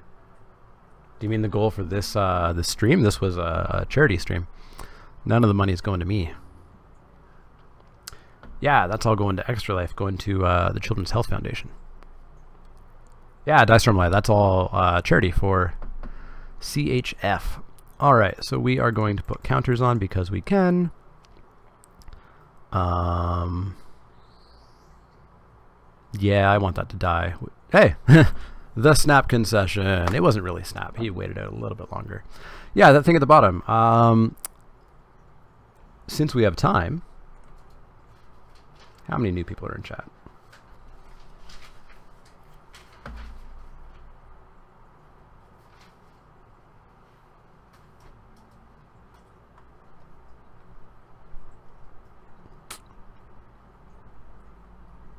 You know what? There's a good number of people in chat who probably haven't seen this, and it's been a few hours since we've run it. So I will run the commercial about why we are here for 25 hours raising money, which is awesome because it gives me a slight break to run and I guess get some more water. But I will see you guys in a couple of minutes with hopefully another match. So check this out. Hey everyone, I hope you're enjoying the stream so far, and if you've donated already, thank you so much. It's greatly appreciated by me, by the Children's Health Foundation, and by the kids and their families that it will directly go to help. Extra Life unites thousands of players around the world in a 24-hour gaming marathon to support Children's Miracle Network hospitals. Since its inception in 2008, Extra Life has raised more than $22 million for local Children's Miracle Network hospitals. Today is National Game Day, November 5th. While some Extra Life gamers do their 24-hour marathon at another point in the year, today is the official day to do it, and I'm joining hundreds of other gamers today in playing games for 24 hours straight. In Extra Life's early years, less than $1 million were raised each year. 7 years later, in 2015, $8.3 million was raised that year alone. Hopefully we'll see over $10 million raised in 2016, bringing the total raised by Extra Life to well over $30 million. If you're interested in donating to help this cause, just type an exclamation mark and then the word donate in chat, and MTGBot will post the link for you to follow. My local children's hospital here in London, Ontario is supported by the Children's Health Foundation, which also supports the Thames Valley Children's Centre and Children's Health Research Institute. Children's Hospital serves a population of 2.1 million with over 400,000 children. Last year, over 106,000 children visited the hospital, or 291 visits per day. There were 33,000 clinical visits, 36,000 emergency visits, over 1,000 critically ill babies in neonatal intensive care, and more than 685 children with cancer were being cared for. The Children's Health Research Institute is home to 148 scientists and researchers who are continually searching out new prevention strategies, therapies, and cures for childhood illnesses. It's the third largest child health research institute in Canada. The CHRI aims to develop new diagnostics and therapeutic strategies that optimize the physical and mental health of my region's kids. The Children's Health Foundation greatly appreciates the support of its donors, hopefully including you, donating through my Extra Life stream. Now, I have a personal connection to the Children's Hospital, and I'm doing this stream as I've done a number of fundraising initiatives in the past in memory of my younger sister, Heather. Heather was born in 1995 with tetralogy of Fallot, basically 3 holes in her heart, in addition to missing a pulmonary valve. She was given very low chances of survival, but was flown to Sick Kids Hospital in Toronto, another Children's Miracle Network hospital, and at 11 days old had open heart surgery as well as a portion of her left lung removed. Against the odds, she recovered and was able to eventually come home after some time at both Sick Kids Hospital and Children's Hospital here in London. Over her early years, she had additional surgeries to continue replacing her pulmonary valve until the age that a permanent valve could be placed, as well as some other hospital visits and stays for other various complications, more primarily at Children's Hospital here in London, less time at Sick Kids in Toronto. During this time, the doctors, nurses, and staff at Children's Hospital were absolutely amazing with both Heather as well as my family. The staff don't just treat the kids, they help the families as well, just as much. Unfortunately, around Heather's 6th birthday in March of 2001, she was admitted to Children's Hospital due to a bout of pneumonia that necessitated another surgery. This resulted in a lengthy hospital stay, and on April 17, 2001, Heather passed away at the hospital at the age of 6. Again, the doctors, nurses, and staff of the hospital were amazing support for Heather and our family, as they are to this day to all the kids and families that use the hospital. This is the 6th fundraising activity that I've been involved in memory of Heather, and I'm hoping to have it be the most successful to date. Any donation that you can give, $1, $100, anywhere in between or above, will be greatly appreciated by me, the Children's Health Foundation, Extra Life, and all the kids and families helped every day, every minute, by the Children's Health Foundation. If you want to donate, you can find the information in my profile below, or as I said, by typing ! followed by the word donate in chat to get the link. All donations go directly to the hospital with absolutely no middleman involved and are all tax refundable. I hope you're enjoying the stream so far, and we'll be back to some streaming fun right now. And we're back. I just got official notice from Extra Life that I have passed my silver medal status. So I'm actually going to be sent my silver Extra Life medal. To get gold, I have to get $1,000, which we are $395 away from. I'd love to raise that overnight, but we'll see if we get there. Yeah, I guess it is directly beside the Patreon logo, eh? That's why I wanted to use the official Extra Life overlay, but the official Extra Life overlay has way too much wasted space.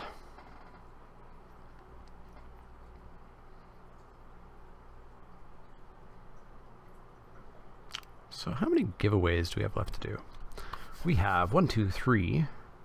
We have 4 Magic giveaways left to do. We've got 2 Choice Chamber, 3 Rocket League, and 3 Jackbox related giveaways to do.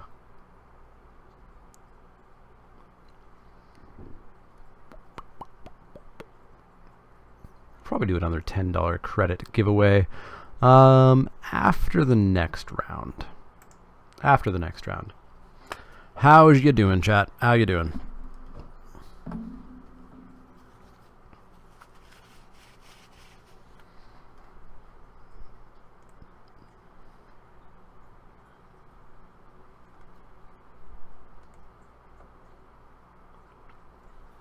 Thanks, Marco. Yeah, I'm definitely going to be doing this every year for sure. Next year, I won't go directly up against a major YouTube streamer also doing a charity drive plus a giant Grand Prix. Grand Prix is modern too, isn't it? So it's a format that everybody loves watching. GP Dallas is modern, right?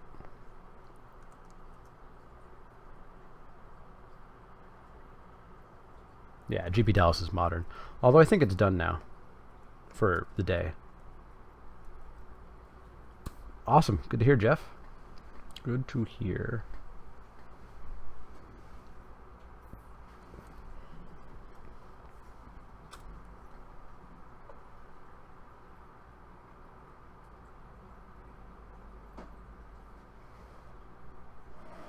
Yeah, it looks like Modern's done because they're currently showing round 1. And it's a little bit late for round 1. How long did this match take? 15 minutes for that match. J Jeff 28 for the follow. Thank you very, very much for the follow. I don't know if MTGBot has posted lately, but just so y'all know, I'm generally a YouTuber, so a lot of my content, my set reviews, my draft videos, my top 10 lists, my crack packs, etc., are all over on YouTube, youtube.com/TheManaLeak. I don't stream nearly as much as I want. I don't have an official schedule. Hoping to get a little bit more into it, though. Lost Nation finally made it back to the stream. Sorry about dropping out. Not a problem, not a problem.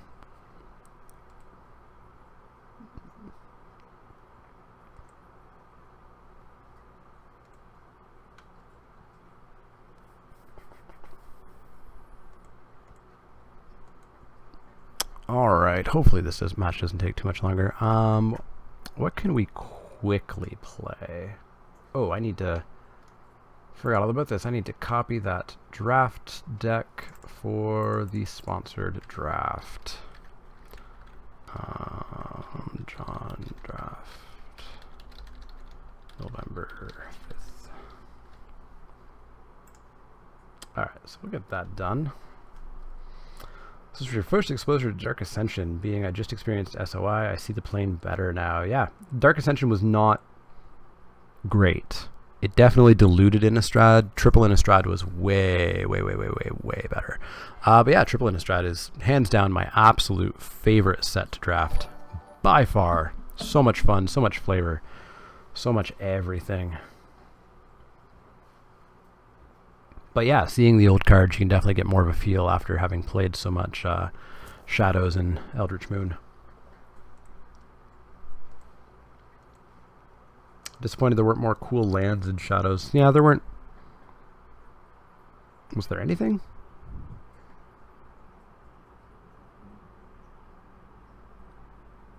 Considering I can't think of really any awesome lands. When there was that cycle, or at least partial cycle in the original, there was the Gavany Township, which you're seeing right now. There was Nephilia Drownyard, Stensia Bloodhall. Were there more? Donation from John Carter, $25. Thank you very, very much. I cannot read that. Oh, David Allen, $15 donation as well. Donations coming in left, right, and center. John Carter, great charity. Would never have heard from them or donated, except I randomly stumbled into your stream wanting to watch some draft. Hope this helps a little bit. Thank you very much, John Carter. Stick around. We have 13 hours left to go. 13 hours left to go. That puts us to 645 with Marco's $20 donation as well. Garrett, you played a little bit of Standard when these cards were legal? That's a shame. Delver kind of controlled everything.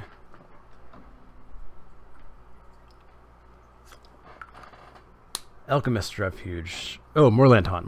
Yeah. Alchemist Refuge was Avacyn Restored, as well as Slayer's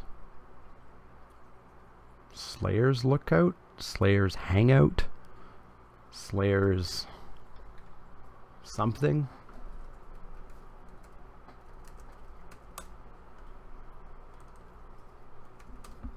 Slayer's Stronghold.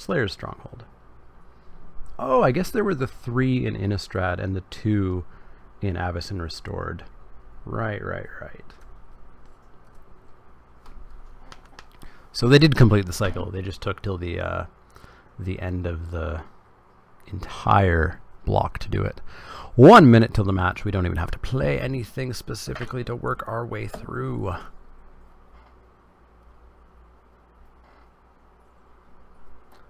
And then once this draft is done, I think we'll do a straw poll. We'll see if people want to do... ooh, CZ Forever. Thank you very much for the follow. After this, we'll see if people want to do... Oh, I missed Josh. I missed your follow as well, I think. Unless that was a lot earlier. So after this, we'll do a straw poll, see if people want to do Choice Chamber, Rocket League, Jackbox. We'll see what people want to do. We have to do all of them eventually because we have DLC codes for Rocket League. We have copies of Choice Chamber to give away. And more Jackbox games to give away as well. But hey, maybe this draft is long from over and we're going to easily make the finals with a green-white deck again. Clearly I should have gone green-white in my Wacky Wednesday video this week. You just followed Josh. I wanted to give it a good 12 hours to make sure it was worth the follow. Thanks. Explain like I'm 5. Something box. Whatever that game was. Jackbox.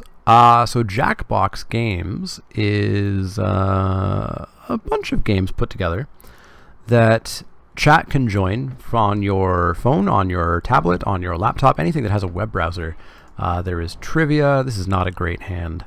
There's trivia, there are various drawing games, there are word games, and it's all games that we play together. And you play just through your phone. They're super fun, super funny at times. Just a really good time. Thanks, deck. 2 humans, be afraid. Be afraid. We played a little bit earlier. Everybody loved it. Like, it went off even better than I expected it to go off.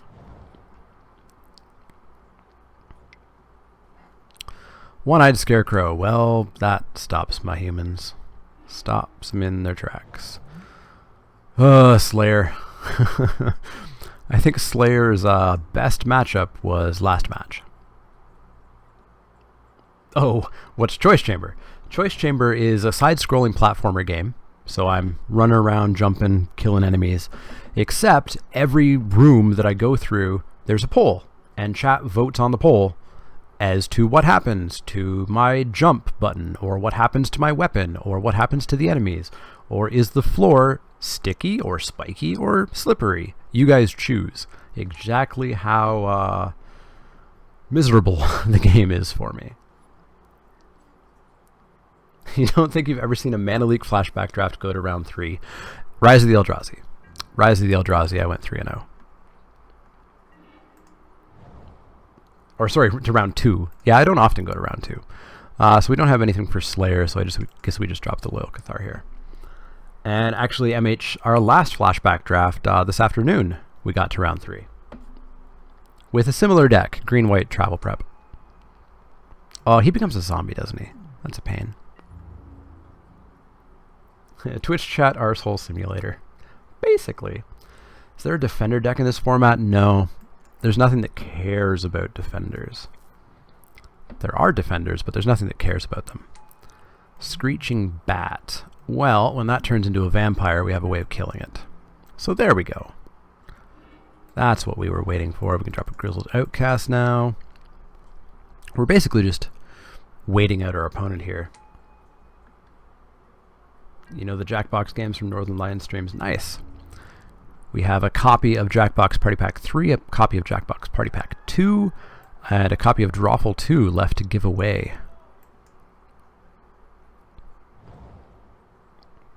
We already gave away a copy of Quiplash.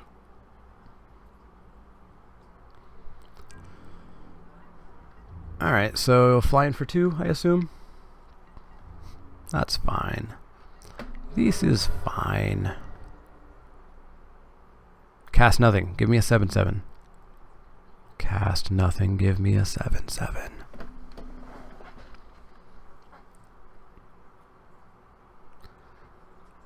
Yeah, Jackbox was definitely fun. We'll do a fair bit of it. Chosen of Markov. Well, that's another potential vampire that I can kill. Dawn Treader Elk. I think we just flipped the 7/7, right?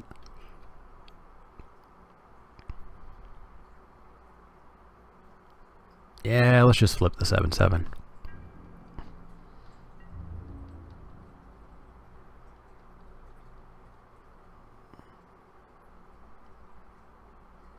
Yeah, Vancouver is definitely not my neighbor. I've looked it up before. 40-hour drive from Vancouver. Something ridiculous like that. Didn't flip the Screeching Bat. Interesting. Guess he wants to just continue getting in for 2. Just wants to get in for 2.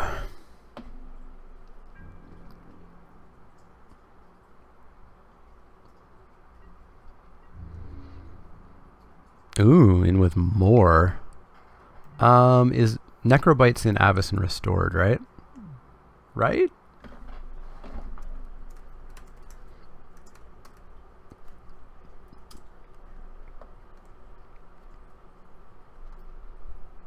Necrobites Avacyn. What's the trick here? I'm gonna block. I can't think of anything that gives Death Touch offhand. I'm guessing they want to, where they want to do a Tragic Slip after this dies, in which case we have the Hexproof. Have we gotten to the point in the evening when beers are allowed, encouraged, required, or is it still a little early? It's empty. Alright, so is it a Tragic Slip? Is that the trick here? Is that why you just threw away a 2/2? Really want a Vampire RPG campaign. I've played the Vampire Masquerade. Oh, you just want to get it back.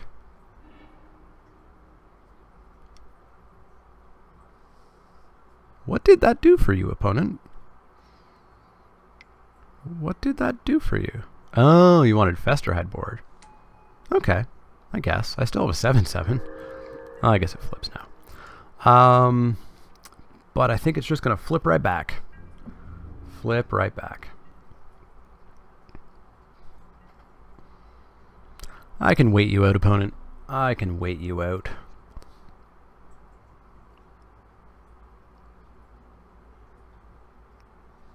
Still not flipping the bat.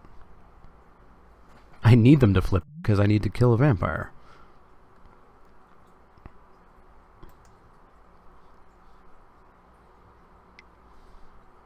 What you got? Opponent's going deep. Parallel lives. If an effect would create 1 or more tokens under your control, it creates twice that many tokens instead.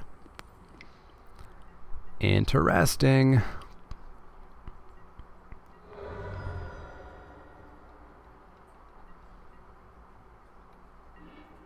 Ooh, Briarpack Alpha with a Ranger's Guile on my Crawlinwell Horde. Oh boy. In for 7. What you gonna do about it? I dare you to double block. I dare you to double block. Just do it. It'll feel really good to double block. You've got a 5/5 and a 3/4. You can block with an 8/9. It's not like Crowlin Horde would become a 9. Do it. Ah. He was conservative and just blocked with 1. Maybe the Slayer shouldn't be so eager to kill stuff. Just saying. Yeah.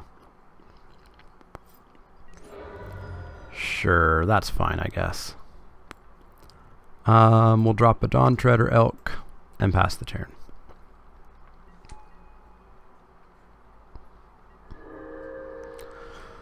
So we can flash in Briarpack Alpha as a 5/5, make it a 6/6 with that. Oh, I guess he's No, this isn't the Bloodline Keeper deck. That was the last match.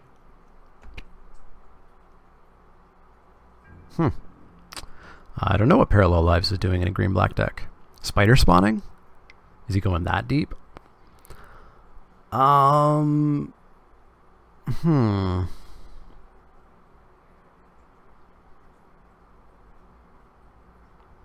Yeah, let's just do it. Let's do Briarpack Alpha, pump itself.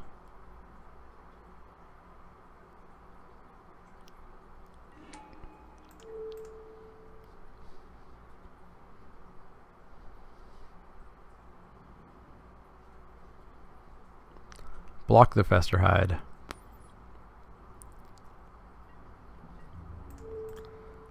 Drop a Ranger's Guile. 2 for 1, but an effective 2 for 1.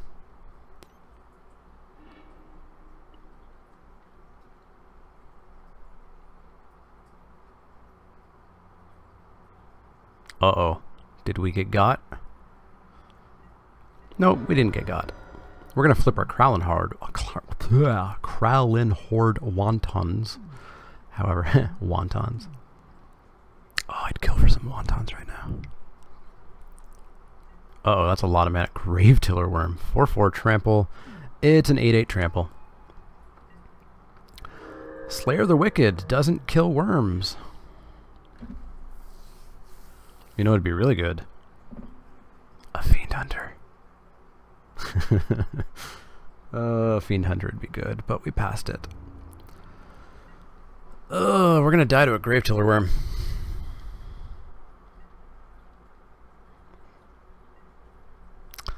Man, his defenders really held us off this match. Really held us off. 1/1 was okay. Yeah, that's true. That's true. Somberwall Dryad, that blows me out. Blows me out.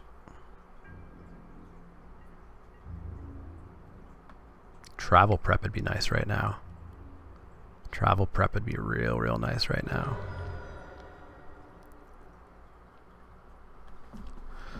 Didn't attack with the 8/8. Good to know.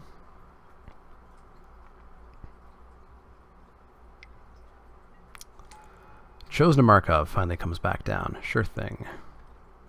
Flip my wolves. What do we get?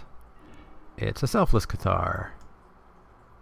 I think I prefer having a 7/7. Thank you.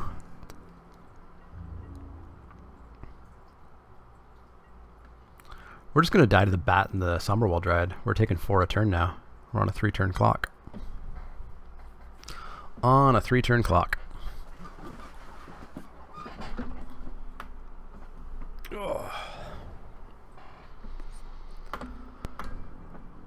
So this person didn't even really take the good green from us. They just took green. In the air for 2 and in the ground Forest Walkie for 2. Sounds good. Very TikTok.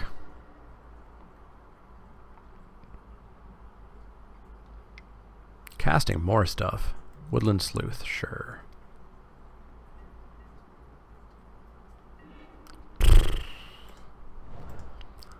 Our deck says no.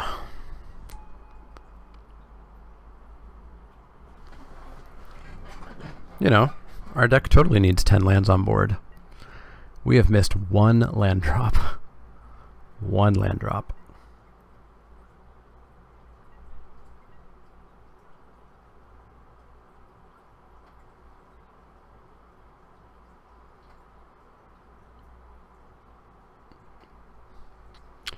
Yeah, I could do Crushing Vines to take care of the bat. That's a good idea. Yeah, my question is why Parallel Lives as well? Like, what could he have in green-black? Spider spawning is my only guess. And you don't need Parallel Lives for spider spawning. Death's Caress. See ya. Kralin Horde Wontons.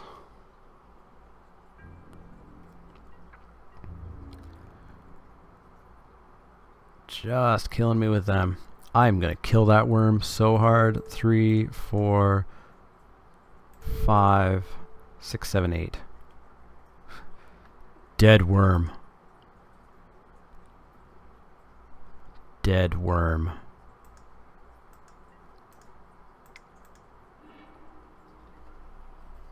Good to know Death Caress bug. What's the Death Caress bug?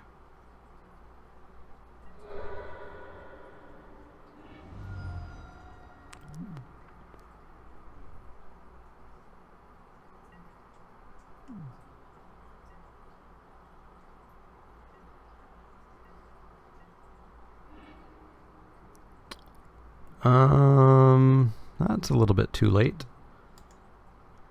Concede game. Yeah, it has to be a human. It was a werewolf, but it was on the werewolf side, so it wasn't human type at all. Yeah, we want a Crushing Vines for that bat. And we'll take out... Burden of Guilt, I suppose. Naturalized, didn't really see a reason. Yeah, let's jump back in. I will play first. I will keep Townsfolk into Geist. Seems fine. Seems fine. Fine, fine. Fine. Ooh, Crushing Vine for parallel lives, too. Wait, no, Crushing Vines doesn't kill parallel lives. Artifact, not enchantment. It's not exactly naturalize.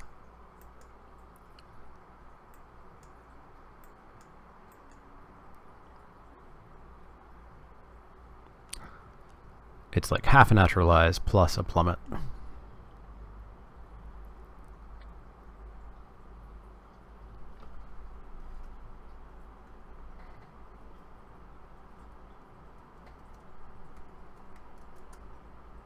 Oh, I missed another follow. Unenthusiastic with the follow 12 minutes ago. Thank you very much, Unenthusiastic. Planes and a go. I'd love a turn 2 Elite Inquisitor instead of a Gather the Townsfolk. That'd be nice. Didn't get there, though. All good, all good. Townsfolk gathered. Don't play a blocker? Please? Yeah, don't play blockers. Take 2 damage. Ooh, Ulvenwald Mystics. We're going to curve out. 2-drop, 3-drop, 4-drop. Hit a land and get a 5-drop. Seems good. Seems good. In for 2.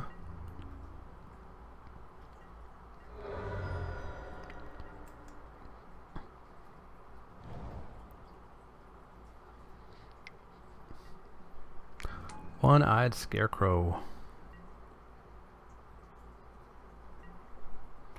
So, I mean, that's slightly annoying, I guess. Can still fly in the air for 1. Doesn't have reach. Just hurts your flyers. Ooh, but we can blow it up with Crushing Vines, actually. That'll be good someday. Maybe next turn if we don't hit a land.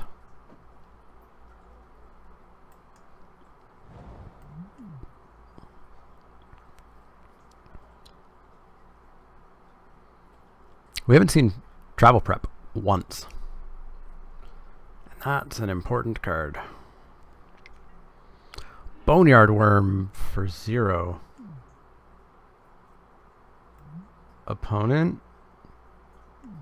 What you doing?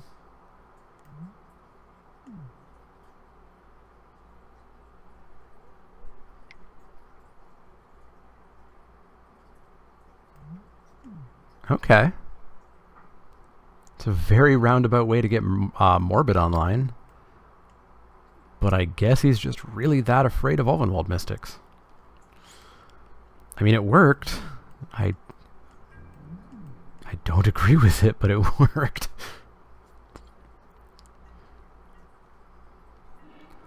I think we're just Crushing Vines the Scarecrow now.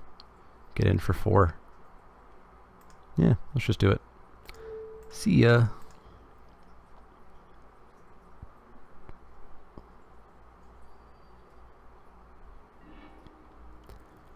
In for 4.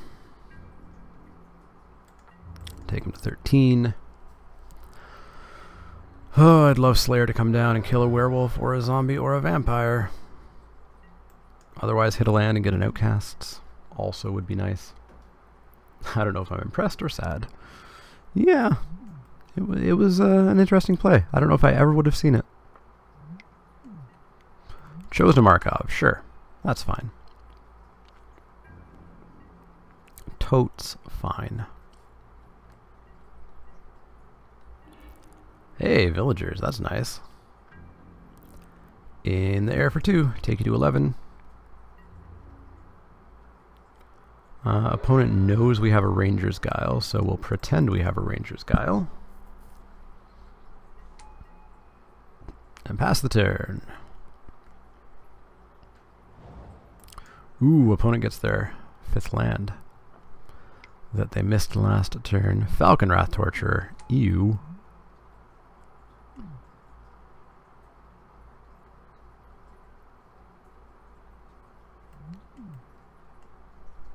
Huh. becomes a 4/4 vampire.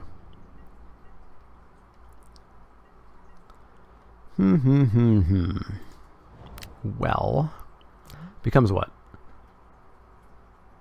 Becomes a 3/2 flyer?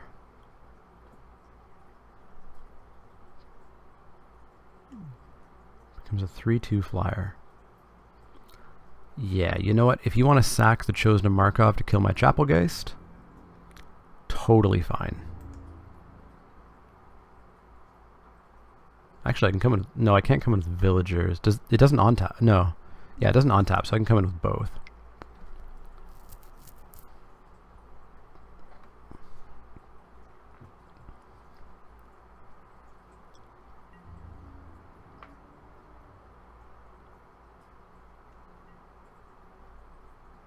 Alright, so you're going to tap that, kill my villagers, so then I can Slayer, kill that vampire off.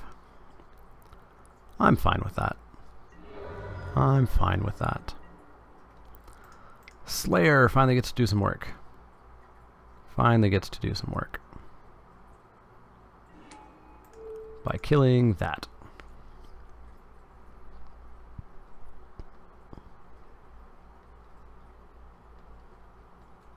By killing that.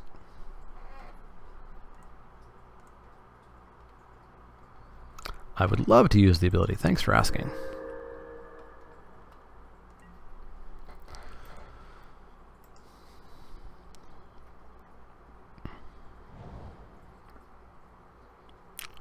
Well, they got all their mana now. Let's see if we can close the game out.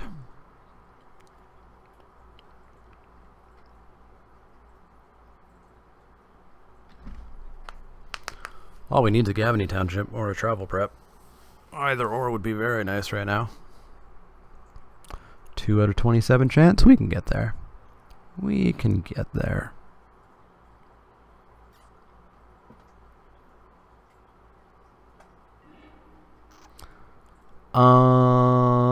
They sacked Falconwrath Torturer to itself. Morbid for Gravetiller Worm. I'm on to your weird morbid shenanigans, opponent. I'll hit you for 2 in the air.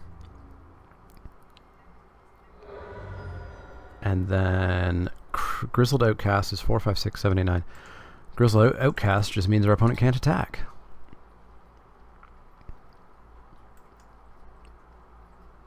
They can attack, but then they die.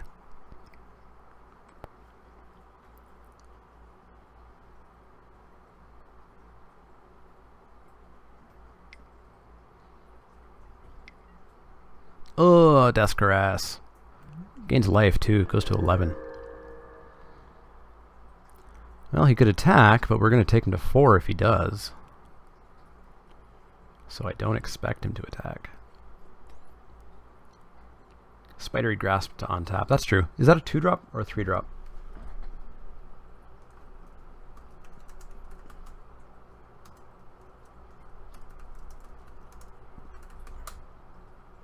Three-drop.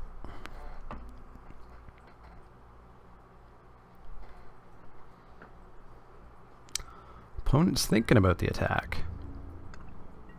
Not gonna do it though. Good choice. Ooh, Hollowhenge Spirit. That I like. In the air for 2. Removes attacking or blocking, right? Yeah, attacking or blocking creature.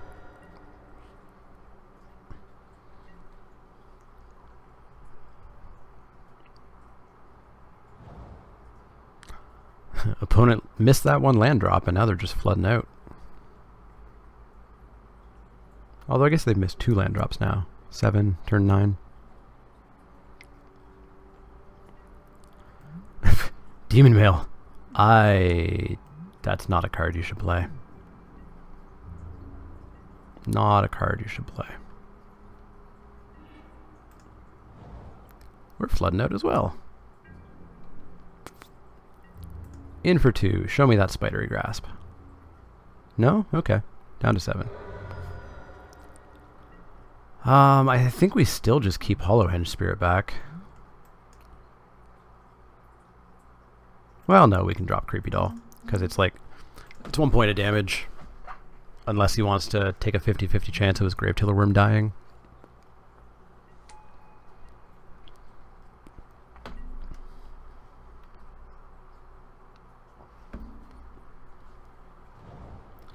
Yeah, this guy's all in on Morbid.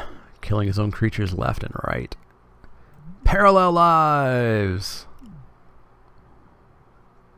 Spider spawning? Could happen. Spider spawning is not an instant, correct? It's a sorcery. Sorcery. Good to know. Good to know. Man, that flood. Hey, Bubble, welcome back. In for 3. In for 3. Takes it. Goes to 4. I like it. I like it.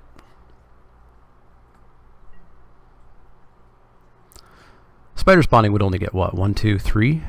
4 spiders? Eh, that would be a pain. That would absolutely be a pain. Or sorry, it would get 8.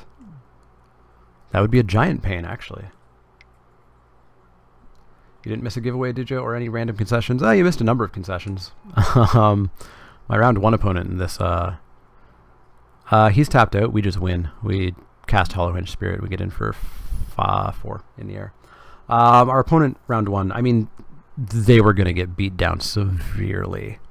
But once they realized they were going to get beat down severely, they conceded probably like, 2 turns too early. Yeah, we flash in Hollowhenge Spirit. Let's remove auto yields just in case, but I have not touched F6 this game. You're attacking. Boy, you're not even going to get to touch me. Hollowhenge Spirit. Get out of combat. Get out of combat. Hey, got there. Alright. So we just do that again. Do that again, and we get to go to round 3. Again, for the 2nd time in a row. Well, 3rd time in a row, right? Or did we lose round 1 of Kaladesh Draft? We lost round 1 of Kaladesh Draft. Or round 2. We lost something of Kaladesh Draft. But we made it to round 3 in Dark Ascension. So that's a plus. You'd bring Burden back in? I could see it for the worm. Maybe better than Unruly Mob, actually. Let's do that. Yeah, Burden against paying 1 mana to turn off his 8/8 trample. Seems good. Seems good.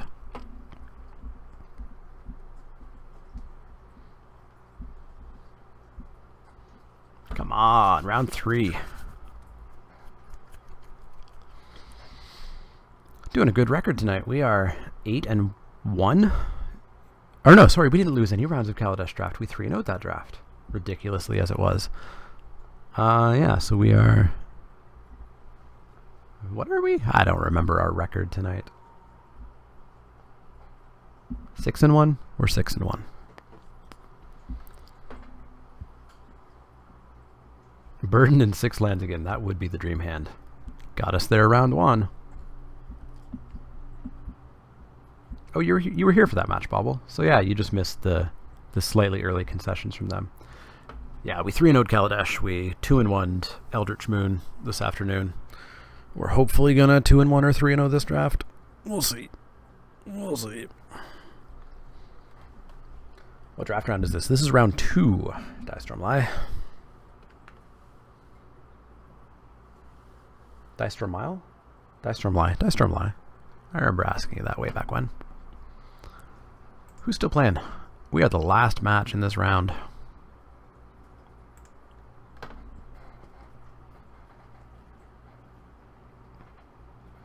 So actually that person earlier was asking, you can still see your tiebreakers, right?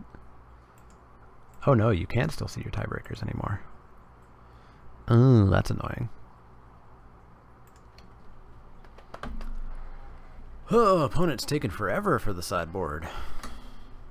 What are they sideboarding? They haven't seen our amazing travel prep, just like we haven't. Or our Gavany Township. Oh, you gotta go to sleep. See ya, Dice Stormlight. I'll still be here for the next 12 and a half hours. Are there tiebreakers in 8-4s? There are, technically. There's tiebreakers in every single event ever. This is fine. 1-drop, 2-drop. Probably not a 3-drop. 4-drop? I'll keep it. I will keep. Let's just not see a defender too early. And actually, Dawn Treader... never mind. I was going to say Dawn Treader goes and gets our other forest, but there it is. There it is. No 2-drop. I don't want to see one. Thank you for doing what I say. Ooh, Grizzled Outcasts. We will attack in for 1. Got him. Drop a Dawn Treader Elk. Pass the turn. Not 6 lands, half to maul. It's true. What you got? One-eyed Scarecrow? Screeching Bat. Oh, it's a shame we sided in like one specific card for that card. Such a shame, eh, guys? Such a shame. Not only that, but a card that is exactly on our curve. Oops, down it goes. In for 3. Curve out into Mystics, curve out into Grizzled Outcasts. Living the dream. All we need is a travel prep in the next 2 draws.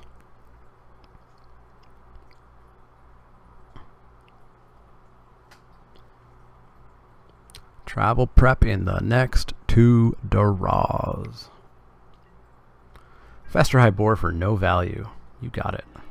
Creepy Doll. Yeah, we'll just drop a Mystics. Pass the turn. Maybe we get lucky and flip them. Opponent hit their 5th land, so probably not. But maybe our opponent has to do some really strange shenanigans to morbidize something. I think I mispronounced Gavany Township. Gavany Township. Gavany Township.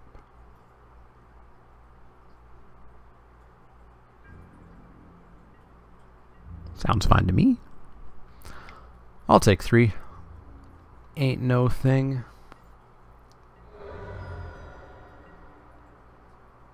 I do get told I have an accent now and then. Apparently, Canadians have accents. What you got? Hollowhenge Scavenger. It's a 4/5. That's about it. We get a Niblis. Or we can just flip these into a 5/5 with regen. Yeah, I like 5/5s with regen. Still dies to a Tragic Slip. But that's fine. Gavany. Gavany Township. Gavany. I know I apparently say untapped weird. Reveal the top 4 cards of your library. Yep, good old Mulch. That was played in Standard. All lands revealed this way into your hand, the rest of your graveyard. You get a swamp, a forest, and a grave bramble. Well, you don't get a grave bramble. You played a swamp. Okay, so you've got a swamp and a forest in hand. And Parallel Lives. It has to be for spider spawning, right? Has to be for spider spawning. So Primordial's going to flip again. It's no big deal. I think we can just Creepy Doll now. And pass the turn. Dawn Treader Elk gets a basic land. Oh, that's a pain. I feel like that was a joke that you said you were looking for 1 card, but should be looking for Gavany Township. Oh, I get the joke. I get the joke. Death's Caress, Ulvenwald. Sure. Whoa, our opponent's on 6 minutes of timer. When did that happen? Are they us?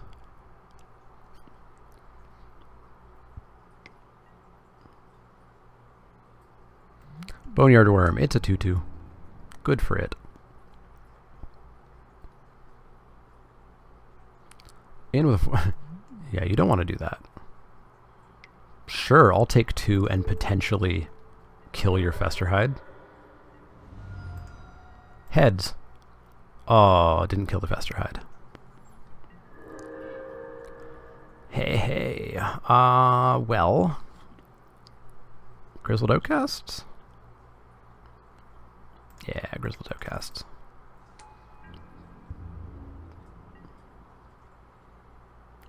What's he playing? Dimir Teachings in Pauper? Time them out. That's the plan. It worked last time, right? Worked last time. Oh, we need Gavany Township.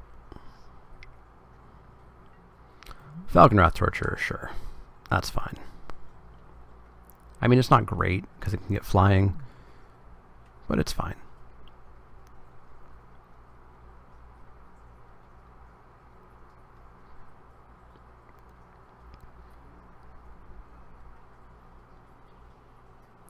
It is fine. Oh, they're in the red. They're under 5 minutes.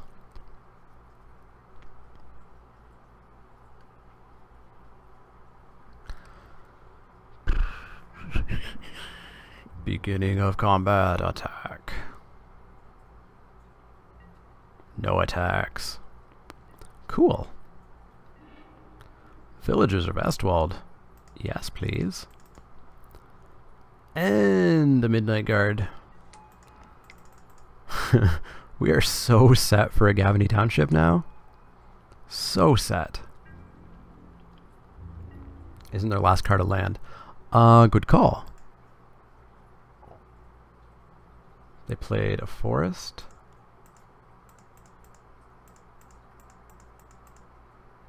They played a swamp. No, we've seen both of these cards be played, I'm pretty sure. Pretty sure we've seen both of those cards be played. Because they played a land. They didn't play a land before Mulch. They played Mulch, hit 3 lands, played a card.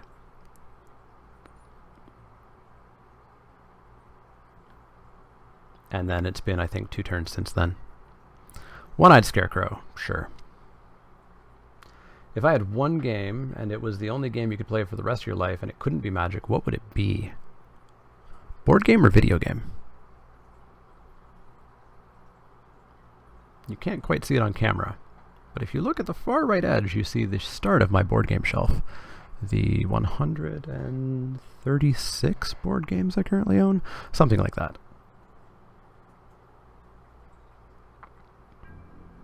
I don't know, though. It's a really good question. Can I just, like, could I piss chat off and be like, No Man's Sky? No attacks. Love it.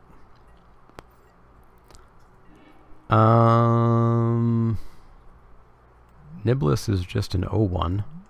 So I think we just passed the turn here. Flip my werewolves. One video game.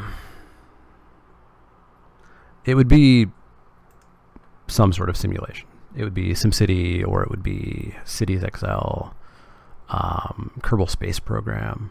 It would be some sort of simulation game, for sure. Something where basically I can make my own fun and make my own story. Board game? I don't know. Board game's tough. Board game's real tough. Do you thin your deck with Elk?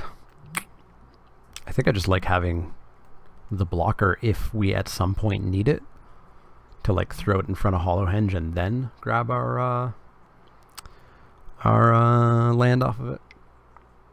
Do I like leaks? I do like leaks. Leaks are fine. +1/+1 regenerate. Sure. I like potato and leek soup quite a bit, actually. Yeah, I don't even... I would have to pick like one board game of every category or something. There's the spider spawning.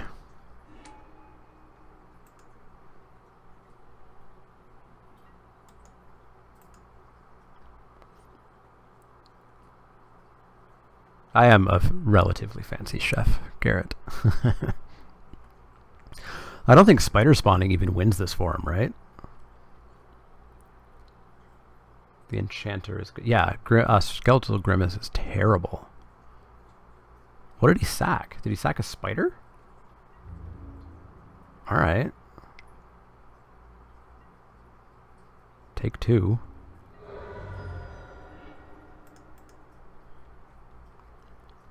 Does that end the game in 2 minutes? Well, it probably ends the game in 2 minutes.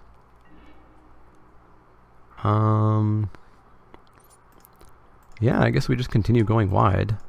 Niblis, Scorn Villager, pass the turn. So yeah, Jackbox games would be good. Cobbled Wings. Wow. Opponent's going deep on the flying plan. Now we're actually in trouble. Like, now we die in 2 turns, unfortunately. Well, 3 turns because of Niblis. You think I sack now? Yeah, I can see that. I can see that. Lady, you're back, watching from work. That doesn't sound responsible. Why would you put it on that and not that?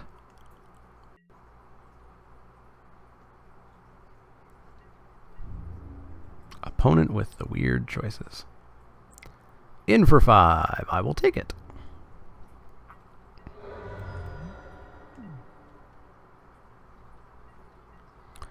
Oh, come on, deck. Alright, fine. Sack the Elk. Get a land out of this deck. There can't be that many left. What wins this for us? Slayer blows up 1. Burden of Guilt turns off the other. Hollowhenge Spirit slightly gets us back in. Nice, lady. Nice.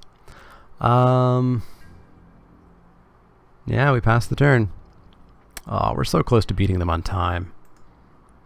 But we're not quite gonna get there, I don't think. Don't think.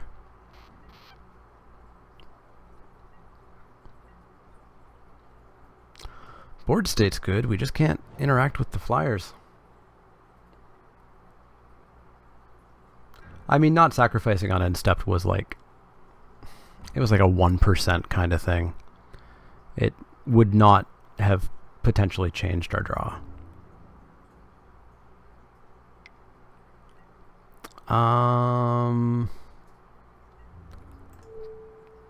That has trample, so I would take 4. I could take 3. I guess I'll take 3.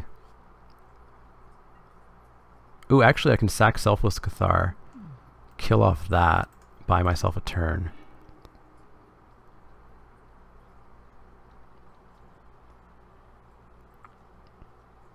Well, it didn't cost us a draw step. Sacked another creature. You don't have humans to sack.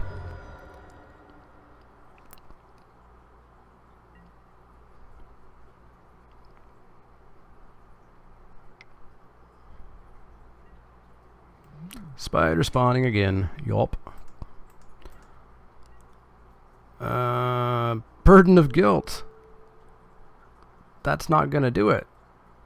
Like, if we put it on that, he just puts it over here where it should be anyways. But we have to put it on there to buy ourselves the turn.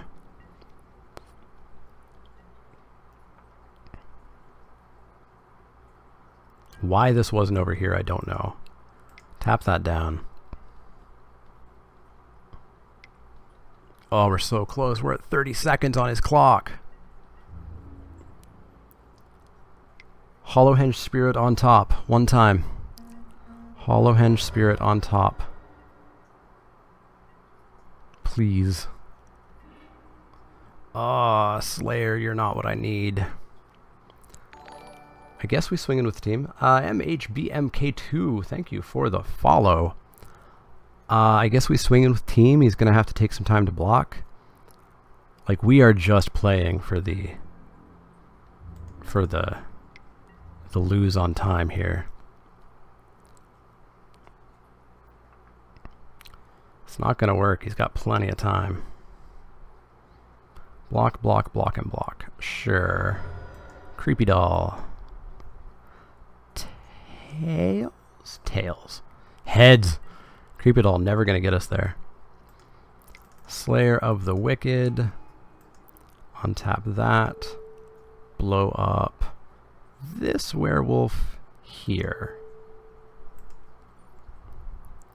I think our opponent found F6, unfortunately. They found the line, they got there. Man, losing to Cobbled Wings. Not the way I wanted to go out. Gavany Township and a flyer to block. Whew, that's unfortunate. Sorry, you've been eliminated. You're welcome to replay completed rounds of the tournament above. I've never seen that message. I wonder if this is because I've complained to Lee Sharp so much about these being single eliminations that now there's a message being like, sorry. Well, that's sad. That is sad. 1 and 2. Or not 1 and 2. 1 and 1 single elimination. What has that done to our limited rating? 1776. Almost 1800. All right. It is just shy of 11 p.m. How many people are in chat? How's chat doing? Chat doing good?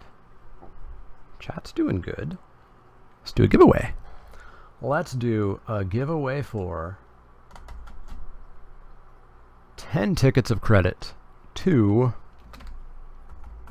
MTGO Traders. MTGO Traders, one of the premier MTGO bot services online. Tons of bots readily available for you to go to, plus a great website where you can go throw cards in your cart, hit pay by PayPal or event ticket or credit card, and their bot then says, hey, you just bought something. Here's your cards. Great service. I've used them a ton. They were the first bot system that I ever really used. And we're going to give away 10 credits to the bot system of MTGO Traders. So, we're going to pull over the chat giveaway thingy. This is an MTGO Traders giveaway, so the code is MTGO Traders. Type into chat MTGO Traders, just like you see right here in the chat box. Hit enter, and you will get entered. And then once everybody's entered, we'll draw. I will then alert MTGO Traders to this, and within a day or so, you will have credit with your MTGO account.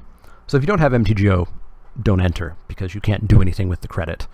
But if you do win, you get the credit.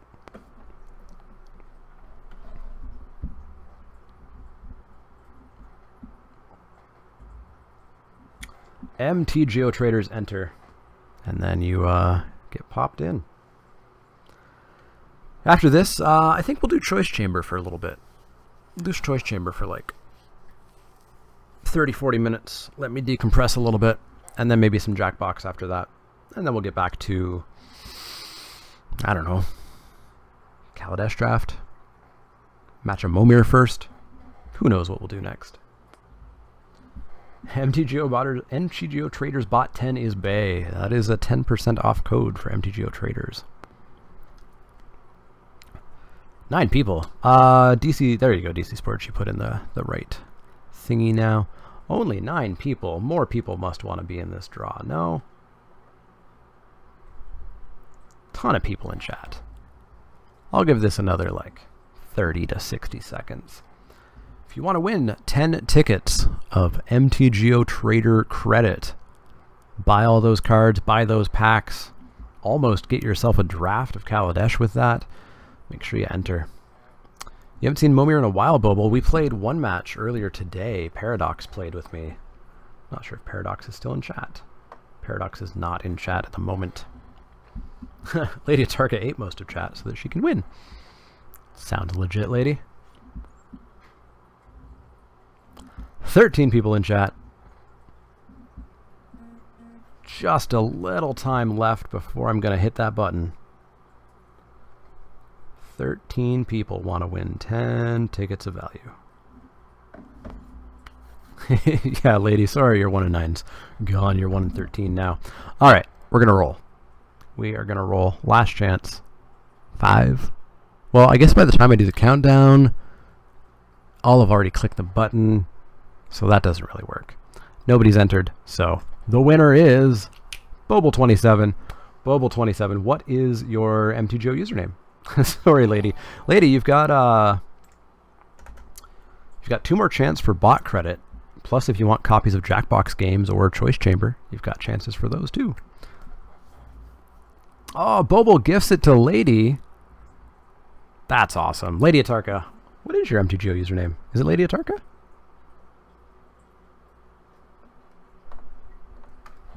Awesome of Boble27. Boble27 just assumes he's going to win again later tonight. Yeah, let's get some Gabby Love in the chat. Gabby Love. Gabby Love.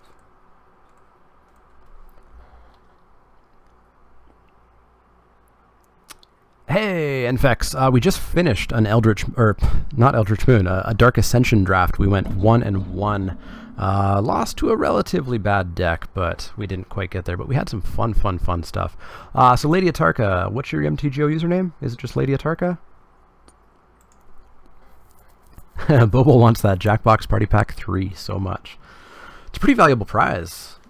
So I actually contacted Jackbox Games and I was like, hey, you guys can give me like really old copies of games. And they gave me the game that just came out like 2 weeks ago. Plus some old games.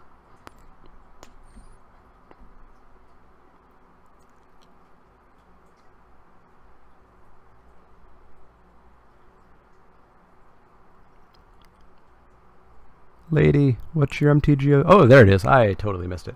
Lady Atarka, same as username. So, Lady Atarka, Scarborough, Seb Pelt, Letye, Habs JD, Margin of Victory, all those people who have won.